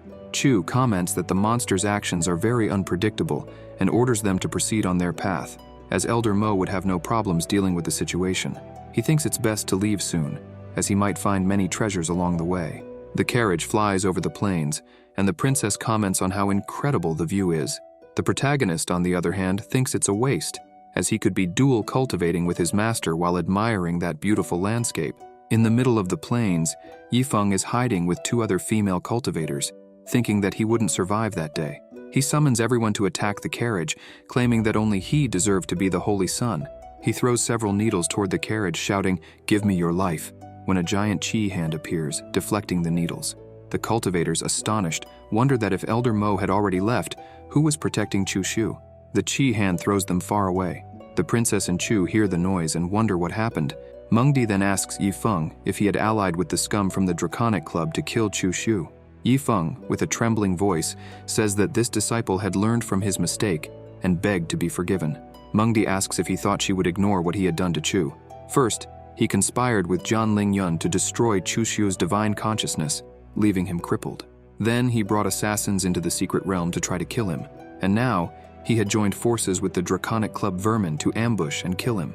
As his master, she had given him many chances, but he ignored them all and continued making the same mistakes. Yifeng, scared and with a trembling voice, questions if she would kill him because of Chu Shu. Indignant, Yifeng says how could trash like Chu Shu become the Holy Sun and the senior brother, for he was the best direct disciple of Rising Sky Peak. He questions his master, asking if she couldn't see the truth. She asks if the position of senior brother was that important to him. He hits the ground and says, "How could it not be? Only by being the senior brother and the Holy Sun would I have the power to avenge my parents." Yifeng, crying, questions why Mengdi took such good care of Chu Shu, as she made him the senior brother even though he was useless trash. The master says that many years ago, monsters invaded the Qishan district while she was cultivating in the Tianqi realm. She was the district's guardian, and Chu Shu's parents sacrificed themselves to protect the mortals who were retreating. To repay their sacrifice, she accepted Chu as the first direct disciple of Rising Sky Peak. Yifeng raises his arms to the sky and says that he had lost because of Chu Shu's parents' deeds, not because of him, and starts laughing. The master says no, he had lost because of his own actions. No matter what, he hurt his allies and brothers for his own benefit, and that was unforgivable. Yifeng responds that it was his fault for acting against Chu Shu in the past, and asks for a message to be passed on to Chu, that the Ouyang family, in the eastern region, possesses one of the 9 secrets, a part of the Jie secret, and with that, he plunges his hand into his chest and dies. The protagonist, watching from afar, wonders if Yifeng was truly dead, as it was impossible that his master would kill him, and reflects that he would ask her about it that night. In Qingmeng City, the princess and the young women laugh at the chick's stories, while Chu sips tea in another room. He mentions that after meeting with Elder Mo, they found out there were no major monster movements. It was just a weak tiger monster wandering near the city. But as the story was passed from mouth to mouth among the citizens, the original fact disappeared, leaving only an exaggerated version. This must have been Xiao Yifeng's plan to distract Elder Mo from his side. He just didn't expect that the master would be by his side. The protagonist notices that his master has come to see him.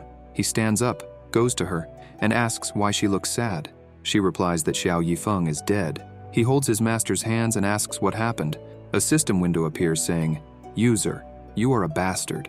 Mengdi says it's a long story and that she will tell him the details later, but before dying, Xiao Yifeng asked her to tell him that a part of the Zhe secret was in the hands of the enemy, the Ouyang family in the eastern region. Chu, deep in thought, reflects that Yifeng still set that up before he died, but he would have to fall into that trap. His master asks if he will go to the Ouyang family to retrieve the part of the Zhe secret. Suddenly, Chu kisses his master's cheek, catching her off guard and leaving her blushing and speechless. He says he will take revenge for his younger brother. The Ouyang family was his enemy, so they were also his enemy. Now that Xiao Yifeng is dead, it's only natural for the older brother to take responsibility. After all, they were close friends. Mengdi responds that she didn't feel any truth coming from his words. Chu says that in the past, she also didn't believe him when he said he would make her his, and it happened soon after. The master tells him to shut up and be careful, or she will finish him. He takes advantage, puts his hand on her waist and says, "Finish me off in bed." Mengdi calls him an unfaithful disciple, tells him to stop talking nonsense, and asks if he really plans to go to the eastern region. The Ouyang family should not be underestimated, as they have 2 cultivators at the peak of the lower holy domain, and without the strength of a sacred territory, it would be difficult for him to fight against them. He says he has his own plans. The protagonist takes a manual in his hand and says, "My beautiful master, it's already late, let's have some lessons." She tells him to go to hell and not to touch her. Chu takes her to the bed to learn some lessons. The next day, upon waking, he thinks that he obtained information thanks to his master. Life was full of surprises. The princess calls Chu to get ready to leave, saying they would need more than a day to reach the Ming Empire. At the border of the Ming Empire, the princess's carriage arrives, accompanied by several guards, with a young man there to welcome them. The young man says that he, Zhou Yunfei, is the eldest son of the Ming Emperor, and is there to represent his father and the Ming royal family to welcome the Holy Son. Zhu Ziyue thinks that her brother didn't bring any members of the royal family to welcome the Holy Son. How could he be so negligent?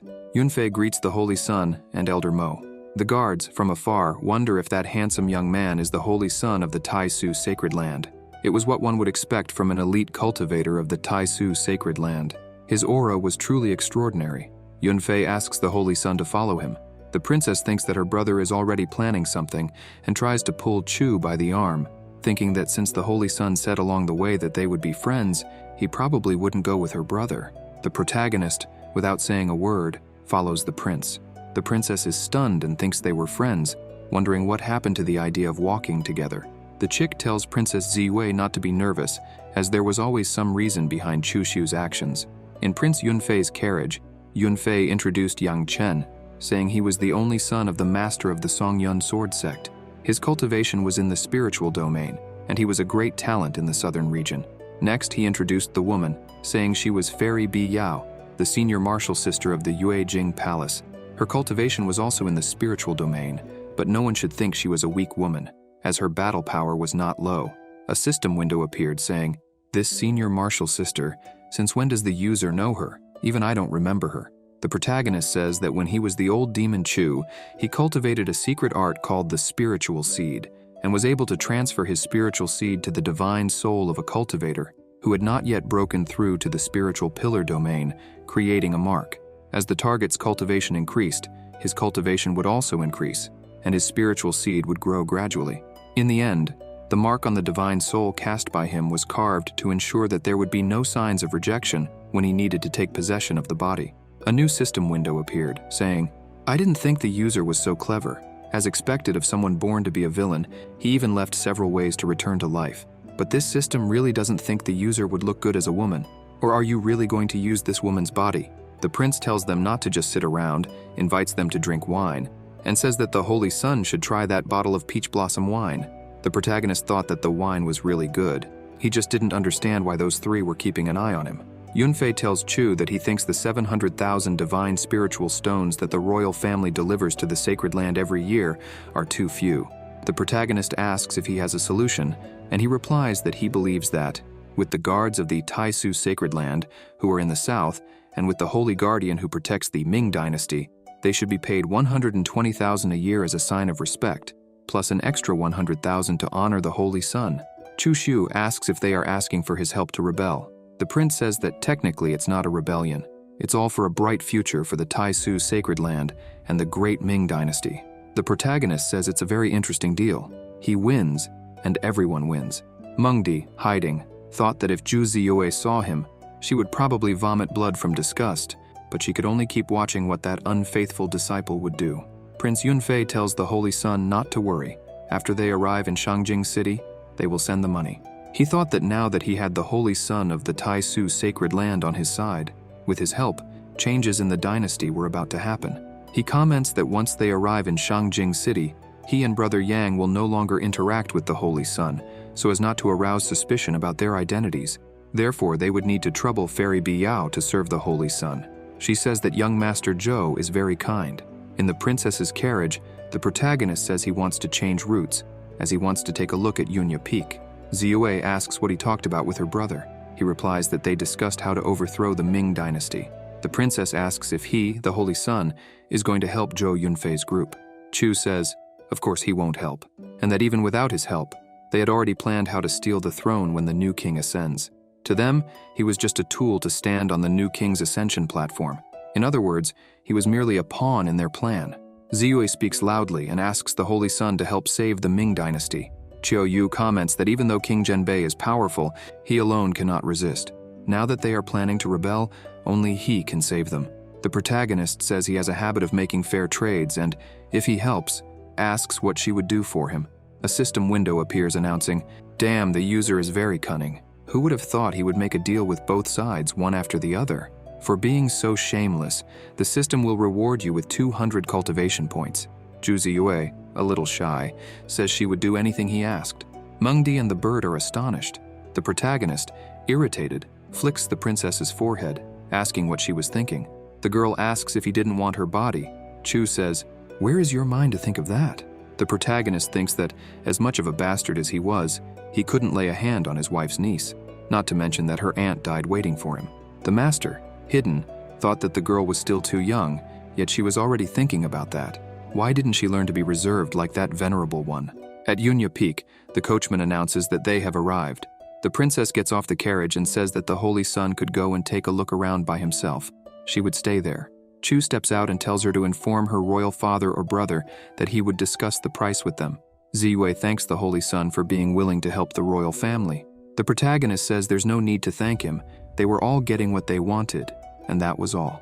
Chu Shu climbs to the top of Yunya Peak and says that this stone showed no signs of irregularity. It must be because people used it to sit and cultivate.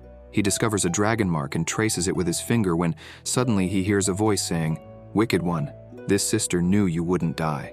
Chu thinks that voice belongs to Zhu Biwei.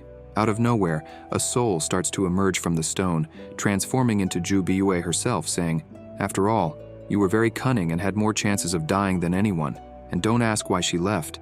All she knew was that she would be in a place called Honghuang. That place was very far from here, and maybe she won't be able to see you again in this life.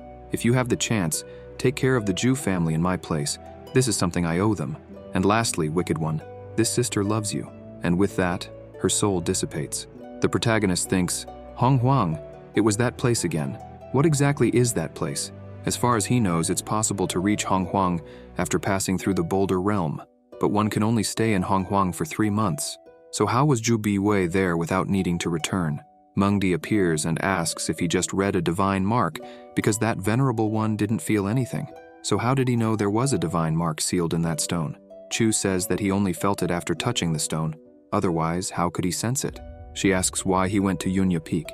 The protagonist asks why she is asking so many questions and if she is jealous or wants to be reprimanded. The master sits beside him and calls him an unfaithful disciple.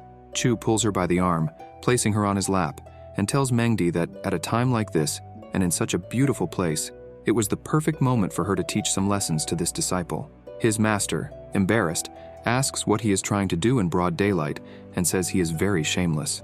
Chu says that today he won't let her rest and invites her to go with him. She, blushing, asks, "Go where?" In the Taoist temple, Mengdi asks Chu why he brought her there. He places his finger on the forehead of a statue, activating a seal and revealing a treasure. The master is stunned and asks how he knew there was a hidden treasure there, questioning if he had been there before. He replies that she only needed to watch and asks why she was asking so many questions, saying that being too curious is not good, and invites her to go to Shangjin City.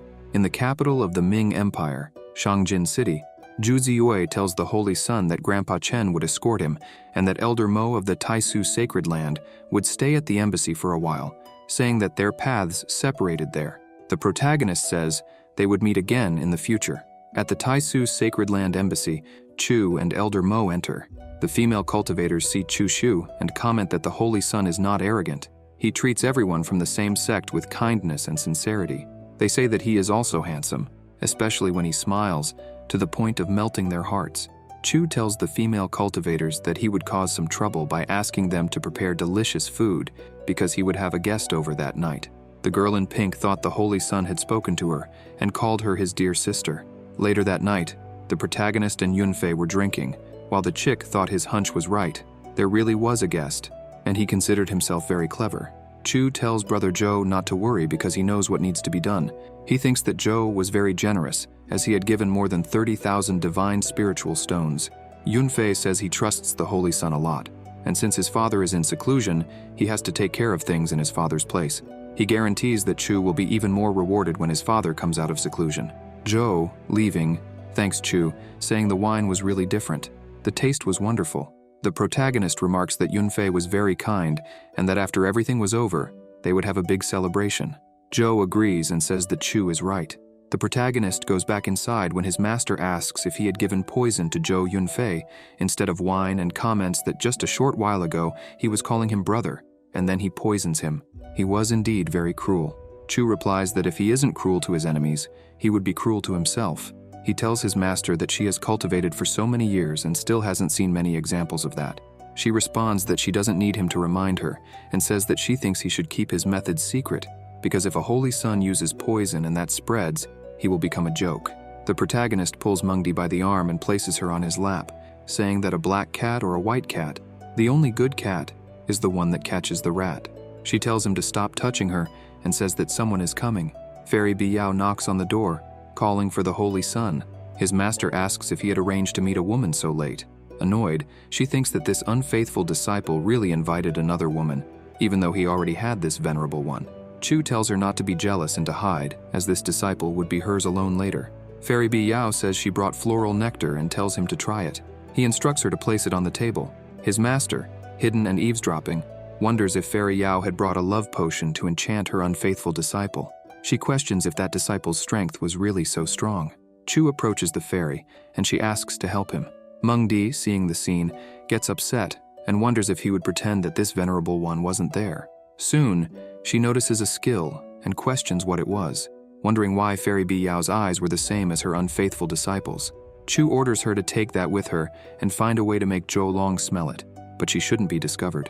He instructs her to return after an hour and tell Zhou Yunfei that she succeeded. She agrees and leaves. Mengdi asks what he did to her. He replies that it was just a soul control skill. She questions when he did that, and he says it was the last time they enjoyed drinking wine alone. Chu explains that the poison is called 3 converging flowers and is made by mixing 3 different types of poison. He had already made Zhou Yunfei drink one of them, and now he had Fairy Biyao take the second one to Zhou Long. The last one was with him, and he clarifies that as long as the 3 poisons are separated, they won't harm anyone. But if they get close to each other, the 3 poisons will cause a great reaction. Even a superior saint like Zhou Long would become up to 40% weaker. His master comments that he was cruel. He barely met the other group and was already thinking about how to kill them. But even if a superior saint became 40% weaker, it still wasn't something he could handle. Or was he thinking of asking his master for help?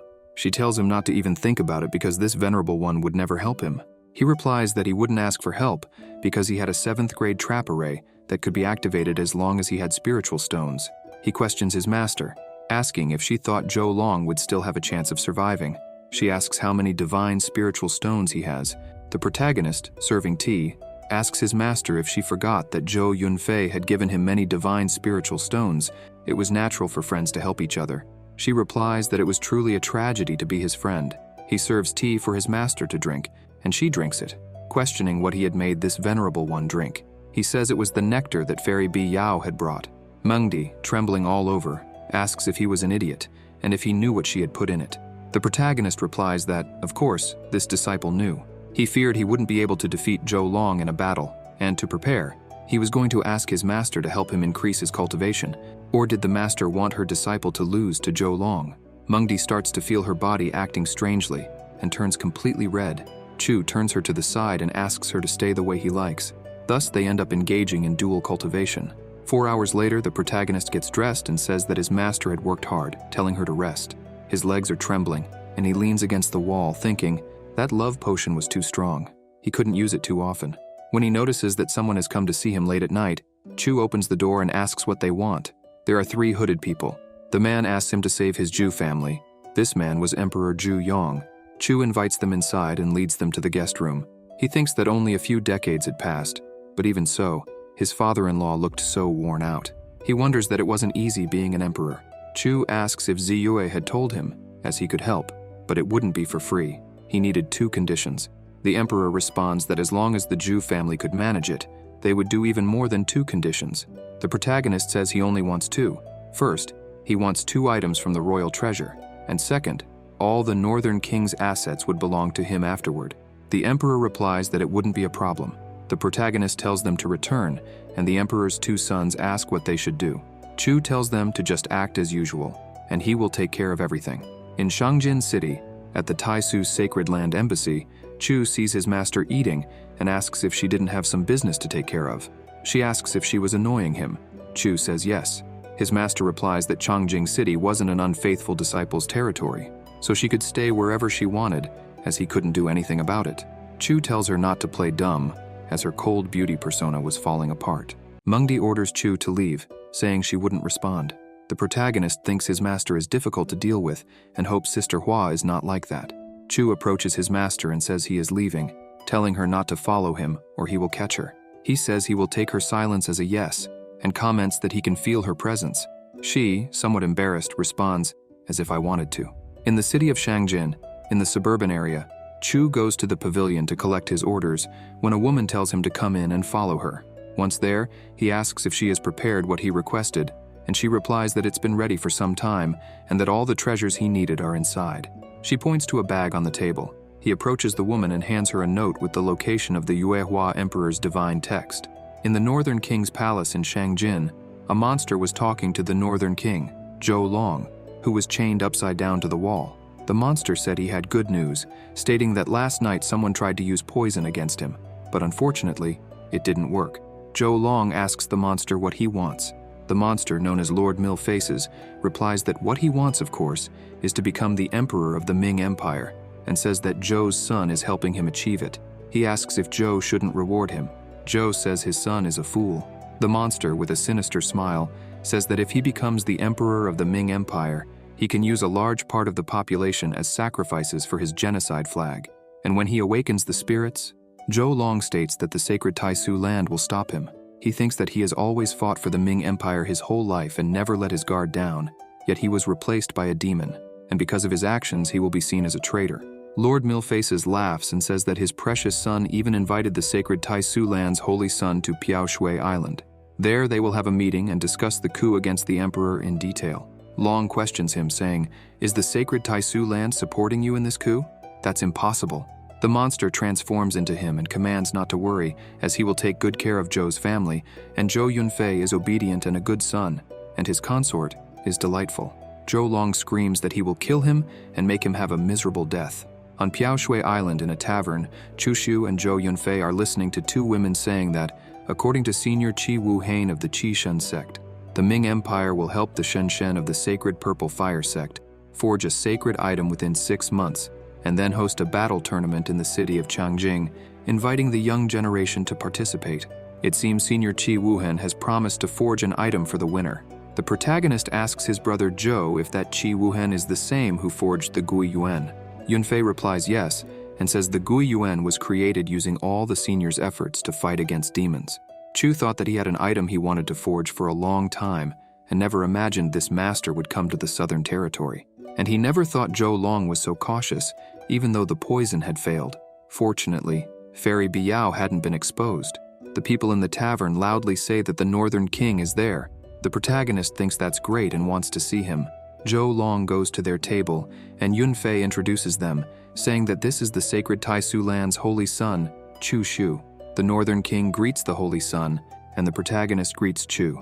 Zhou Long invites the holy son to drink. The protagonist says he has achieved many feats, and it's an honor to drink with him. Chu, in his thoughts, wonders why he is feeling a demonic presence coming from the Northern King, and thinks it's no wonder the poison failed. as demons have innate abilities to manipulate poison. The Northern King asks Chu if he had told anyone what he discussed with his son. The protagonist responds by asking if he was talking about the coup, and questions if something had happened, thinking he would see how far the conversation would go and, when given the chance, attempt to poison him again. Suddenly, Yunfei falls to the ground. Long asks what's wrong with him when he starts coughing up blood. A woman sees it and starts screaming. Chu asks if Brother Zhou was poisoned. Long says that if the poison isn't removed, Yunfei will die in 30 seconds, and he urges Yunfei to protect his veins as he forces the poison out with his life. He thought that he couldn't ignore this, or people would start doubting his identity, which wasn't good for his plans. He places his hand on Yunfei's chest and begins to remove the poison. The protagonist says the smoke coming out is very poisonous and warns others to stay away. Chu thinks the poison worked and that it's time for the show. A woman screams and asks who poisoned him, as it was quite bold to poison the Northern King's son in broad daylight. Fairy Bi Yao enters through the window with her sword and rushes towards Zhou Yunfei. Long stops her sword and says, "So it was you." The people in the tavern wondered if Fairy Bi Yao really poisoned him, as they were great friends. She would have no reason to. The protagonist uses his skill to give a command, telling Fairy Bi Yao to self-destruct, resulting in an explosion. Zhou Long questions, did she self-destruct? Suddenly, an old woman emerges from a dimension and asks the Northern King why he killed her disciple. She was Jing Yue, the former master of the Yuejing Palace Court. Long says he didn't kill her, claiming she self-destructed. Jing Yue says she thought supporting him to become the emperor was a wise decision, but he killed her precious disciple and states that she was blind to trust him.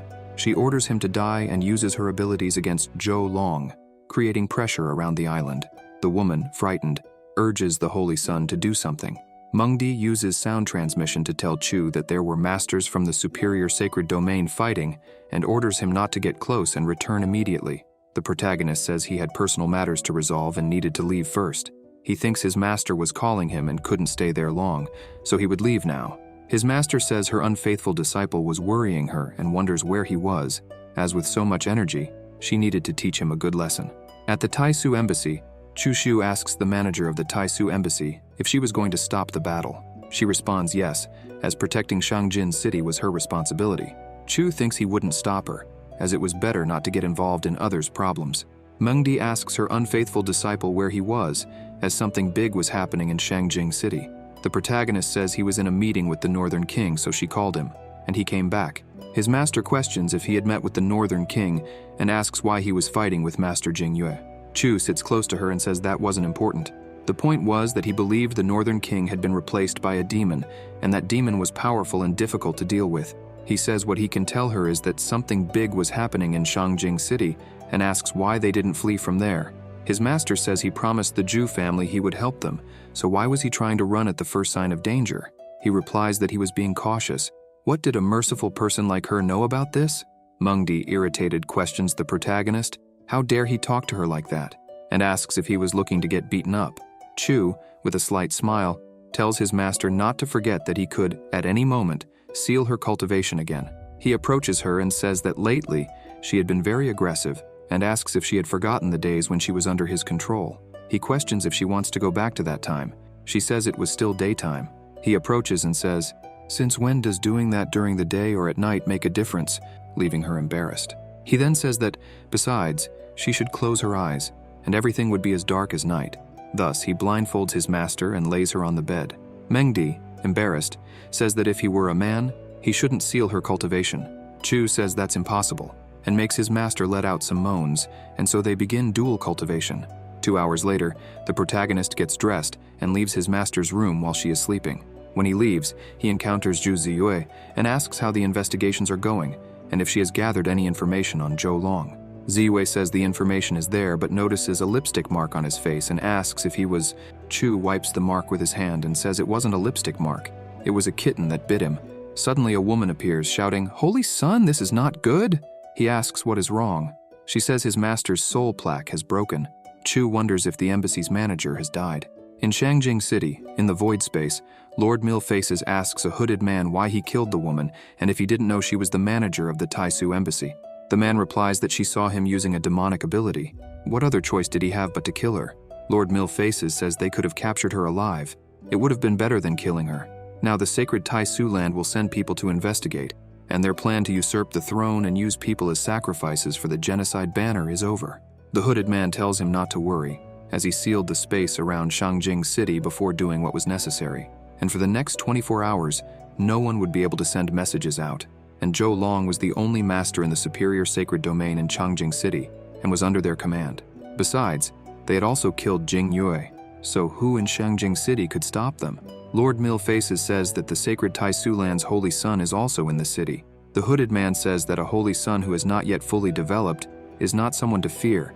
They can kill him at any moment, and orders them to stop wasting time. He commands Lord Millfaces to go to the castle and destroy the Great Star Arrangement core, while he prepares the blood sacrifice arrangement.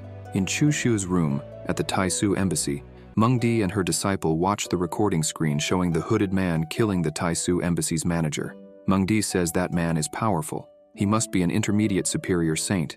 Including the false northern king, there were 2 superior saints in Shangjing City. The protagonist says he tried to send a message to the sacred land, but the space around Shangjing City was sealed, making it impossible to do so. He says it seems they have a big appetite and want to devour the entire Shangjing City. He asks why they don't flee. They could take the Zhu family with them. Wouldn't it be honorable if they protected them? She asks what would happen to the millions of mortals in the city if they fled, and says he can go, but she will stay, because protecting peace is the responsibility of a sacred land cultivator.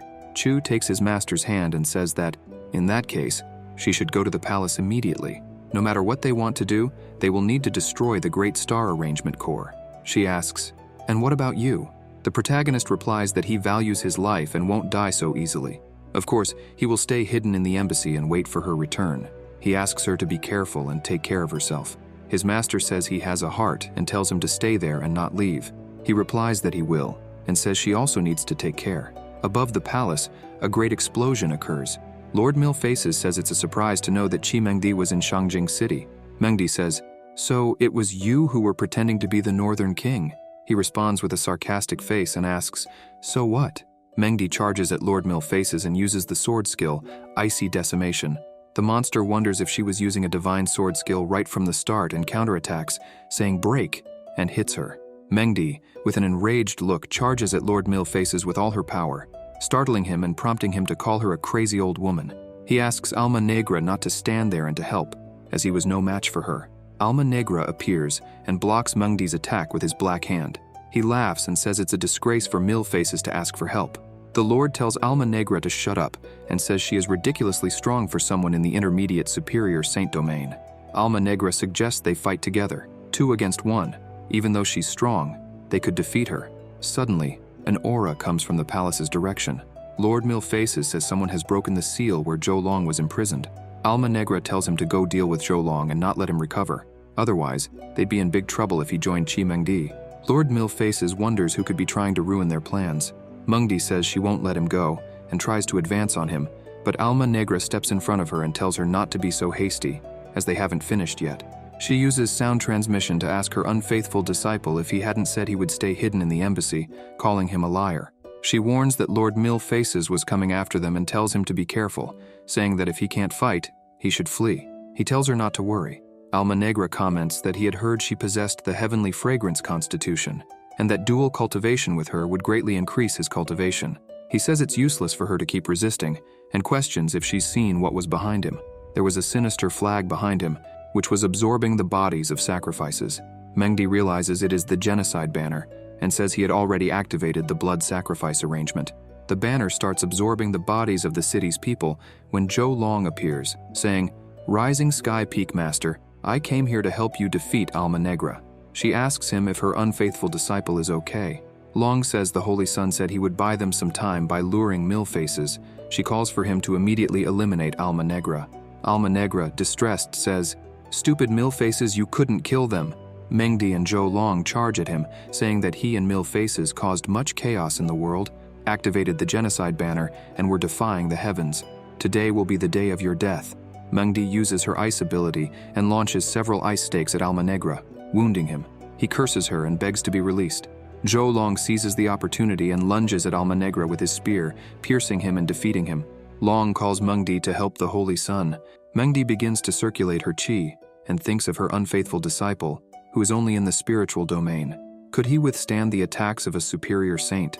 In the Northern King's palace, people outside hear Chu Shu chasing after Millfaces and telling him not to run away, calling him a little lord. Lord Millfaces, running desperately, says Chu Shu is a damned pervert and begs him to stop chasing him, otherwise he'd be doomed.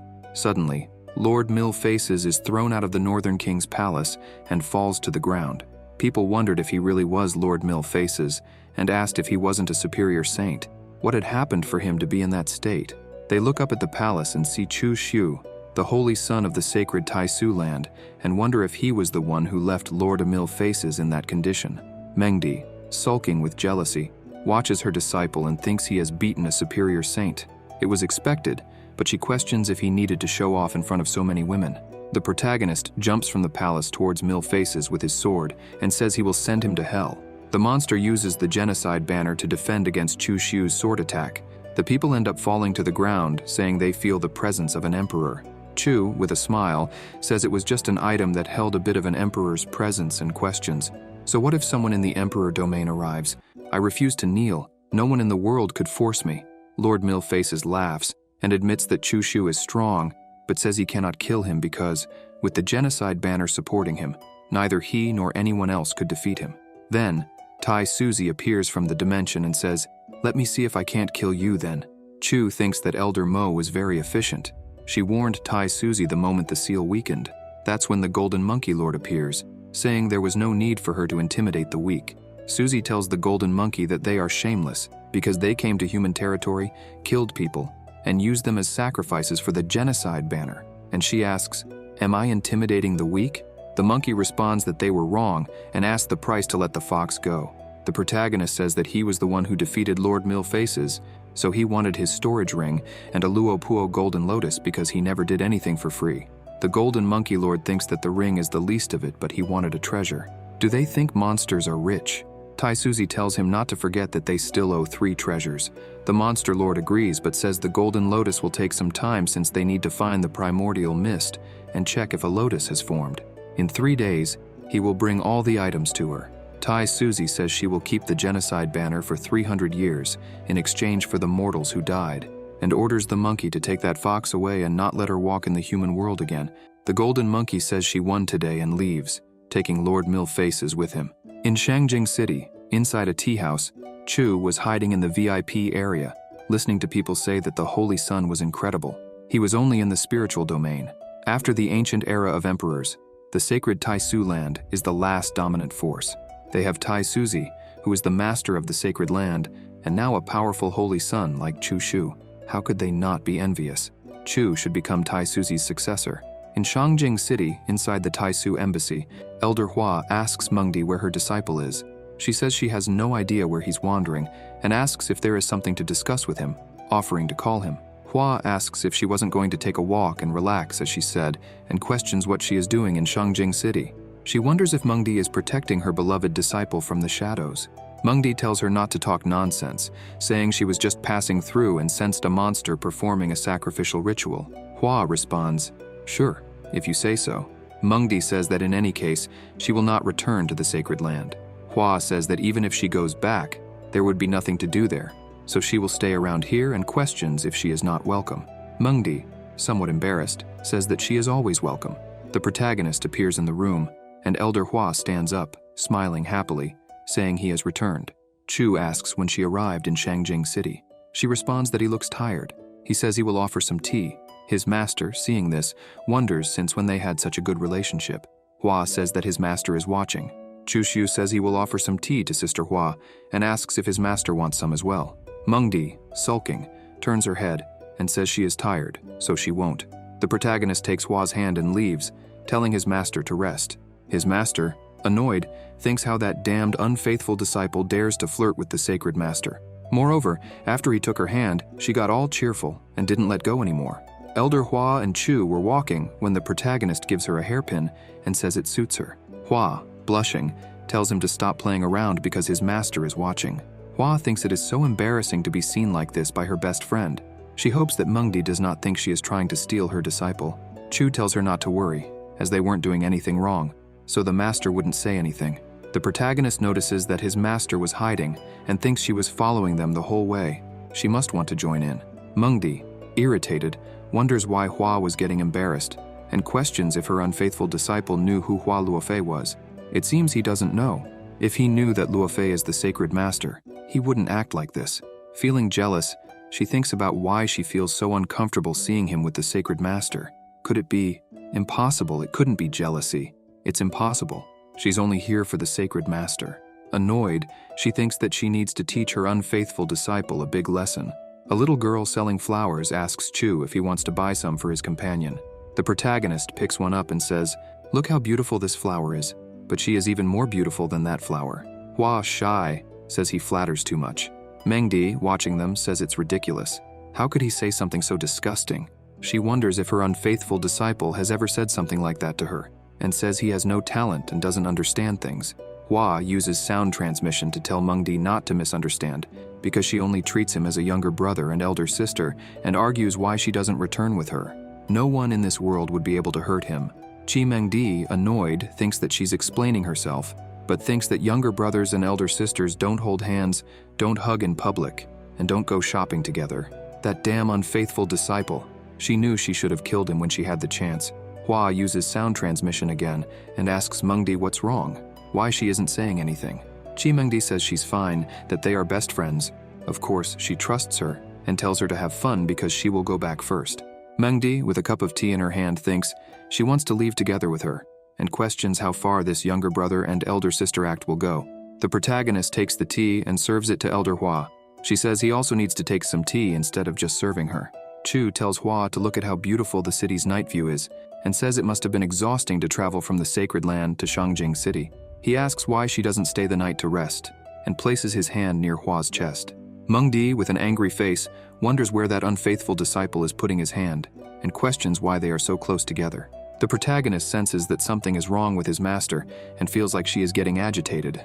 Suddenly, a man announces, calling everyone not to miss the opportunity. The largest auction in Shangjing City in decades is about to begin. He invites everyone to see the various treasures at the auction and plays a recording pearl to show the items that will be available. Chu, upon seeing it, says it's not bad and comments that the fist-sized asteroid is worth no less than 3,000 spiritual stones. Chu thinks that the bronze fragment with the celestial sword seed fits into the bronze plate and that he needs to have it. Hua, seeing his face, says that he has seen something he needs at the auction. He kisses Hua's hand and says she really is his lucky star. Mengdi, embarrassed, thinks that he kissed her hand. Chu asks if Hua will be free tomorrow and invites her to watch the auction. She agrees with him. As they leave the tea house, the protagonist says he will take Hua to watch a movie. She asks what a movie is, and he replies that she will find out. Chu Shu sees his master and asks what she is doing there. Mengdi, with a slight smile, says her teacup broke, so she came to buy another one. Hua says that she could have sent an embassy disciple to buy it. After all, as the Rising Sky Peak Master, she doesn't need to go out to do these things.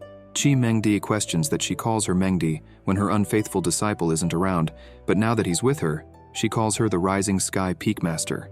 The protagonist waves and tells Sister Hua and his master that he will buy some drinks, asking them to wait a bit, and runs off.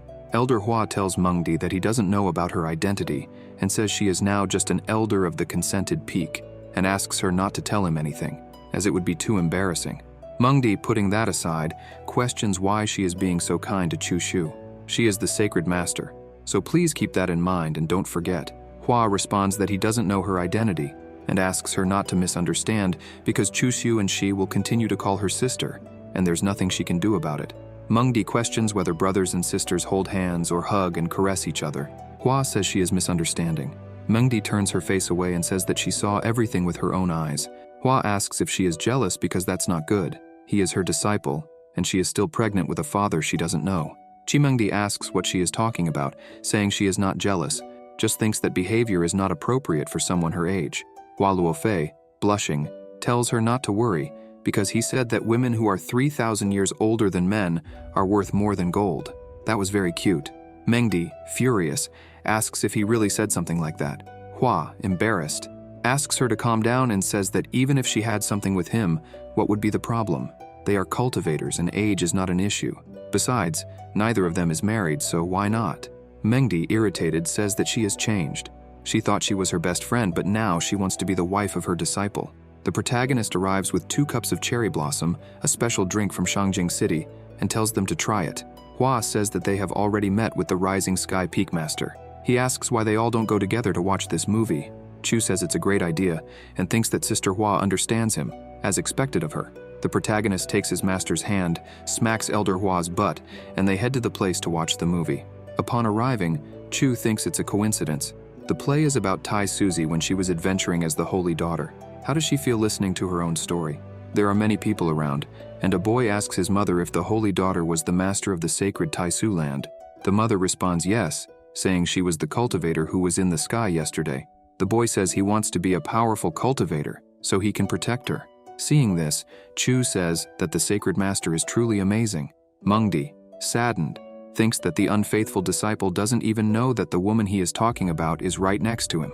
The protagonist says he thinks that this play doesn't really count as a movie. Hua questions him, asking what he means. He explains that on a distant blue planet, motion pictures or moving photos, obviously, images recorded by an image crystal, are more like a movie. Elder Hua says she has never heard of anything like that on the celestial continent. Chu says it's like writing the story of the sacred master, using actors to perform according to the written story, recording it with an image crystal, and broadcasting it to whoever wants to watch.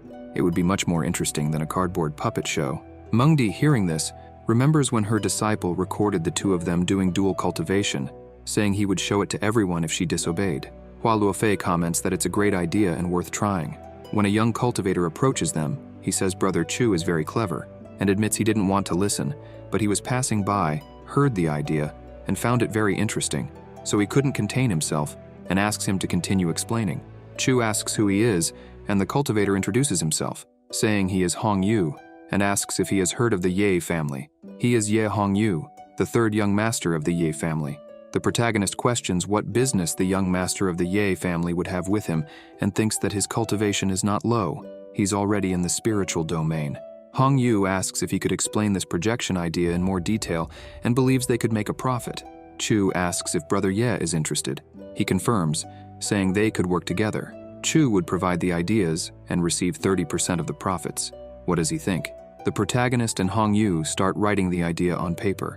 Elder Hua asks Mengdi what they are writing, and she responds that it seems to be something very mysterious. At the Taisu embassy, Chu Shu takes Hua's hand and calls her sister Hua. His master, using sound transmission, indignantly questions what he is doing with Hua. She asks him to let her in with him. The protagonist says it's been a long day, and it's best to sleep early. Luofei replies that he also needs to rest and leaves, blushing and happy, thinking that if she and Chu Shu really get married, what should she call Mengdi? She debates whether to call her master, but thinks it would be too embarrassing. Inside the room, Chu uses a soundproofing arrangement. His master says he is very bold to act that way with an elder from another peak, and argues that they ate sweets together. The protagonist takes a sweet in his hand, and says that, in fact, he also brought one for her, but couldn't give it earlier. After all, Sister Hua might find out about their relationship. Mengdi takes the sweet and questions what their relationship is, as it's nothing special. They are just master and disciple, nothing more. But he keeps calling her Sister Hua and holding hands. Shyly, she tells him not to think that's all there is because he even gave her a flower and praised her for being beautiful. Suddenly, Chu picks a pink flower and says that, from the beginning, it was for her that he wanted to give the flower, that she is more beautiful than the sun and the stars, so bright, making Hua blush. He says it's a pity that the flower is not beautiful enough and lacks much to compare with the beauty of his precious master. She, slightly embarrassed, tells him to stop with that. The protagonist gives a light laugh and argues why he shouldn't praise his beautiful woman, saying that anyone would get jealous, so why should he stop? Mengdi, annoyed, tells him not to start with that and not to think he would deceive her so easily. Feeling troubled, she asks what his relationship with Elder Hua is. The protagonist, with an ironic look, asks if she's jealous. She, angry and in a loud voice, says it's ridiculous, that she's not jealous of him. After all, she is his master, and it's her duty to take care of him. Chu Shu, with a sly smile, asks his master if he promises and says she is his wings, that without her, he wouldn't be able to fly. He argues why they need to fight each other, when suddenly Chi Mengdi lands a big punch on Chu's face, calling him an unfaithful and shameless disciple, claiming he hasn't increased his talent much recently and is full of energy. With a stunned face and a trembling voice, the protagonist says that a different fetish is sometimes cool, but asks her not to be hasty. Mengdi, with a whip in her hand, declares that she is his master and questions if he thinks she can't force him, stating he'd better be prepared because she won't let him sleep that night. The protagonist retorts, telling her to use her strength to force him if she has the courage. She approaches him with the whip stretched out in her hand when he says, "Wait, Sister Hua will hear us." His master tells him not to worry, as he has set up a soundproofing arrangement, and he can scream as much as he wants, and no one will hear or come to help him. He tells Chi Mengdi to be gentle with him. The next day, Mengdi wakes up all happy and humming when Sister Hua asks if she had taken something because she looks great. Mengdi, with a radiant smile, asks if she's serious and explains that maybe her cultivation has increased. Luo Fei comments that recently her cultivation has grown rapidly, and from her observation, she will soon advance again.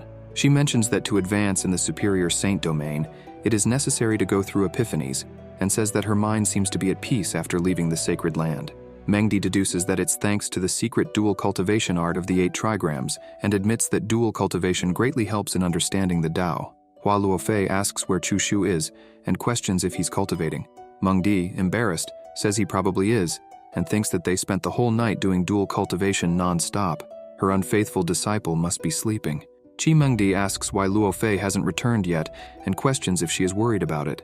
She replies that yes, because even though Chu Shu broke the curse of the sacred primordial body that incapacitates him from cultivating, that was just the first step. She asks Mengdi if she has sought information about his constitution. Mengdi responds, with a saddened expression, that the day he breaks through will be his greatest disaster because of his constitution, as the heavens will no longer allow him to continue advancing and will unleash a dangerous trial. If he fails, he will surely die. Hua Luofei, with a sorrowful look, says that after the monsters deliver the treasures and he uses them, his constitution will progress. Mengdi asks what she plans to do and tells her not to act rashly.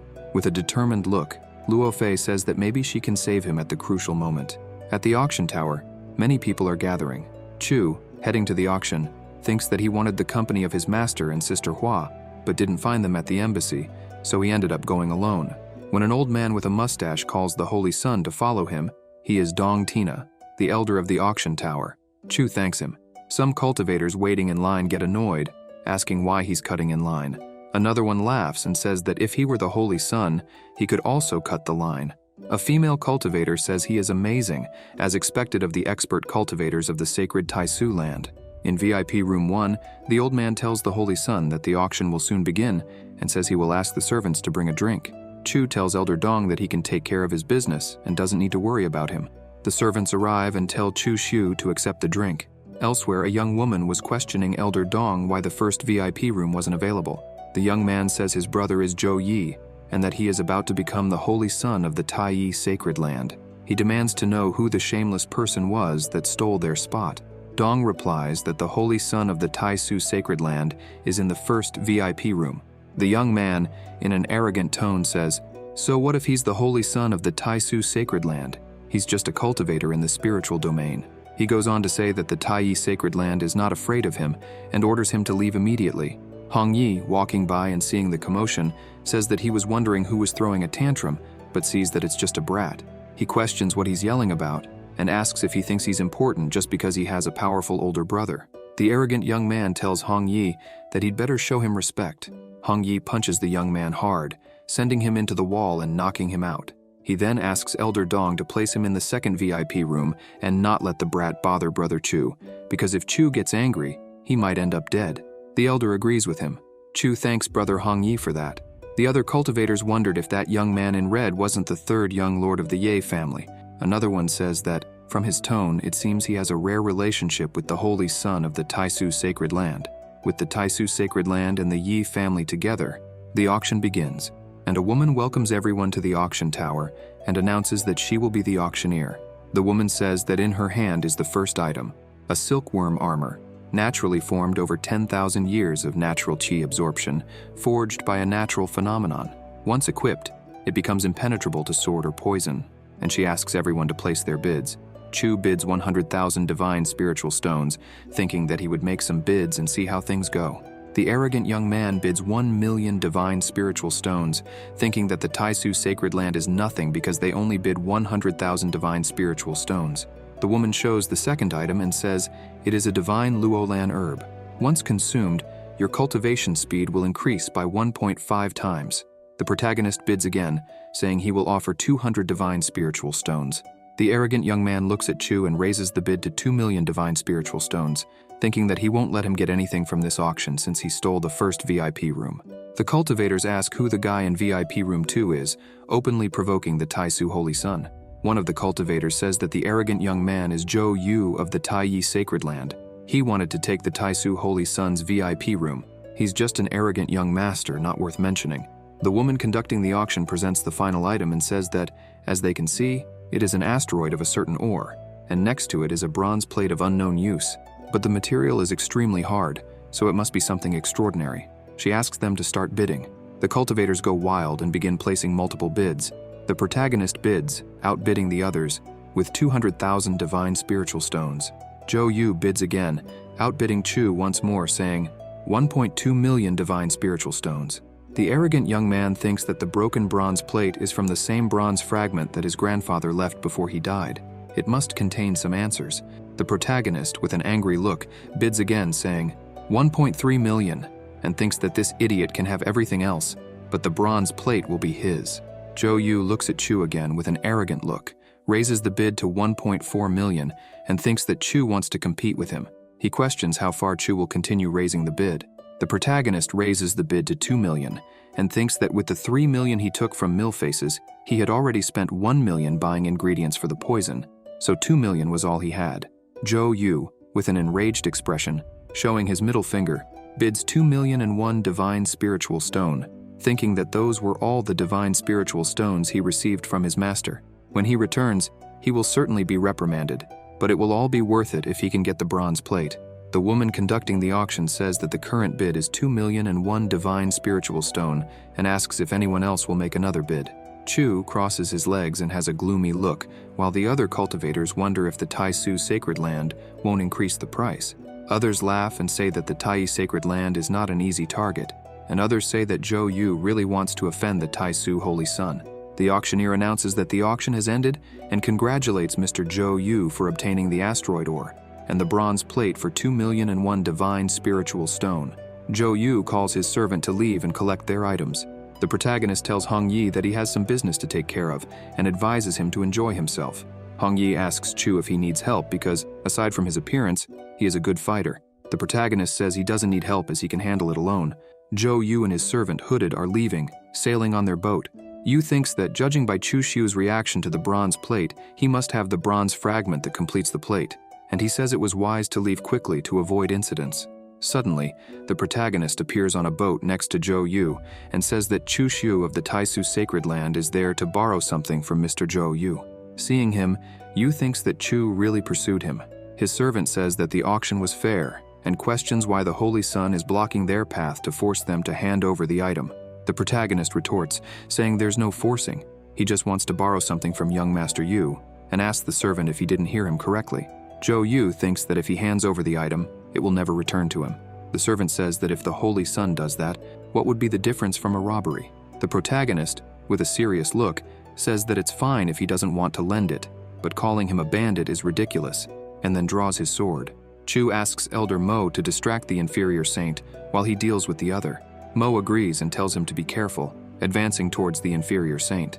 Yu, surprised, thinks he never imagined that Chu Xiu would be so decisive and act immediately, leaving no room for negotiations. His servant shouts that he will hold off the woman and asks Yu to be careful. The servant uses an object to block Elder Mo while Chu uses his chaotic lotus secret art. Yu counterattacks, using the azure phoenix flame. Thus, when the two secret arts collide, a great explosion occurs. Zhou Yu says he didn't want to fight Chu, and it's his fault for not learning to keep his mouth shut, when suddenly the protagonist appears behind Yu, leaving him scared. Chu strikes with his sword, cutting his back and knocking him into the lake. Suddenly, a woman appears, saving Zhou Yu, and says that the Holy Sun must be careful with his actions, questioning why he is going so far. The protagonist asks who she is. Yu thanks Miss Zhen Yao Yi for saving him. The protagonist wonders if she is from the Zhen family. Yao Yi asks if the Holy Sun could do her a favor and spare Zhou Yu's life. Chu says that since such a beautiful woman like her is asking, he won't be stubborn and can spare him, as long as he hands over the item. Yao Yi responds that Yu obtained the item at the auction fairly and argues that he is going too far. The protagonist says that since they don't have an agreement, then both can die together, thinking that he will get the bronze plate no matter what. Zhen Yaoyi, irritated, says that Chu Shu is very arrogant and questions if he is trying to start a war between the Taisu sacred land and the Zhen family. She thinks that rumors said the Taisu holy son was a humble person, but in reality, he is very ruthless. Suddenly, Chu quickly appears in front of Yaoyi. She thinks that he was very fast. The protagonist grabs Yaoyi by the neck. Without resisting, she asks him to take his hands off her. When she uses the substitution jutsu and tries to save Yu, Chu appears behind her again at high speed and punches her, throwing her into the boat. The protagonist says he was being kind, but she forced him to do this. She calls the Holy Son a madman. When a master emerges from the dimension of the void, asking the Holy Son to calm down and accept his apologies on behalf of the second miss, stating that she shouldn't have interfered in others' business, Chu thinks that Elder Mo, who appeared to protect Zhen Yaoyi, was a superior saint and was apologizing for what happened. The Holy Son says that since a superior saint requested it, he won't say anything more and tells them to take the girl with a heart of justice. He thinks that since his master and sister Hua weren't by his side, it's better not to take too many risks without their support. Since the elder would just ignore it, he would simply accept. The elder thanks Chu and opens a portal to take Zhen Yaoyi. The girl asks why Elder Mo is apologizing and if he is afraid of Chu. The elder, leaving, tells the second miss to be quiet, as they were in Taisu territory, and acting there would bring them no advantage, so it was better to minimize the losses. After they leave, Zhou Yu, terrified, looks at Chu Shu, who is staring at him with a deadly gaze. Frightened, Yaoyi starts pleading for his life, saying that he was blind and acted without thinking. In a trembling voice, he says that he will give Chu what he wants, and comments that it is very frightening when he doesn't say anything. The protagonist asks him to hand over the plate, but whether he will be left alive depends on his mood. Zhou Yu thinks that he has always stood out wherever he went, but here he failed. Chu tells him to hand it over. Yu asks what. The protagonist retorts, asking if he wanted him to bend down to pick up the plate. Zhou Yu, with his trembling voice, says he will hand it over and asks if that's what he wants. Chu says he is very smart and thinks that the other part was with him and that Zhou Yu would end up dying there. Terrified, Yu asks if now that he has handed over the item, he can leave. The protagonist, with the sword at his neck, replies that he cannot. Zhou questions why not and says that Chu Shu doesn't need to do this. The protagonist, with a slight smile, says that without removing the roots, the grass will grow again after some time, so he prefers to remove the roots when he does things. Zhou Yu asks forgiveness from his parents for not being able to repay them and asks them to remember to avenge their son. Suddenly, a young man appears and defends Chu's sword. Yu, cheerful, says that his brother finally saved him. Yu's brother asks the Holy Son to do him a favor and spare his life. The protagonist says he thought he would just stand there watching. Zhou's brother kicks his sibling and tells him to hurry up and go home with him because he has already been embarrassed enough and says he will correct his personality. Chu asks Zhou if he plans to seek revenge now that he hurt his brother. Zhou tells him not to take it so seriously. It's all his fault for being weak, so he deserved to be killed. Chu picks up his sword and says they will meet again, flying away on his sword. Chu thinks that he got what he wanted, so it's better to go back. On the flying boat, Chu is lying on Elder Mo's lap and thanks her for helping him. Mo Feiyan says he is very polite and that protecting him while he is away is her duty, but adds that there is something she doesn't understand, why he didn't kill Zhou Yu, and asks if he isn't afraid that he will seek revenge in the future. Chu replies that he has already been beaten once, so if he comes back, he will be beaten again. Why should he be afraid of him? He will never surpass him or have the ability to reach him, so he will have to work very hard to take revenge. He asks Elder Mo if, since his master isn't there, she could stay in his room that night to discuss cultivation. Mo, blushing, asks if the Holy Son is sure he only wants to discuss cultivation. He asks what else they could do, and getting closer to Elder Mo, asks what she says. She, embarrassed, says that as the Holy Son, he shouldn't act like this, because if the Sacred Master and the Rising Sky Peak Master found out about this, he places his hand on her leg and says, "Why don't we let them find out?" At the Yao Ci Palace in the Yao Ci Sacred Land, Tai Suzi and Mengdi were talking with two women and got straight to the point. Mengdi said that everyone on the celestial continent knew that the Yao Ci Palace wanted to recreate the legendary constitution and that their Holy Son was the key to that. The Sacred Master of the Yao Ci Palace said that Chu Shu wasn't ready yet. Mengdi questioned if she just wanted to do nothing and reap the benefits, which was ridiculous, and asked why they would contact her if Chu Shu wasn't ready. Tai Suzy said she had already read the ancient scrolls and concluded after some thought that on the day the Holy Sun was ready, he would face a great challenge, and if he failed, he would die. Even if he succeeded, he would suffer severe injuries that would drain his lifespan, leaving him with only a year to live. If he had the Tao congenital body to help Chu Xiu, then that would change everything. Feng Yao, blushing, asked about that. Suzy replied that they were there because they wanted the holy daughter of the Yao Ci Palace to engage in dual cultivation with Chu and help him overcome that challenge. The master of the Yao Ci Palace asked Tai Suzy if she could promise that Chu would overcome that challenge. Suzy replied that she didn't need to worry about that, because if the Holy Sun succeeded, the Yao Ci Palace would have the Tai Su Holy Sun as a consort, and the legendary constitution would soon be recreated. If he failed, the Tai Su sacred land would lose the Holy Sun, while the Yao Ci Palace would lose nothing. The Yao Ci Palace master asked Feng Yao what she thought. She, blushing, said that her opinion didn't matter. If it was for the good of the sacred land, or if it was the master's request, she had no choice. She would do it. Mengdi, in her irritated thoughts, said that her unfaithful disciple got lucky and would gain a beautiful wife, and thought that she would be the only one humiliated by him because of the heavenly fragrance body. But now he would have a beautiful woman with the Tao congenital constitution, and she felt indignant for thinking about that. If he dies, so be it. The Yao Ci Palace master told Suzy that they would discuss the marriage. The holy daughter of the Yao Ci Palace would not marry outside. Mengdi debated. What? They wanted the Tai Su Holy Sun to marry there? Yao Ci master replied that, of course not. The two could form a couple but would live separately, each in their own sacred land. If their child was born with the legendary constitution, that child would be raised by the Yao Ci Palace. Mengdi and Tai Suzy agreed. Tai Suzy thought that if Chu Xiu managed to get through the challenge safely, nothing else would matter, and so they left. The sacred master of Yao Ci Palace asked Feng Yao if she wasn't satisfied with her decision. Feng replied that it wasn't that, but that soon those lands would undergo great changes, and even though the Yao Ci sacred land was weakening each day, if the legendary constitution was born and grew there, the Yao Ci sacred land would have nothing to worry about. The master said she was sacrificing herself for the sacred land and added that she knew that if she did that, her cultivation as a lower saint would weaken and would be even less compared to Chu Xiu's cultivation.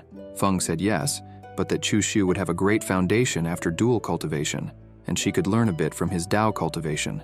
It's not like he wouldn't gain any benefits. She, with a slight smile, said that in the future, after the child was born, she could continue cultivating. At the Tai Su embassy, Mengdi, looking grumpy, pondered what her unfaithful disciple was up to, as she had been running around there looking for a way to help him with the challenge, and he could at least thank her properly, or he would have to answer to her.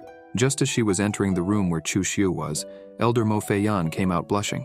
She said she was just helping the Holy Sun with his cultivation and asked the master of the Rising Heaven Peak not to blame him, as it was all her fault for agreeing, and she said she was going to cultivate to break through to the higher holy domain. Annoyed, Mengdi entered Chu's room shouting and asking what he had been up to. Startled, he replied that the flesh was weak and asked her to let him explain. His master, sitting cross-legged, called him shameless and said that she had been away for just one day, and he had already laid hands on Elder Mo. The protagonist, kneeling on the ground, replied that he was just discussing cultivation. In his grumpy thoughts, he said his master had been very jealous lately. He should have gone to the forest with Elder Mo. Mengdi pulled Chu's ear and said that his sacred constitution was soon to reach a critical point, and asked if he was prepared for the challenge. He told his master to calm down, that she was going to tear his ear off. She said the Holy Master would raise a great formation outside the city to help him with the challenge. He better be in his best condition, and asked him to stop doing shameful things, or he would end up dying to the tribulation of the challenge. With a sheepish smile, he said he would keep his master's teachings in mind. 2 days later, 100,000 miles from the city of Shangjing, the protagonist was in the formation that Tai Suzy had prepared for him, ready to break through domains, when his master uses sound transmission and asks if he was ready. He replies and tells her not to worry. Elder Mo Feiyan said the Holy Sun had to be careful. Tai Suzy tells Chu not to worry, as she would protect him at all costs, and she says she would transfer the Imperial Tai Su mantra to him. As with the mantra, his chances of surviving the challenge would greatly increase. Chu thanks her and tells the system to open his system window. A system window appears announcing, User Chu Xiu, Domain, 6th layer of the spiritual pillar domain, Constitution, Holy Primordial Body, Talent, 3,999 celestial class with cultivation speed increased by 33 times. Sword intent, celestial assassin sword intent. Cultivation techniques, initial chapter Tao scripture. Sword skills, first form annihilation. Cultivation points, 47.5 million. Luck value, 1,674 purple.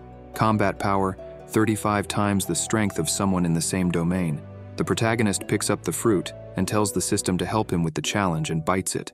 A system window appears saying, "It has been detected that the user has the holy primordial body. To pass through the challenge and advance to the 10th layer, a large amount of points will be used. The estimate is that it will be necessary to go through 5 cycles, and each cycle will consume 500,000 cultivation points." Above the formation where Chu was, the celestial tribulation began to form. He thought that, for the challenge of the holy primordial body, he would need to activate his spiritual pillar to develop a seed. Using the Imperial Tai Su mantra, it would be easy to get a superior class seed. That's why the Imperial Tai Su mantra was known as the strongest item of a master in the Emperor domain, since it facilitates the development of the spiritual pillar, and so he begins to cultivate to overcome the challenge. Suddenly, a system window appears saying, "Breakthrough completed. 2,500,000 cultivation points have been consumed. Because of your breakthrough, powerful tribulations will fall in 5 seconds. It's better for the user to prepare." The tribulations were about to begin. Chu thought that, with the help of Sister Hua, it would be easy to advance to the 10th layer of the spiritual pillar domain.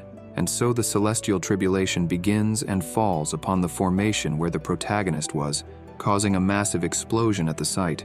Mengdi asks if the challenge of the holy primordial constitution had begun. Elder Mo says the tribulation was very powerful, while Tai Suzy thought for him not to die. The celestial tribulation fell upon Chu Shu several times, causing explosions and tearing his shirt. Several families came to see if Chu would overcome the celestial tribulation in their flying boats. The daughter of the Zhen family leader asked her father if he thought the Tai Su holy son would manage to pass the challenge.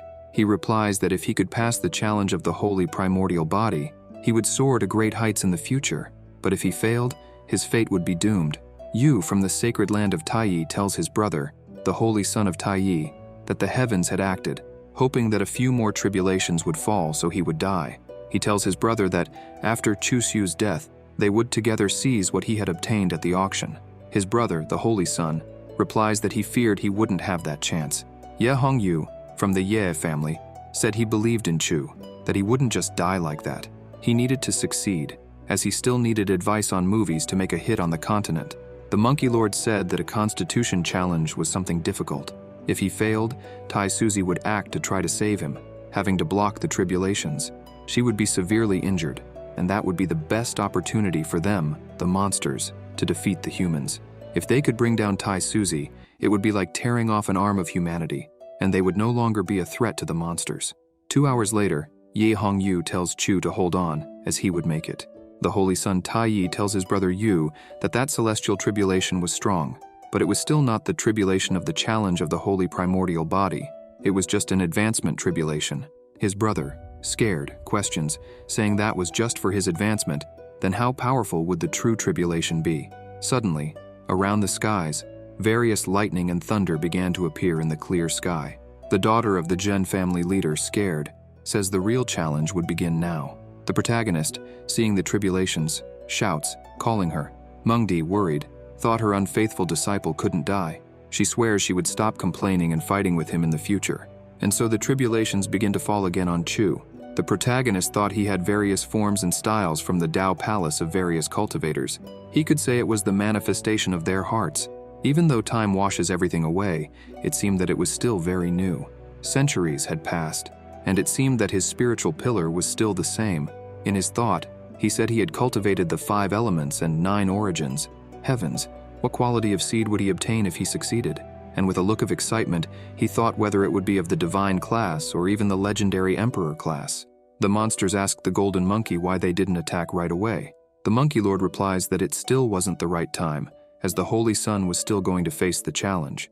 The holy son Taiyi says that before the challenge, he had already faced several tribulations because of the advancement. That was something that had never happened before. His brother Yu, scared, asks if those tribulations were not the challenge of the Constitution. He replies that he really should be thankful for not having killed him that day. Suddenly, throughout the area, several strong red lightning bolts begin to fall, destroying some flying boats that were watching Chu's challenge, leaving everyone terrified. Tai Suzy says the real challenge would begin. The protagonist, within the formation, concentrated to overcome the tribulation, when a huge tribulation lightning bolt comes in his direction. Tai Suzy jumps towards Chu to defend him, and Mengdi tells her to be careful. The Golden Monkey Lord says that finally she made a move, and now was the chance. Tai Suzy takes another lightning bolt for Chu, getting injured. The Monkey Lord orders the monsters to attack. He thought that Tai Suzy must have been hurt by the tribulation for forcibly intervening in the challenge of the Holy Primordial Constitution. If they eliminated her, their morale would greatly increase, and so various monsters begin to attack. She uses seals and thinks that the monsters were really attacking. She uses sound transmission and tells Chu that she placed 5 drops of her blood essence on him. That would help him defend against the tribulations of the challenge. He thanks her and says she could focus on her battle, as he would take care of the rest. Tai Suzy, with her power, says that if they wanted to eliminate her, they should fight and leave the innocents out of it. Thus, she creates a golden lotus around her and the monsters. One of the monsters says that Tai Suzy had even used her blood essence. She must be very weak, and this was the best chance. The human cultivators appear to help Tai Suzy, saying they would support the master of the Holy Land, Tai Su. If she fell, it would be a great loss for humanity in their battle against the monsters. The tribulations continued to fall on Chu, hitting him squarely and making him vomit blood. Eldermo and his master were worried. Suddenly, a system window appears saying, "It has been detected that the user is connecting to the luck of the human race's blood. Soon it will be the crucial moment of the Holy Constitution Challenge. The user needs to be prepared." The protagonist asks the system what the luck of the human race's blood was. The system responds if he was seeing the river of blood from corpses. Chu, seeing that, asks what those images were and questions, saying that the river of blood was formed by condensing the blood of the human race, and asks how many needed to die to reach that level. A system window appears announcing, "Your understanding is correct. The human race is always involved with tragedies." Chu asks why there were only images of cannibalism and murders, why there were so many resentments among humans. He questions why, in the place that appeared, humans killed each other like animals, and asks why he was seeing those things. A system window appears saying, "Of course there is a reason for them to appear, and that is because of the qualifications of the heavens." Chu begins to focus and make a seal, thinking that the mind was like water, and water was like the mind, without winds and without waves. Elder Mo asks if the Holy Sun was managing to overcome the challenge. Mengdi thought her unfaithful disciple was incredible, and that in the final part he needed to hold on and not falter. The rays of the celestial tribulation take the form of Ashura, while Chu uses his chi to create a form of himself to face the tribulation, and thus goes up, overcoming the tribulation of the challenge of his constitution. The cultivators who stayed watching Chu Shu overcome the challenge are joyful, saying that the Holy Sun was incredible for having managed to endure the tribulation of the challenge. The monsters said he was still alive. Mengdi and Elder Mo went to Chu to see if he was all right. The protagonist tells his master that he had succeeded in overcoming the challenge, and that it was because of her incredible teachings. His master asks what he was wanting, and tells him to use that pill right away to help him recover. He thanks his master. Mengdi says that the Holy Master was severely injured because of him, and that she was still fighting against the monsters to protect him, and says that he needed to think about how he could repay her in the future. He tells his master not to worry, as he would definitely do something for the Holy Master, and starts to give a sinister laugh. A system window appears saying, "This little guy has nothing to use as payment except his own body." Suddenly, in the void dimension, a great explosion occurs, leaving everyone frightened, when suddenly a cultivator emerges from the void.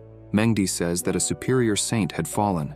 When the cultivator comes out of the void, it was Tai Suzy, all wounded, saying that the leader of the monsters had fallen, and orders the remaining worms to immediately disappear from human territory. Chu, seeing Tai Suzy, thought that she really was very injured. Mengdi tells Chu that Sister Hua had already returned to the Holy Land, and that this was a recording crystal she had left for him, and comments that Tai Suzy was seriously injured, and that she needed to go back and help her. Chu asks her to wait a moment, and says he wanted to ask the master to take that letter to Sister Hua. She takes the letter and says that this time, she would help him. The protagonist thanks her. In the palace of the master of the peaceful heaven peak, Tai Suzy was lying down when Mengdi asks her if it had been worth doing that for the little boy. With a mischievous smile, she asks if Mengdi was jealous. Mengdi replies that of course she was not, and comments that he had asked her to deliver that letter to her. Mengdi turns her face away jealously, and thinks that she was curious to know what her unfaithful disciple had written. Suzy begins to read the letter the protagonist had sent. In it, it said that Sister Hua need not worry, for thanks to the Holy Master, he had succeeded in passing the challenge, and that as soon as he recovered, he would visit her, leaving her all blushing and happy. Mengdi wonders why she was so happy and questions herself, remembering that her disciple had never written a letter before. Tai Suzy comments that the protagonist usually seemed to be full of talent, but that his writing was so awful it was almost cute. Her master says that this was because she did not understand him, that he never had talent, but always made an effort. In her mind, all angry, she thought that if his writing was so awful, why was she keeping the letter? Suddenly, Tai Suzy feels pain. Concerned, Mengdi asks if her wound had opened, to which she replies it was nothing serious. Mengdi questions, asking how it could be nothing serious, and says that unless they find the pure path essence, it would be difficult to repair the damaged path. Tai Suzy asks her not to worry, as the pure path essence was hard to find but not impossible. In time, they would find it. Then she asks about Chu Shu. Chi Mengdi says that she was very injured, but still worried about her disciple. She tells Suzy not to worry, as perhaps it was because of the protection of her blood essence, but Chu's path had not been damaged. Tai Suzy says that was good, and that she wanted to see what face the sacred master Yaoqi would make after hearing the news. Mengdi asks if, with that, the marriage between her disciple and Yaoqi's holy daughter could be cancelled. Suzy asks why she was so happy about that. She replies that she just thought that if the marriage went through, the child would not belong to the sacred land of Taisu, only they would gain from it. Tai Suzy says that was true, but the sacred master Yaoqi would not give up so easily. She should come after Chu Shu. At that moment, the decision would only depend on Chu Shu making his. Angry, Mengdi says he wouldn't dare. Tai Suzy is speechless. In the city of Shangjing, at the Taisu embassy, the protagonist says that now that he has passed the challenge and healed his injuries, he could finally study how the bronze plate along with the mirror works. He wonders what the mystery of those combined items was, and what was at the location being shown on the map. Chu, thoughtful, says that considering the size of the celestial continent, how he would find that, when he notices an interaction between his ring and the bronze plate. Suddenly, a window from the bronze plate appears saying, Number 6, Welcome to Login Honghuang. Chat channels, Starlight Square, Secret Realm, Private Exchange Space, Arena, Cultivation Room, Universal Battlefield. The protagonist selects the Secret Realm option. Secret Realm. Secret Realms Open 1. Ancestral Star Tai Chi will open in 7 months, 8 days, and 4 hours. Notes: when the Ancestral Star Tai Chi seal opens, spend spiritual stones or divine spiritual stones to open the path to the Ancestral Star Tai Chi. Chu Shu wonders if that location was at the Ancestral Star Tai Chi. That place is a battlefield for superior saints. Someone like him in the spiritual domain going there would be suicidal. He thinks there were no teleportation arrangements for the Ancestral Star Tai Chi. Other cultivators would need to cross the starry sky to get there, but for him, it would be different. He could cross with the bronze plate, it would be convenient and quick, giving him a great advantage. No matter what, he needed to get to that location and take whatever was there. No matter staying on the battlefield for superior saints, he just needed to risk entering the Ancestral Star Tai Chi. Now that his cultivation was in the spiritual domain, he could go to Honghuang and try to find Zhu Biwei and test the teleportation function while he still could. As soon as he selects the option on the bronze plate, he teleports to a place and wonders if it was the Starlight Square. Suddenly, a monster questions Chu, saying there was a human slave walking around. The protagonist wonders if he was talking about him. On the other side, 2 monster women appear, and Chu questions why they looked strange. Are they monsters? But why would there be monsters there? He, thinking, says he was not familiar with that place. It was better to avoid trouble and go straight to the city and gather information. The giant 4-eyed monster says his name was Bata and was interested in him, and asks him to go with him as he would take good care of him. The ant woman says that Bata could be considered an expert in Honghuang. Among the millions of cultivators in the spiritual pillar domain, he was ranked 1088. She wonders why the humans who enter Starlight Square always seemed odd, but then again, by her observations, he too was in the spiritual domain.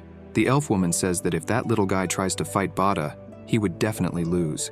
Suddenly, while they were talking, Chu quickly moves towards Bata and delivers a powerful punch to his stomach, killing him with a single blow, leaving the women and their mount terrified. The monster women tell Chu to wait a moment.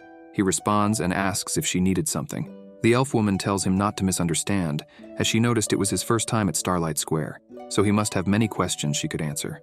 The protagonist questions her and tells her to state her objective. She replies that, speaking of objectives, she just wanted to meet strong people like him and create new connections, and asks if he wanted to talk privately about the city. He responds for her to show the way. At Starlight Square, inside a tea house, the woman says her name was Dogra, from the Wind Spirits race, and asks for his name. He responds that he was the Sunlight Boy. Looking around, he thinks there were many stories about the sale of human souls and flesh. What kind of place was this, where the human race's position is very insignificant? Dogra asks if he had come alone, and if he didn't know about the human race's condition. He responds that he had been cultivating in isolation, so he didn't know much. She says he might not know that the human race was also known as the sinful race, a race cursed by the heavens. They are unable to cultivate from birth. Not only that, if other races stop killing humans, the prosperity of the race would decline, or they might even face extinction. In exchange, if they manage to kill humans with cultivation, they will be blessed by the heavens. The protagonist asks if their duty was to kill humans. Why was she being so kind telling him this? She says she saw that he was very talented and didn't feel he would be killed. She was telling him this, hoping it would help him.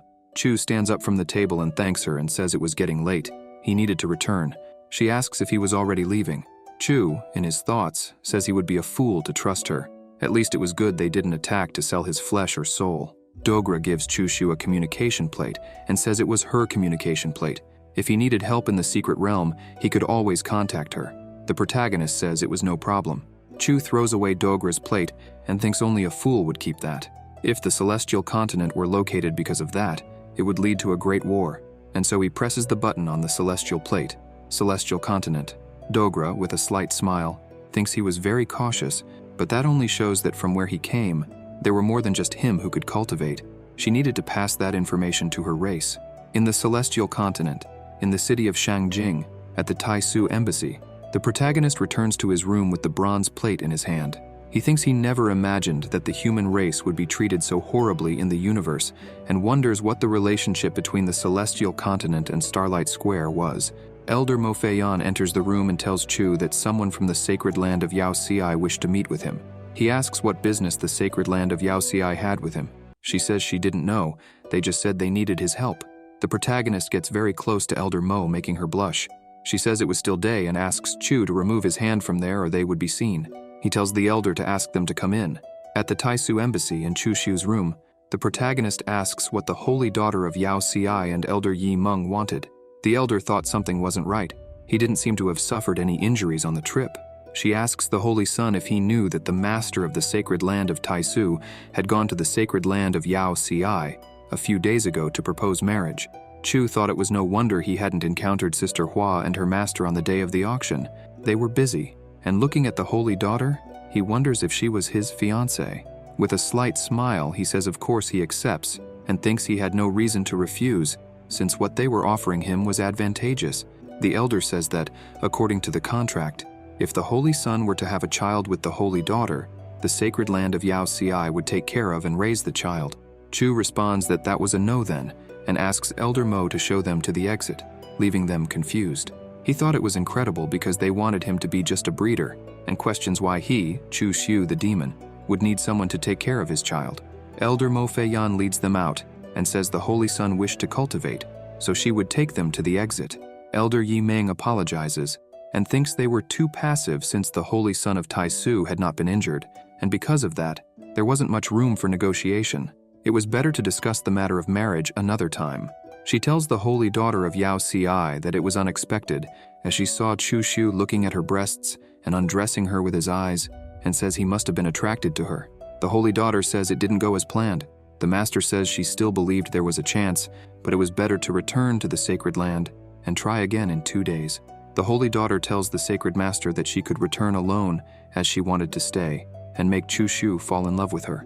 In Chu Xiu's room, he thought entering the secret realm of the bronze plate would be dangerous. He needed to try to find some signs of Chu Biyue in the chat channel when his master enters the room, leaving him terrified, hiding the bronze plate behind his hands.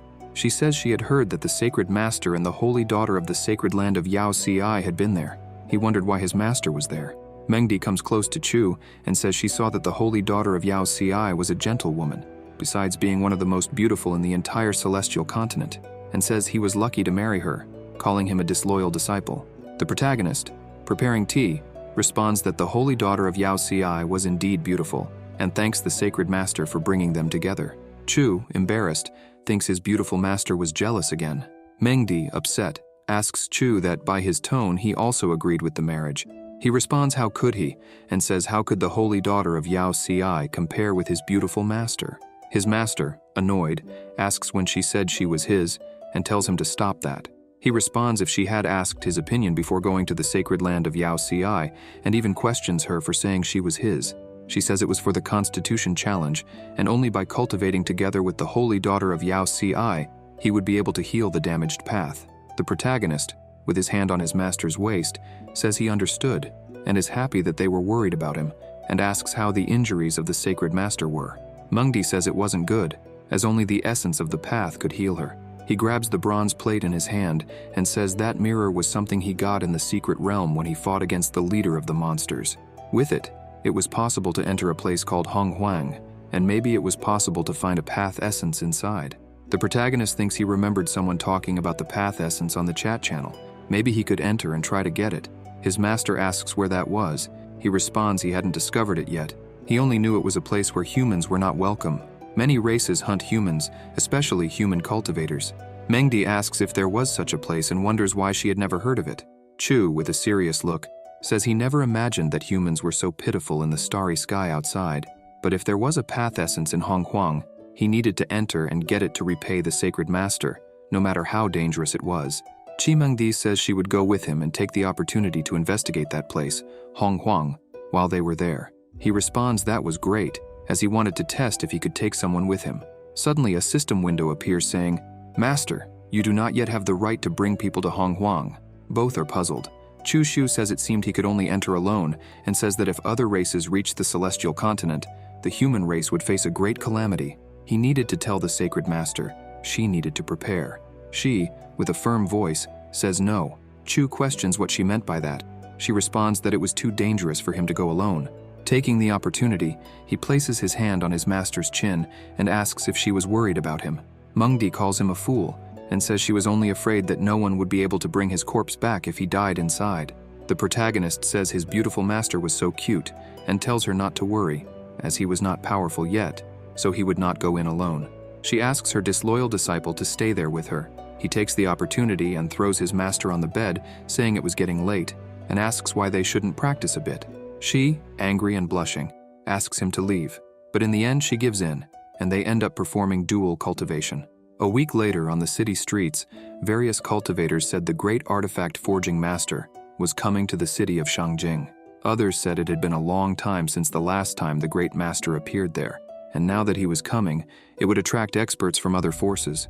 Still others said they heard rumors that the holy daughter of Yao Ci was courting the holy son of Taisu. The third sister of the Zhen family, in a tavern house, said she was fed up, as everywhere she went, she heard the name Chu Xiu, and said she had to avenge her brother Hao. If it weren't for Chu Xiu, brother Hao would not have suffered severe injuries, and says she had to kill him. The daughter of the master of the Zhen family tells her that Shanggong Hao was already dead, and tells her to just forget it, and tells Wu to take her and lock her in the room, and not to release her without her orders. The daughter of the leader of the Zhen family thought her third sister would not blame her, as she had already met Chu Xiu, and he was a bloodthirsty man. It wouldn't be good to be his enemy. The protagonist breathes while performing dual cultivation with Elder Mo, and thinks who is speaking ill of him, and thinks it would be so nice if his beautiful master were as obedient as Mo Feian. After the dual cultivation, the elder says that the holy daughter of Yao Ci had been there since the morning. He asks her to just ignore her. Outside Chu Xiu's room, his brother Ye said he had big news. Chu tells the elder that she could leave first. She responds that she understood. The protagonist asks Ye what was happening, and he says that the third young miss of the Zhen family came to the city of Shangjing. She declared that she would marry whoever could kill him. Chu Xiu, thoughtful, asks Ye who the young miss of the Zhen family was, and if she had offended him. He responds and asks if he remembered Shanggong Hao, who was her childhood friend. Chu, thoughtful, says he remembered and says he was that show-off with the fan, and asks brother Ye if he wanted to make a fortune. Ye says that, as expected of his good friend, he had the same goal. Chu says he should bet at the betting table, and that they would bet that they would fight against him in the same cultivation domain without killing. Ye says that, with the invincible physique, it would be easy to defeat everyone, and let the bettors make money with that. The protagonist tells him to find someone he knows to defeat him, so he would be the only one betting on his defeat, and with that, they would make a lot of money. He asks Brother Ye if there would be any problem on his side to carry out that plan. He responds that Chu didn't need to worry and tells him to just sit back and wait for the money. And if Zhen Yaoshui finds out that he would use her vengeance to make money, she would be furious. Chu says they would celebrate the victory beforehand. In the Bamboo Islands, under cherry blossoms, the cultivators around the third sister of the Zhen family said that Chu Xiu was very wicked and merciless. Many wanted him to be killed. Even without Miss Zhen Yaoshui's business, he would challenge her. She responds that this would cause problems for everyone and says that if someone kills Chu Xiu, she would keep her promise. He thought they were all fools. They were just tools to be used by her, yet they were deluded into thinking they would marry her. Elsewhere at a table, 3 people were talking. They were Yang Lian from the Shun Yan sect of the Southern Territory, Xing Shi, brother of the holy son of the sacred land Yu Yao, and Qin Yao, a disciple of the sacred land Yao Ci. Xing Shi says that everyone knew his brother admired the holy daughter Yao Ci, yet he heard she was courting the holy son of Taisu and asks Miss Qin Yao if she knew anything about it. She replies yes, and that it was not a secret in the city of Shangjing. In the city of Shangjing, the protagonist and Ye Hongyu announced to everyone not to miss it, and said that the holy son of Taisu would duel in the grand arena of the city of Shangjing. Only by watching would they know if he could defeat everyone. Chu says that the heavens made him kind, and that the city of Shangjing had already witnessed the calamity of blood sacrifice, so he would not kill anyone. The cultivators, hearing this, said that the holy son was promising not to kill them, so they could try to challenge him, since he would not kill them. They could make their presence known to the third miss of the Zhen family. Yang Lian says he believed that, regardless of the plan of the holy son of Taisu, they would not have a dull day, and asks if Xing Shi and Qin Yao were interested in taking a look. At the arena of the city, the 3 were about to buy tickets when the ticket seller says that normal open-air seats cost 100 superior spiritual stones, a VIP room costs 10 divine spiritual stones, and the luxurious VIP room costs 1,000 divine spiritual stones. Qin Yao asks if they needed to buy tickets.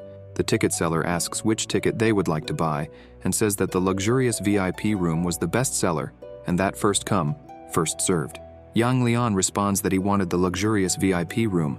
The ticket seller welcomes them. Inside the arena, Qin Yao says there were at least 10,000 people in the open-air seats.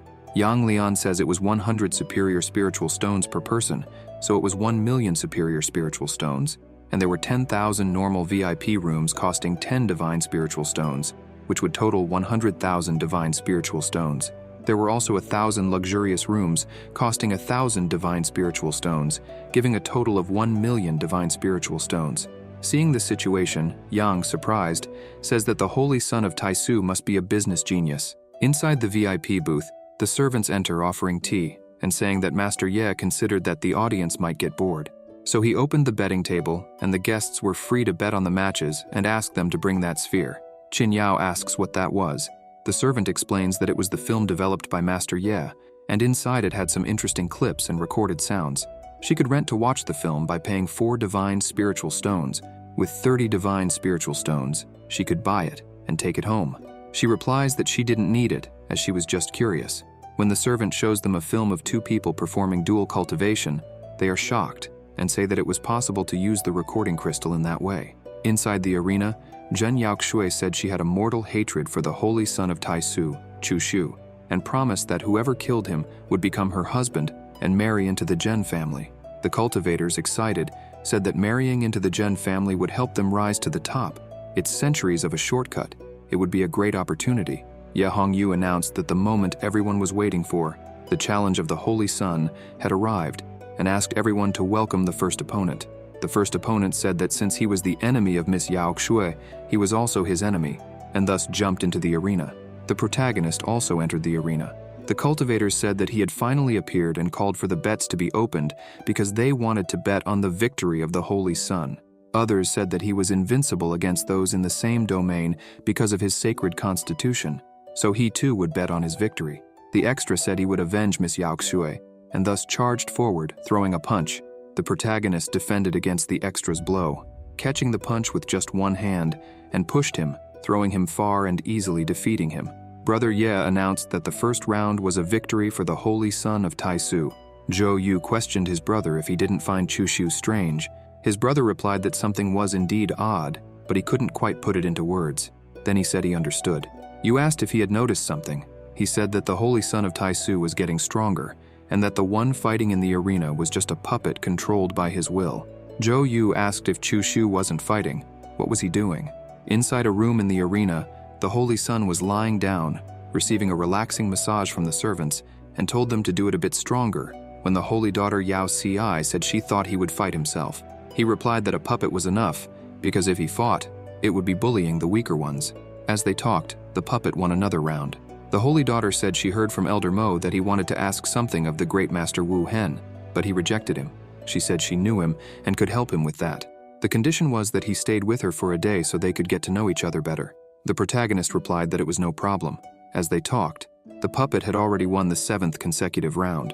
Chu Shu approached the holy daughter, and with his hands on her shoulders, said she was one of the strongest among the lower saints, and asked if she would not deceive him to go to a dark place and then use force. She, blushing, asked the holy son not to ridicule her. In the arena, Brother Ye laughed and said that as expected of the holy son, he was truly incredible. For all those still wanting to bet, don't hold back. The excited cultivators said they were going to make a large amount of money.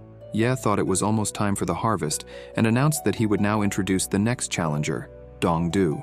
Ye used sound transmission to tell Chu that it was the turn of the one he had chosen. He cultivated poison and had always been in contact with various types of poison, and asked him to be careful, as various parts of his body had poison that could be lethal. He replied that this man he had found would be Miss Zhen Yaoxue's husband. Ye said he bore a grudge against the Zhen family, and more than anyone, he loathed Zhen Yaoxue. She would have a fate worse than death if she had to see him all her life, and asked Chu if he was satisfied with that. Chu questioned what that had to do with him. Ye said he was right. It had nothing to do with them. The cultivators in the audience wondered who that ugly, disgusting guy was, while others said it didn't matter because he didn't seem like someone who could defeat the Holy Sun. Others said it was amazing because he had already won 50,000 divine spiritual stones. Dongdu used poisonous mist on the protagonist, hitting him, and the extras watching said he was ugly but very strong. Others told the Holy Sun not to be afraid because he would never lose. The puppet quickly charged at him, but Dongdu used a poison bomb, causing a large explosion and thus melting the puppet, leaving everyone shocked. The extras wondered if that was a puppet, and others wondered if a puppet was fighting in place of the Holy Sun. Ye Hongyu, pretending, said how could that be possible, and why wasn't he fighting, and questioned if he had any reason for that, and spoke about how he would judge the outcome of the battle, as who would be the winner, the Holy Sun or Dongdu. The ladies of the Zhen family were pensive about that.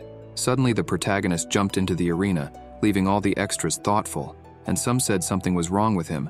It was as if he couldn't control all his power. The ground was breaking just from him standing still.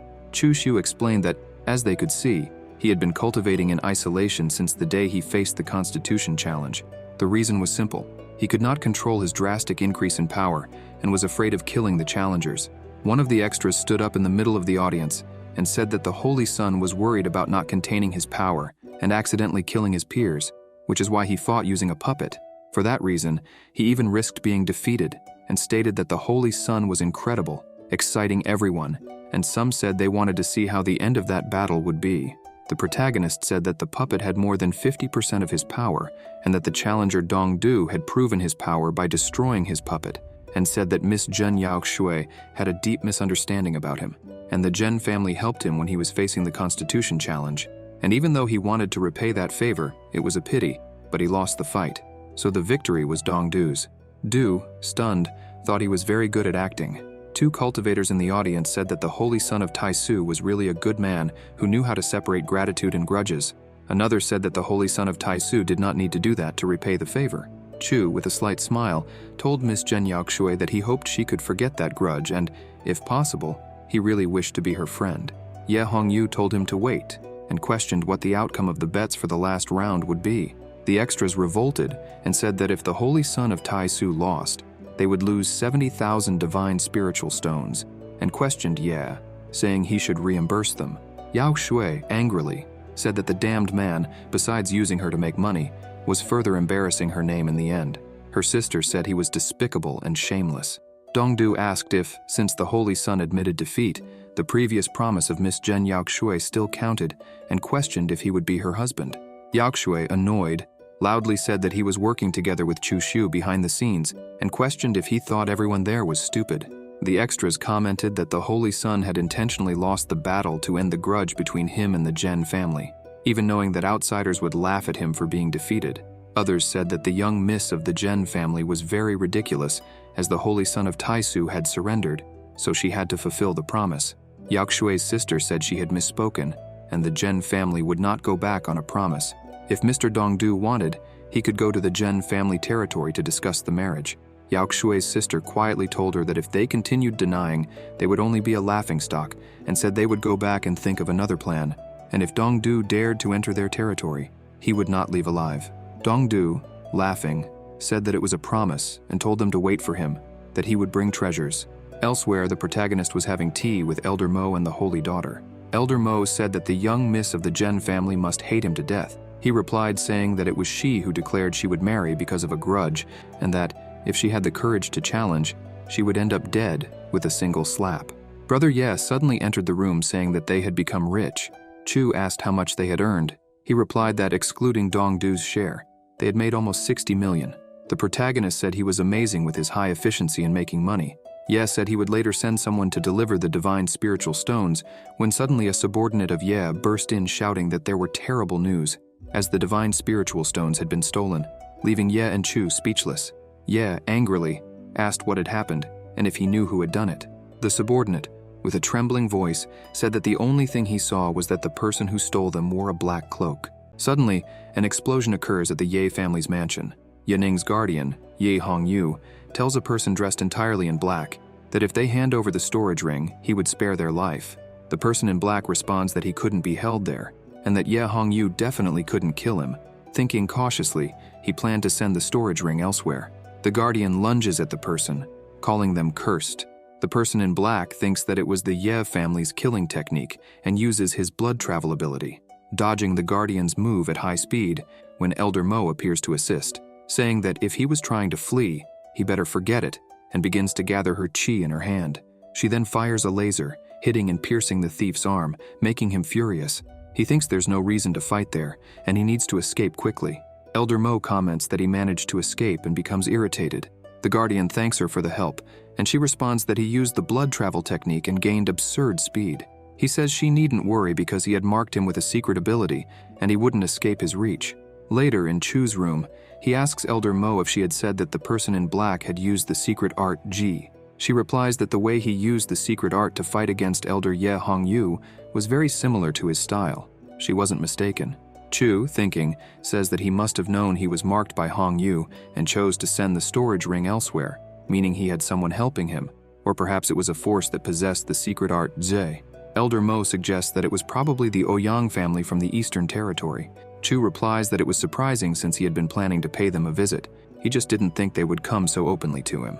He then says that since it involved the secret art Zhe, they would keep the matter quiet and not mention it to the sacred land, especially not to the Ye family. He decides to head to the Eastern Territory and instructs Elder Mo to announce to the public that he will be isolating himself for cultivation. The elder asks the Holy Son if she should accompany him.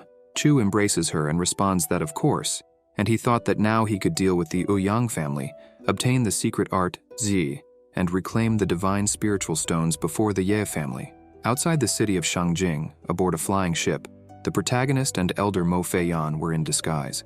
Elder Mo says that at their current speed, it would take 7 days to reach the Eastern Territory. Chu asks how the investigation of the Ouyang family was going, and she replies that she had found out some things. They had 2 peak lower saints, and those 2 were a couple.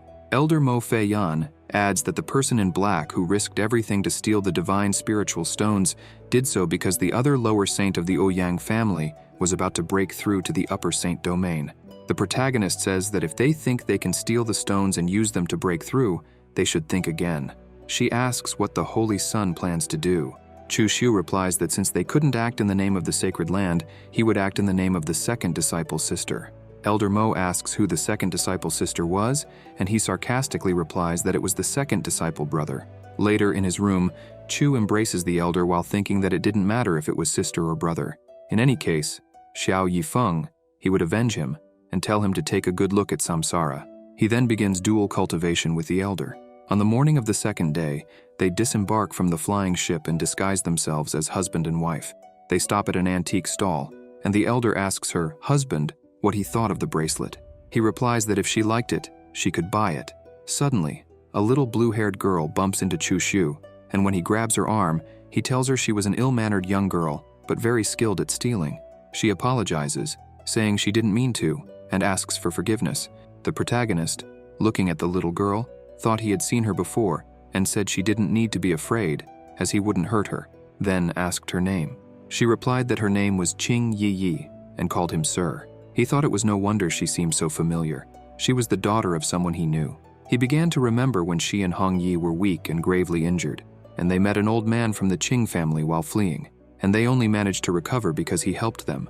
He recalled that the Qing family was a prominent family on the celestial continent, but they offended someone and were destroyed, with only 3 people managing to escape that disaster and hide in the Eastern Territory. The time he lived with them and Hong Yi was one of his happiest memories. Unfortunately, they were found by their enemies, and in order for the others to escape, he sacrificed himself to lure the enemy away. Many years later, after avenging the Qing family, he discovered that their daughter was still alive and somewhere, but even after several years, he hadn't been able to find her. He never imagined he would encounter her in that place after reincarnating. The protagonist kneels down and asks Yi Yi why she was there. She replies that her father and mother came to the Eastern Territory, and she heard from Grandma Huang that this spaceship was traveling between the Eastern and Southern Territories, so she thought maybe she could find her parents. Chu sighs and thinks it was better not to tell her what had happened to her parents. He gently pats Yi Yi's head and says she should come with him, and he would teach her about cultivation. When she cultivated and became strong, she could go out and find her parents. As long as she lived, he would never let her go hungry, and no one would mistreat her. Yi Yi asks if he was Uncle Chu Shu, because before her father left, he said that someone would try to find Yi Yi and take her, and if that person had no malicious intentions, it would probably be Uncle Chu Shu or Aunt Hong Yi. He replies that he was Chu Shu and says her father was Qing Tianjun, her mother was Chun Muyu, and her grandmother was Qing Mo. They were his friends, but that was a secret. He tells her that she needed to keep that secret, or disaster would befall him. Later, they board another flying ship, and when they arrive at their destination, they disembark in the city. Chu tells Yi Yi that when they get off the ship, she will be his daughter, and Fei Yan will be her mother, and asks if she understood. She replies yes. Suddenly, while walking, a group of people surrounds them and asks where they were going, as this was the Eastern Territory of Shuiling Mountain. The protagonist thinks he never expected to be surrounded by people right after getting off the ship, and wonders why these idiots were blocking the way. Yi Yi says that those were the people who sent him to steal, that they were bad men, and he needed to be careful. He tells her not to worry. The gang leader questions that they were taking their men in broad daylight and must be tired of living. Elder Mo uses sound transmission and asks the Holy Sun if she should act. He replies that she should be quick. She uses her ability and says it was their fault for blocking their path, then unleashes a vortex skill that sucks them away. Chu says they should leave quickly due to the noise, and he uses an ability to teleport, ending up in the Eastern Territory of Hongdong City. The protagonist says they had finally arrived at the Ouyang family's lair, and asks Fei Yan who was the most talented family member of the Ouyang family in that generation. She replies that it was Ouyang Tianche. Chu says that if the Ouyang family really had the secret art, Zhe, he should be cultivating it, and he asks the elder to bring him to search his soul, and tells her not to reveal her identity. Chu watches the Ouyang family from a distance, thinking he never expected them to be so well protected, when the elder appears behind the Holy Sun saying she brought Ouyang Tianche. He thanks her for the hard work. The elder tells the protagonist that Tianche had cultivated the secret art, Zi, but not completely, only about 10% at most. He says that if not even a promising member of the family received the complete secret art *J* to cultivate, then the full secret art could only be in the hands of the Ouyang family's ancestor. Mo Feiyang asks if she should bring the ancestor there as well. He responds that she must be close to breaking through to the Upper Saint Domain, and it wouldn't be so easy. Doing so would cause an uproar and attract the attention of other forces in the city, which wouldn't be advantageous for them. The elder asks what he planned to do then. With a mischievous smile, he says that she should keep an eye on Ouyang Tianche and not let him escape, because he would disguise himself as him and infiltrate the Ouyang family once he was alone with the ancestor. Then, at the Ouyang family palace, Chu Shu, disguised as Ouyang Tianche, passes by the family guards, who comment that the young master has returned. When he enters, he sees Tianche's wife, named Xu Wanrong.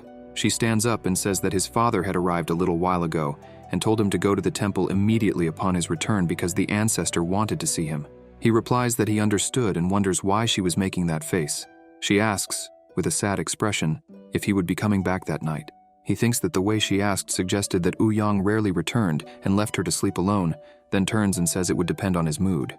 In the Ouyang family ancestor's palace, the protagonist thinks that he never imagined the ancestor would ask to see him right after he returned. He would conceal his presence as the Holy Son and avoid being exposed. When he enters and sees her, he thinks that the Ouyang family's ancestor was quite something. The protagonist approaches the ancestor and asks what matters she had with him.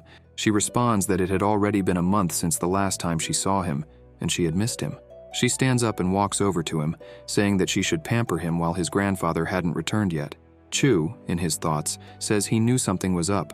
No wonder Tianche stayed out every night. He was sleeping with the old woman. The protagonist tells the ancestor that he had already mastered the secret art Z she had passed on, but it still wasn't enough, and he asks when she would teach him the complete secret art. She responds that his cultivation level was too low, and what he had learned was already enough. The ancestor hugs him and says she couldn't wait any longer. He replies that every time he cultivated with the ancestor, his body ended up twisted and dry, and says he would only be able to fix that after learning the complete secret art Z. She grabs a chain and says that naughty boys were unpleasant, asking if he wanted her to use force. He thinks to himself that this wasn't kindness, this was bizarre. She wraps him in the chains and says that it was a new item she had acquired, and that he would temporarily lose his cultivation, making him like a mortal, and it would be a new experience for him. She gets close to him and says he should be a good boy and let his ancestor kiss him all over because she was about to break through. Chu, worried, thinks that his cultivation had been sealed, and if he didn't act soon, he would die at her hands, so he decides to use the 3-flower poison to suppress her cultivation and throws the poison vials in her face. When the poison hits her, she temporarily loses control, and her old wrinkled face reappears.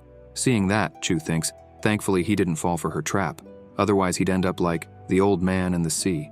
The enraged ancestor says he wasn't Tianche and asks who he was. He replies that she could just call him Sunboy. She stands up angrily, calling him a brat, and questions how he dared to deceive her. He replies that he didn't want to act, but she was utterly disgusting. Furious, the ancestor asks if his goal was the secret art Z, how he knew about it, and who he was. In his thoughts, he says now is the time to start his revenge in the name of his brother Xiao. With a serious face, he asks if she knew the Xiao family. She says that he must be a remnant of the Xiao family, the son of Xiao Tianhong and Xiao Yifeng, and admits she knew she should have eradicated the roots back then, or she would regret it. The protagonist responds that in the past, the Ouyang family discovered that the Xiao family possessed the secret art Z and exterminated them, but she never imagined that the day of revenge would come. The ancestor states that carrying unworthy power is a sin, and the Xiao family deserve to be destroyed. Chu uses a chain skill, imprisoning her. The furious ancestor says that he would suffer a terrible death because her man was an upper saint, and when he returned, Chu would suffer. He asks if she's referring to that old dog who stole the divine spiritual stones from the Ye family, adding that she needn't worry because he would also die. Startled, she asks how he knew about that and questions who he really is. He replies that if she didn't want anyone to find out, she shouldn't have done it, and demands that she hand over the secret art Z. Frightened, she asks what he planned to do with her. He responds that since she didn't want to give up the secret art Z willingly, he would have to search her soul for it, and he begins the process. When he finds it, he starts learning the Z art. Chu thinks that with the secret art, his survival rate in the Tai Chi ancestral star would increase significantly, but he still needs to break through to the divine domain before going. If he can reach the lower saint domain, it would be even better. The protagonist, thoughtfully, asks the ancestor where the divine spiritual stones stolen from the Ye family were. Trembling, she asks if he thought she would tell him anything. He gives her a poison to drink and says he would see if the poison took effect before she opened her mouth. The ancestor begins to flush and laughs hysterically, asking what he had given her. Chu replies that it was the yin-yang joy poison, and no matter how high her cultivation was, it would slowly decay until there was none left. He asks how she was feeling. She trembles, letting out soft moans, and with a shaky voice, calls him despicable and demands the antidote. Near the ancestor's bed, Chu finds a button and asks if that was the place.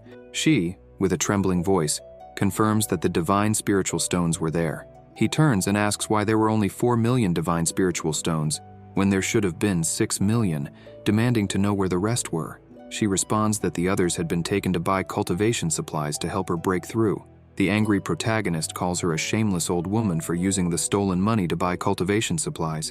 She asks if he could give her the antidote first, and then she would return the divine spiritual stones. He, furious, questions her, saying he wasn't stupid enough to do that, allowing her to get her hands on him. Chu leaves and tells her to deal with it on her own because he was leaving and would return at night since he had a show for her to watch.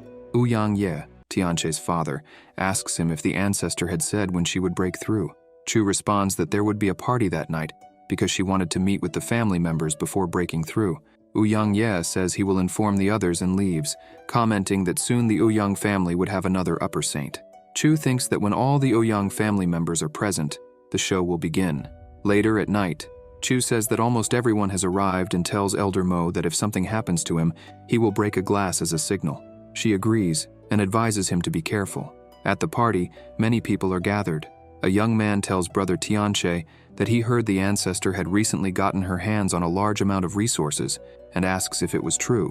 Chu asks if the 13th brother wanted a slice of the pie, saying it was no problem and that he would inform the ancestor afterward and ask her to share with everyone.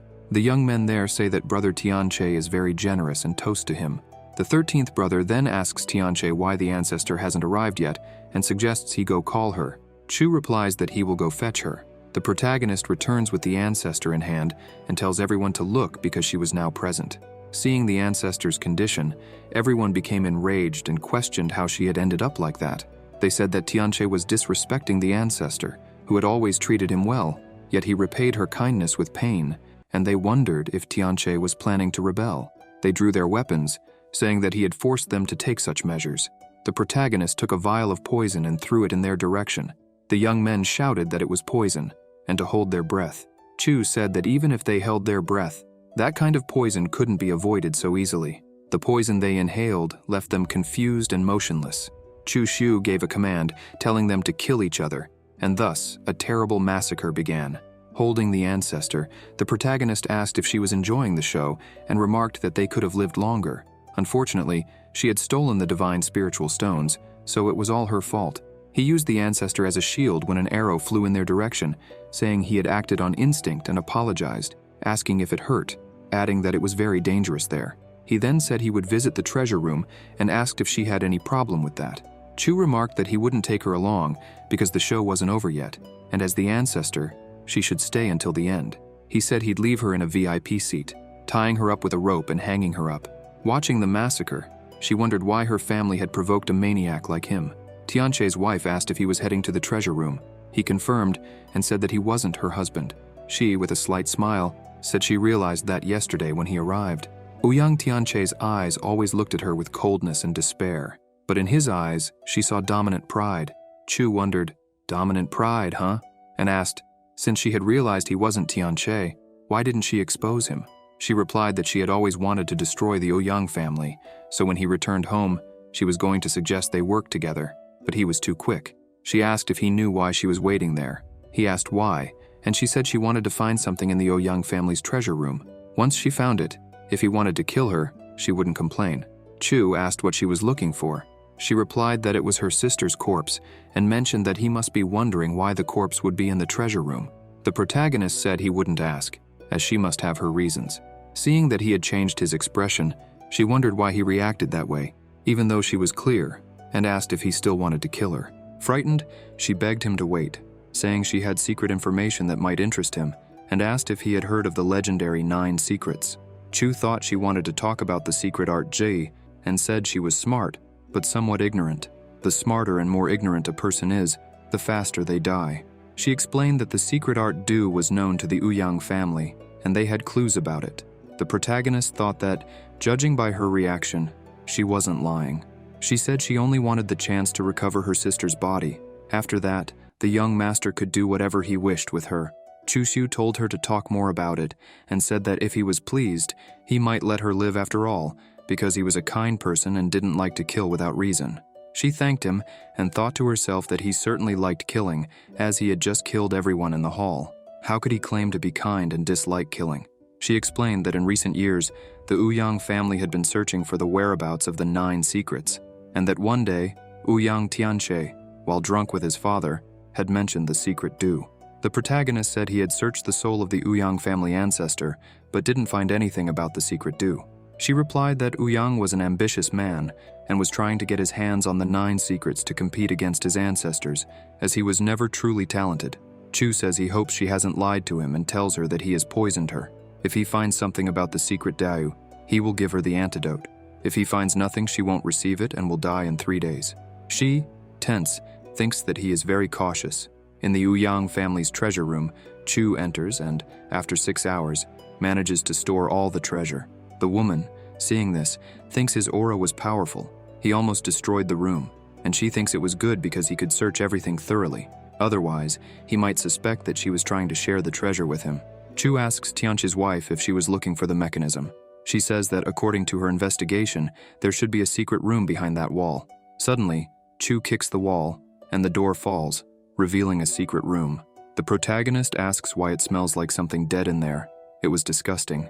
As they look ahead, they see a terrifying and sinister scene. Several decomposing female bodies inside cages. Tianche's wife starts to cry and apologizes for arriving too late. Chu, seeing this, says those signs were from a demonic blood exchange ability.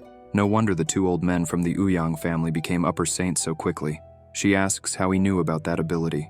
He explains that the demonic blood exchange ability is a secret skill created by monsters that absorbs blood to enhance cultivation. With the blood of a virgin, it is possible to cleanse and renew old blood, delaying aging, increasing cultivation aptitude, and accelerating the understanding of the Tao. He wonders how the Ouyang family acquired that ability. He remembers that besides learning this skill, it was necessary to have the blood of a royal lineage monster. Only after drinking the monster's blood could one cultivate it. The protagonist urges her to search for her sister's corpse, and Tianche's wife asks why he was in such a hurry. He replies that the Ouyang family was conspiring with monsters, which meant that powerful forces were involved. It was not good to stay there for too long, and they needed to find the clue to the secret art, 9 secrets do, and leave the city. At Ouyang Che's residence, Elder Mo says she has already eliminated the Ouyang family's corpses and asks if he was hurt. He says he is fine, that he was just looking for something and would leave soon. He suspected the Ouyang family was conspiring with monsters. Elder Mo, furious, asks how they dared. Chu says that it was just another method used to pursue power, and selling out one's own race was nothing. He thinks he couldn't find clues to the secret art do and wonders if Tianche's wife had lied. Elder Mo, concerned, calls for the Holy Sun. He slaps her on the butt and tells her not to worry, saying that while he wanted power, he wasn't so obsessed as to kill mortals to improve his cultivation. Besides, he preferred human women over other races, which made Elder Mo blush and step away, when suddenly she steps on a mechanism that reveals a bookshelf containing a chest with a silver plaque. The protagonist realizes that was why he hadn't been able to find it earlier. It had been hidden by a mechanism. He tells Feiyan that they will leave Hongdong City immediately. Suddenly, a portal appears above the Ouyang family mansion. It was the husband of the Ouyang family's ancestor. Along with him comes a monster, saying they had arrived too late. Miao shouted, asking who had done this, who dared destroy the Ouyang family. Ouyang Miao, enraged, tells Piao Shui, a royal monster, whether it was possible for that person to appear and reverse time, as he couldn't accept the death of everyone without eliminating the one responsible. The royal monster says that whoever did this was smart. He disguised himself as a member of the Ouyang family before acting, making it difficult to discover the culprit's true identity. Not only that, but he also used a 7th-grade trap formation to disrupt time and space. When Piao Shui realized it seemed like their secrets had been exposed, he thought the culprit must have entered the secret room, seen the corpses, and discovered their connection. Miao, terrified, asked what they were going to do. The royal monster told him not to panic, because he had a way to resolve it. With so many missing people's corpses, it meant they were thrown into the void, and there must have been an upper saint involved. Therefore, they could enter the void of Hongdong City and search for recent activities, allowing them to follow the traces and catch the culprit. He instructed Miao to inform the other families and cast a wide net to see if they could escape the Eastern Territory. Miao, with an irritated face, said he understood, and then entered the void. Piao thought that Miao had recovered from his injuries unusually quickly, and it was hard not to make connections to the legendary lost human ability. 2 days later in Yinyue City in the Eastern Territory, in a restaurant, many people were saying that the Ouyang family in Hongdong City had been destroyed in a single night. The family's ancestor was furious and searching relentlessly for the culprit. Others told them to be quiet because the Mu family was present. In the midst of the crowd, everyone fell silent. Chu was disguised among the people in the restaurant.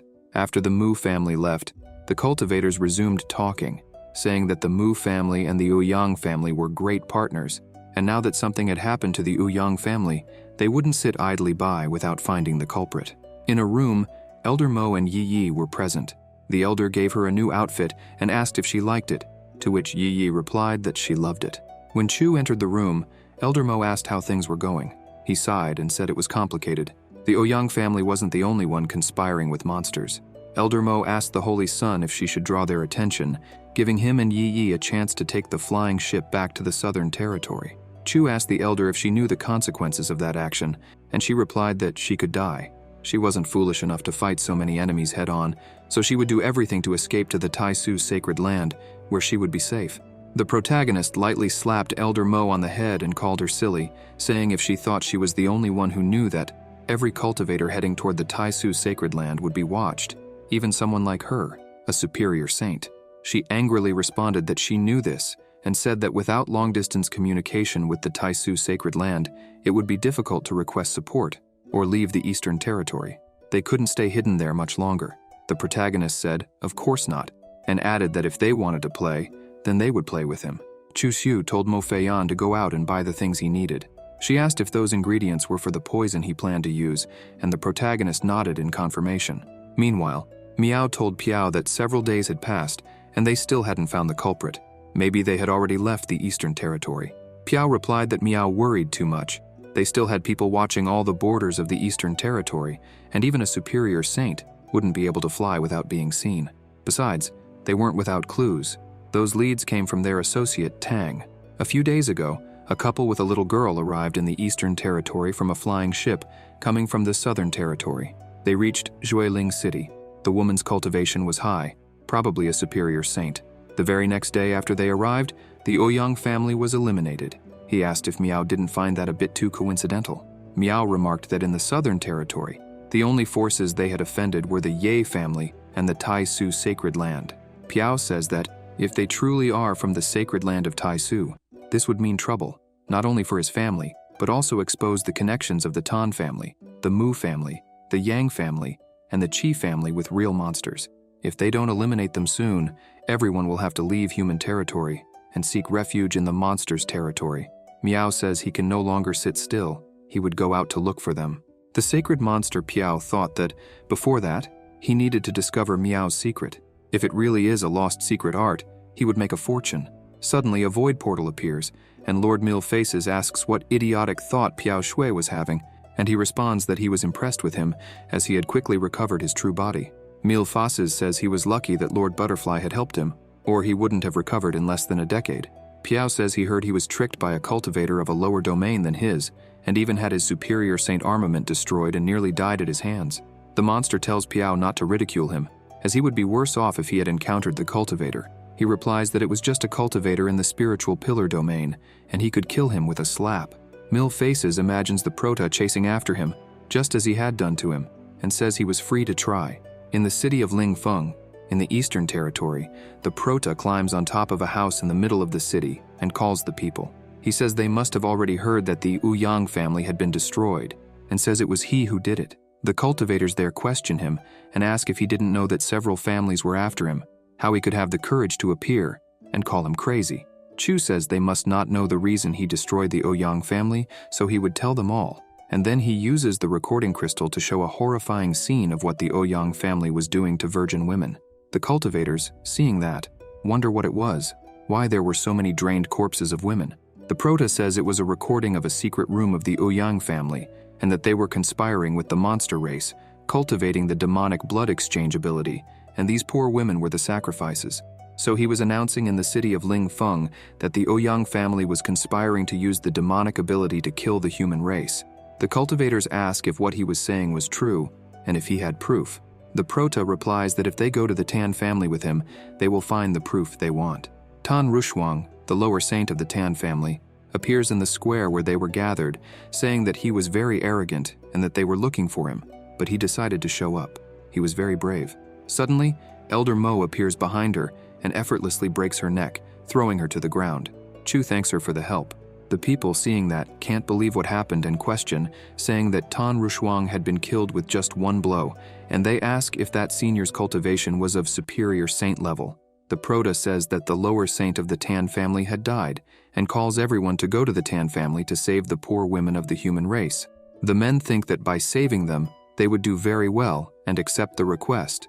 At the gate of the Tan family's mansion, all the cultivators attack the guards, easily defeating them, while Chu says that the Tan family is treacherous and conspiring with a real monster, that they are the scum of the human race, and orders the extras to invade and save their people. Thus, the people invade and say to kill everyone from the Tan family. Chu Xiu thought that he knew those cultivators had been oppressed for a long time by the Tan family, giving them a confidence boost, helping them rise against the Tan family without hesitation. Elder Mo appears and says to the Holy Son that she found the secret room. He slaps her on the butt and asks her to go ahead and tells the cultivators to go with him, as he would show them the truth about the Tan family. Thus, they break the wall of the secret room, and from it emerge several drained human corpses, leaving all the cultivators angry. Thus, they said that the Tan family were monsters, and they should die. Chu tells them that it wasn't just the Tan family, but the Mu family, and even the Qi family, all were in it together. They could no longer be considered human because selling out their own race only meant that they were enemies to everyone. One of the angry cultivators says that he was right, and that those families should all be destroyed, and says that they would kill them one by one until they all died. Suddenly, a giant palm from the void moves toward them, leaving everyone frightened. They said that the ancestor of the Tan family was there. The angry ancestor says that he would not be human with them and would kill evil beings like them, and starts killing the extras. The Prota and Elder Mo, from the outside, watched everything. Chu says that the Tan ancestor had activated the formation. Mo Feiyan tells the Holy Son that she was worried about him, as it was getting very dangerous. He tells her not to worry, as the Thousand Faces Lord, a superior saint at the 5th layer, had been defeated by him to the point of vomiting blood. The Tan ancestor was just a superior saint at the 3rd layer, and so he pats Mo on the butt, leaving her blushing. The ancestor shouts loudly, asking who dared to attack his family and asks for them to show up, as he would ensure a quick death. Behind him, a giant cloud of poison appears, catching him off guard, making him protect himself, covering his breath. Chu says that poison was called poisonous gases, and they used 3 types of superior flowers, in addition to mixing fragrance, 10 softened bones, madness herb and laughs, romantic poison, and other little things, and says that he would use a 6th degree containment arrangement to trap him, and asks Elder Feiyan to kill him. The elder uses her technique Great Blossom Thousand Hands, and thus attacks him, causing a huge explosion. The Prota says that it only took 1 strike to kill the ancestor of the Tan family, and says it was as expected from his woman, and thus he hugs her. She replies that it was all thanks to his training. Mo says that soon the news about the destruction of the Tan family would spread, and the other families would be afraid of being discovered and would hide, and calls the Holy Son to go to the Southern Territory. He responds that when they returned, he would be able to reward her better. On Qilian Mountain, in the Southern Territory, Miao was running from Piao and Thousand Faces. Miao questioned how Piao dared act against him. Piao said that he should be obedient and let them search for something in his soul. They just wanted to take a look at the secret art he used, and said that he didn't need to run. While running, he said that he had no secret art at all. Thousand Faces and Piao appear next to Miao, holding him by the arms. Thousand Faces says that he wouldn't be able to escape. He responds that, even if he couldn't escape, he wouldn't let them get the secret art Zay and self-destructs, causing a huge explosion. The Thousand Faces. Lord wondered if he had self-destructed. Piao replies that it didn't matter, because the person who destroyed the Ouyang family should have gotten their hands on the secret art Zhe, and said that they needed to find that person, even if they had to turn the entire human kingdom upside down. 2 days later, in the mountains, Yi Yi was outside cultivating, while Chu and the elder were doing dual cultivation. Mo asked the Holy Son not to make noise, as Yi Yi was outside cultivating. With a slight smile, he says that it was better for her to bite the pillow and not make noises. She, all blushing, whispered that she hated him. Chu asks if she wasn't enjoying it. If not, he would stop then. She, pleading, said that he should help her, that she was almost advancing to the 3rd layer of the superior saint domain. He lies down next to her and says that then she should move, that he would help her advance, and so they continue doing dual cultivation. After a while, she screams that she was advancing. After advancing, she lies down next to Chu, all breathless. He congratulates the elder on advancing again and says he would show her something, and then reveals a golden seed in his hand. The elder, seeing it, asks the Holy Son if he had synthesized a divine energy seed and says that only the ancient emperors managed to synthesize divine energy seeds when they were young, but he had succeeded. A system window appears saying, Tao Return Seed, Type, Divine Energy Seed, Class, Emperor, Phase, Newborn, Subsequent Phases, Growth, Maturity, Perfection. Note, when the seed reaches perfection, it would be possible to use it to break through to the Emperor domain more easily. Elder Mo says she would make food to recover body energy. The Prota thanks her for that and thinks it was very intense. He would need to find a place to better study the seed. The Prota finds a stone in front of a cave and thinks that place was rich in spiritual energy. He would use it there to cultivate and begins to use the seed. When a system window appears saying, First time use of the energy seed detected, rootless divine water will be released to assist in the cultivation of the seed. Chu Shu wonders what rootless divine water was when the stone on which he was cultivating cracks in the middle. He jumps and asks what had happened. Amid the dust from the stone, the Prota sees the silhouette of a woman and asks who she was. The cultivator asks how long she had slept and asks Chu in which era they were, and if it was the primordial times. The Prota greets the senior when he gets a nosebleed. She asks if she looked that old. He, all embarrassed, asks if he should call her Little Miss. She asks why he was adding little before Miss. Chu responds that it wasn't small, no, and adding little before was just to emphasize that she was beautiful and young. She responds that he wasn't bad at all, that he was good with words, and would reward him with the leg of an azure dragon of superior saint class to eat, and says that, unfortunately, she didn't have anything of king saint class with her, so asks him to accept that for now. He, seeing that, thinks that was insane. She would give him meat from a dragon of superior saint class as if it were nothing, and questions who she was. The woman begins to clean the dust off her and says that he had completed the lower challenge of the sacred primordial constitution and says that he wasn't bad at all, and asks what his name was. He replies that his name was Chu Shu and asks if he would be lucky enough to know the name of the Little Miss. She responds that her name was Luo Qingyu. The Prota says that he could feel that she was strong, but couldn't accurately describe her power. Was she a Ninth Order Holy King? She ponders and says that should be how they called a pseudo-emperor in that era, but her strength was still being suppressed by the heavens, so she was in the intermediate Holy King domain. The Prota, in his thoughts, excitedly says that the Ninth Order was the pseudo-emperor. It was great luck. He needed to catch her. Chu sits on the tree and says it was incredible that Miss Luo had become a pseudo-emperor in that era. She sits near him and tells him to stop testing her, as he must have thought he was not from that era. He asks from which era she came, and why she only appeared now. She replies that she sealed herself in the primordial era, and awoke with the energy of the rootless divine water. The Prota thinks that the primordial era was billions of years ago. Luo says she was only 5,000 years old before she sealed herself. She was probably the youngest among the pseudo-emperors. He thinks that he had been sealed, but awoke because of her, and wonders if that was what they call fate acting in mysterious ways. Chu asks why she sealed herself, and she replies that, during the primordial times, there was an emperor who learned a secret that allowed predicting the future. He asks what secret, and she replies that it was the outer heaven. If they could enter the outer heaven, the Tao would be increased, allowing them to break the lifespan's limits to become immortal. Unfortunately, not even an emperor managed to find the path to the outer heaven during the primordial era, so some of them sealed themselves, hoping to find the outer heaven in the future and become immortal.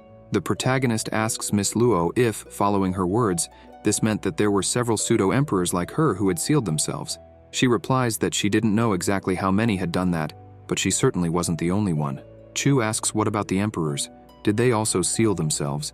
She says that an emperor's imperial connection with the world and the Tao was very strong, so it was difficult for them to seal themselves. And she says that where they went or where they were, there was no way to know. Besides the artifact-creating emperor, no one witnessed the death of a great emperor. She says that since he had broken her seal, she should give that as a thanksgiving.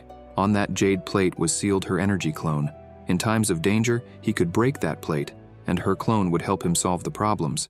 And if he encounters an enemy that even her clone can't face, she herself would appear to help him. She thanks him and asks if she was already leaving. She asks why the question. He says that with the direction of the conversation, she wouldn't beautifully leave after opening a hole in the void, leaving an unforgettable sight after he gave her the jade plate. Luo says that he was a very interesting little boy. Billions of years have passed. The ocean has become farmlands. Nothing remained the same. No one in that busy world knew her, and she had no idea where she would go. Chu asks if she had no place to stay. Why wouldn't she go with him? She hugs him and says that he really understood her, and asks what he thought about her giving him some lessons. But, judging by his powerful presence, women must not be lacking for him.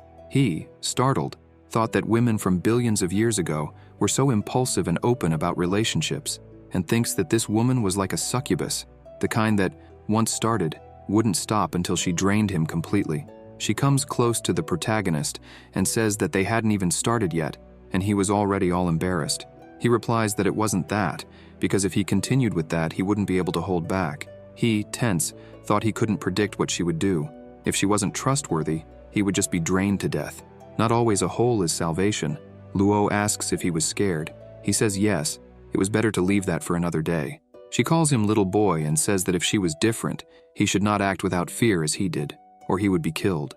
Chu asks why. She says he would know when he saw it.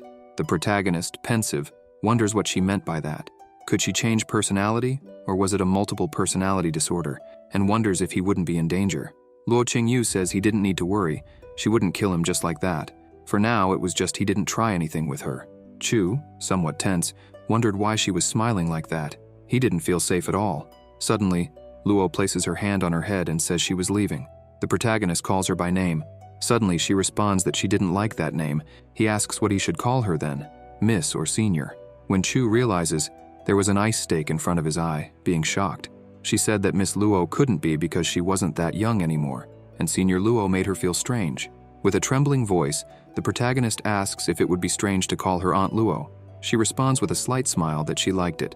He replies that from now on he would call her Aunt Luo. The protagonist thinks who would have thought there was someone who liked to be called Aunt. She says he had lucky blood. No wonder she had accepted him. He, thoughtfully, says that this was the first time he met someone who could see someone's luck besides him, and asks Aunt Luo how she knew about the lucky blood. She responds that she knew about the blood luck because she had learned the skill of celestial luck observation, which allows one to observe the changes in dynasties, the luck of cultivators, the secrets of the heavens, and turn dangers into opportunities. Chu Shu says he had read about that observation skill in very ancient books, but it was long ago, and he hadn't thought that Aunt Luo would know how to use it. He asks Aunt Luo what she meant when she said that Miss Luo had accepted him because of his blood luck. She responds that blood luck was related to the secrets of heaven, but she didn't know the details about it. The protagonist thinks that when he acquired it, it was just something related to the luck of the human race during the Constitution Challenge, and wonders what connections blood luck has with the outer heaven. When Chu notices, he wonders where Aunt Luo had gone, and thinks it was better for him to meet up with Fei Yan and Yi Yi and return to Shangjing City. If you enjoyed this video, subscribe to the channel, hit the bell icon, and like the video. Thank you.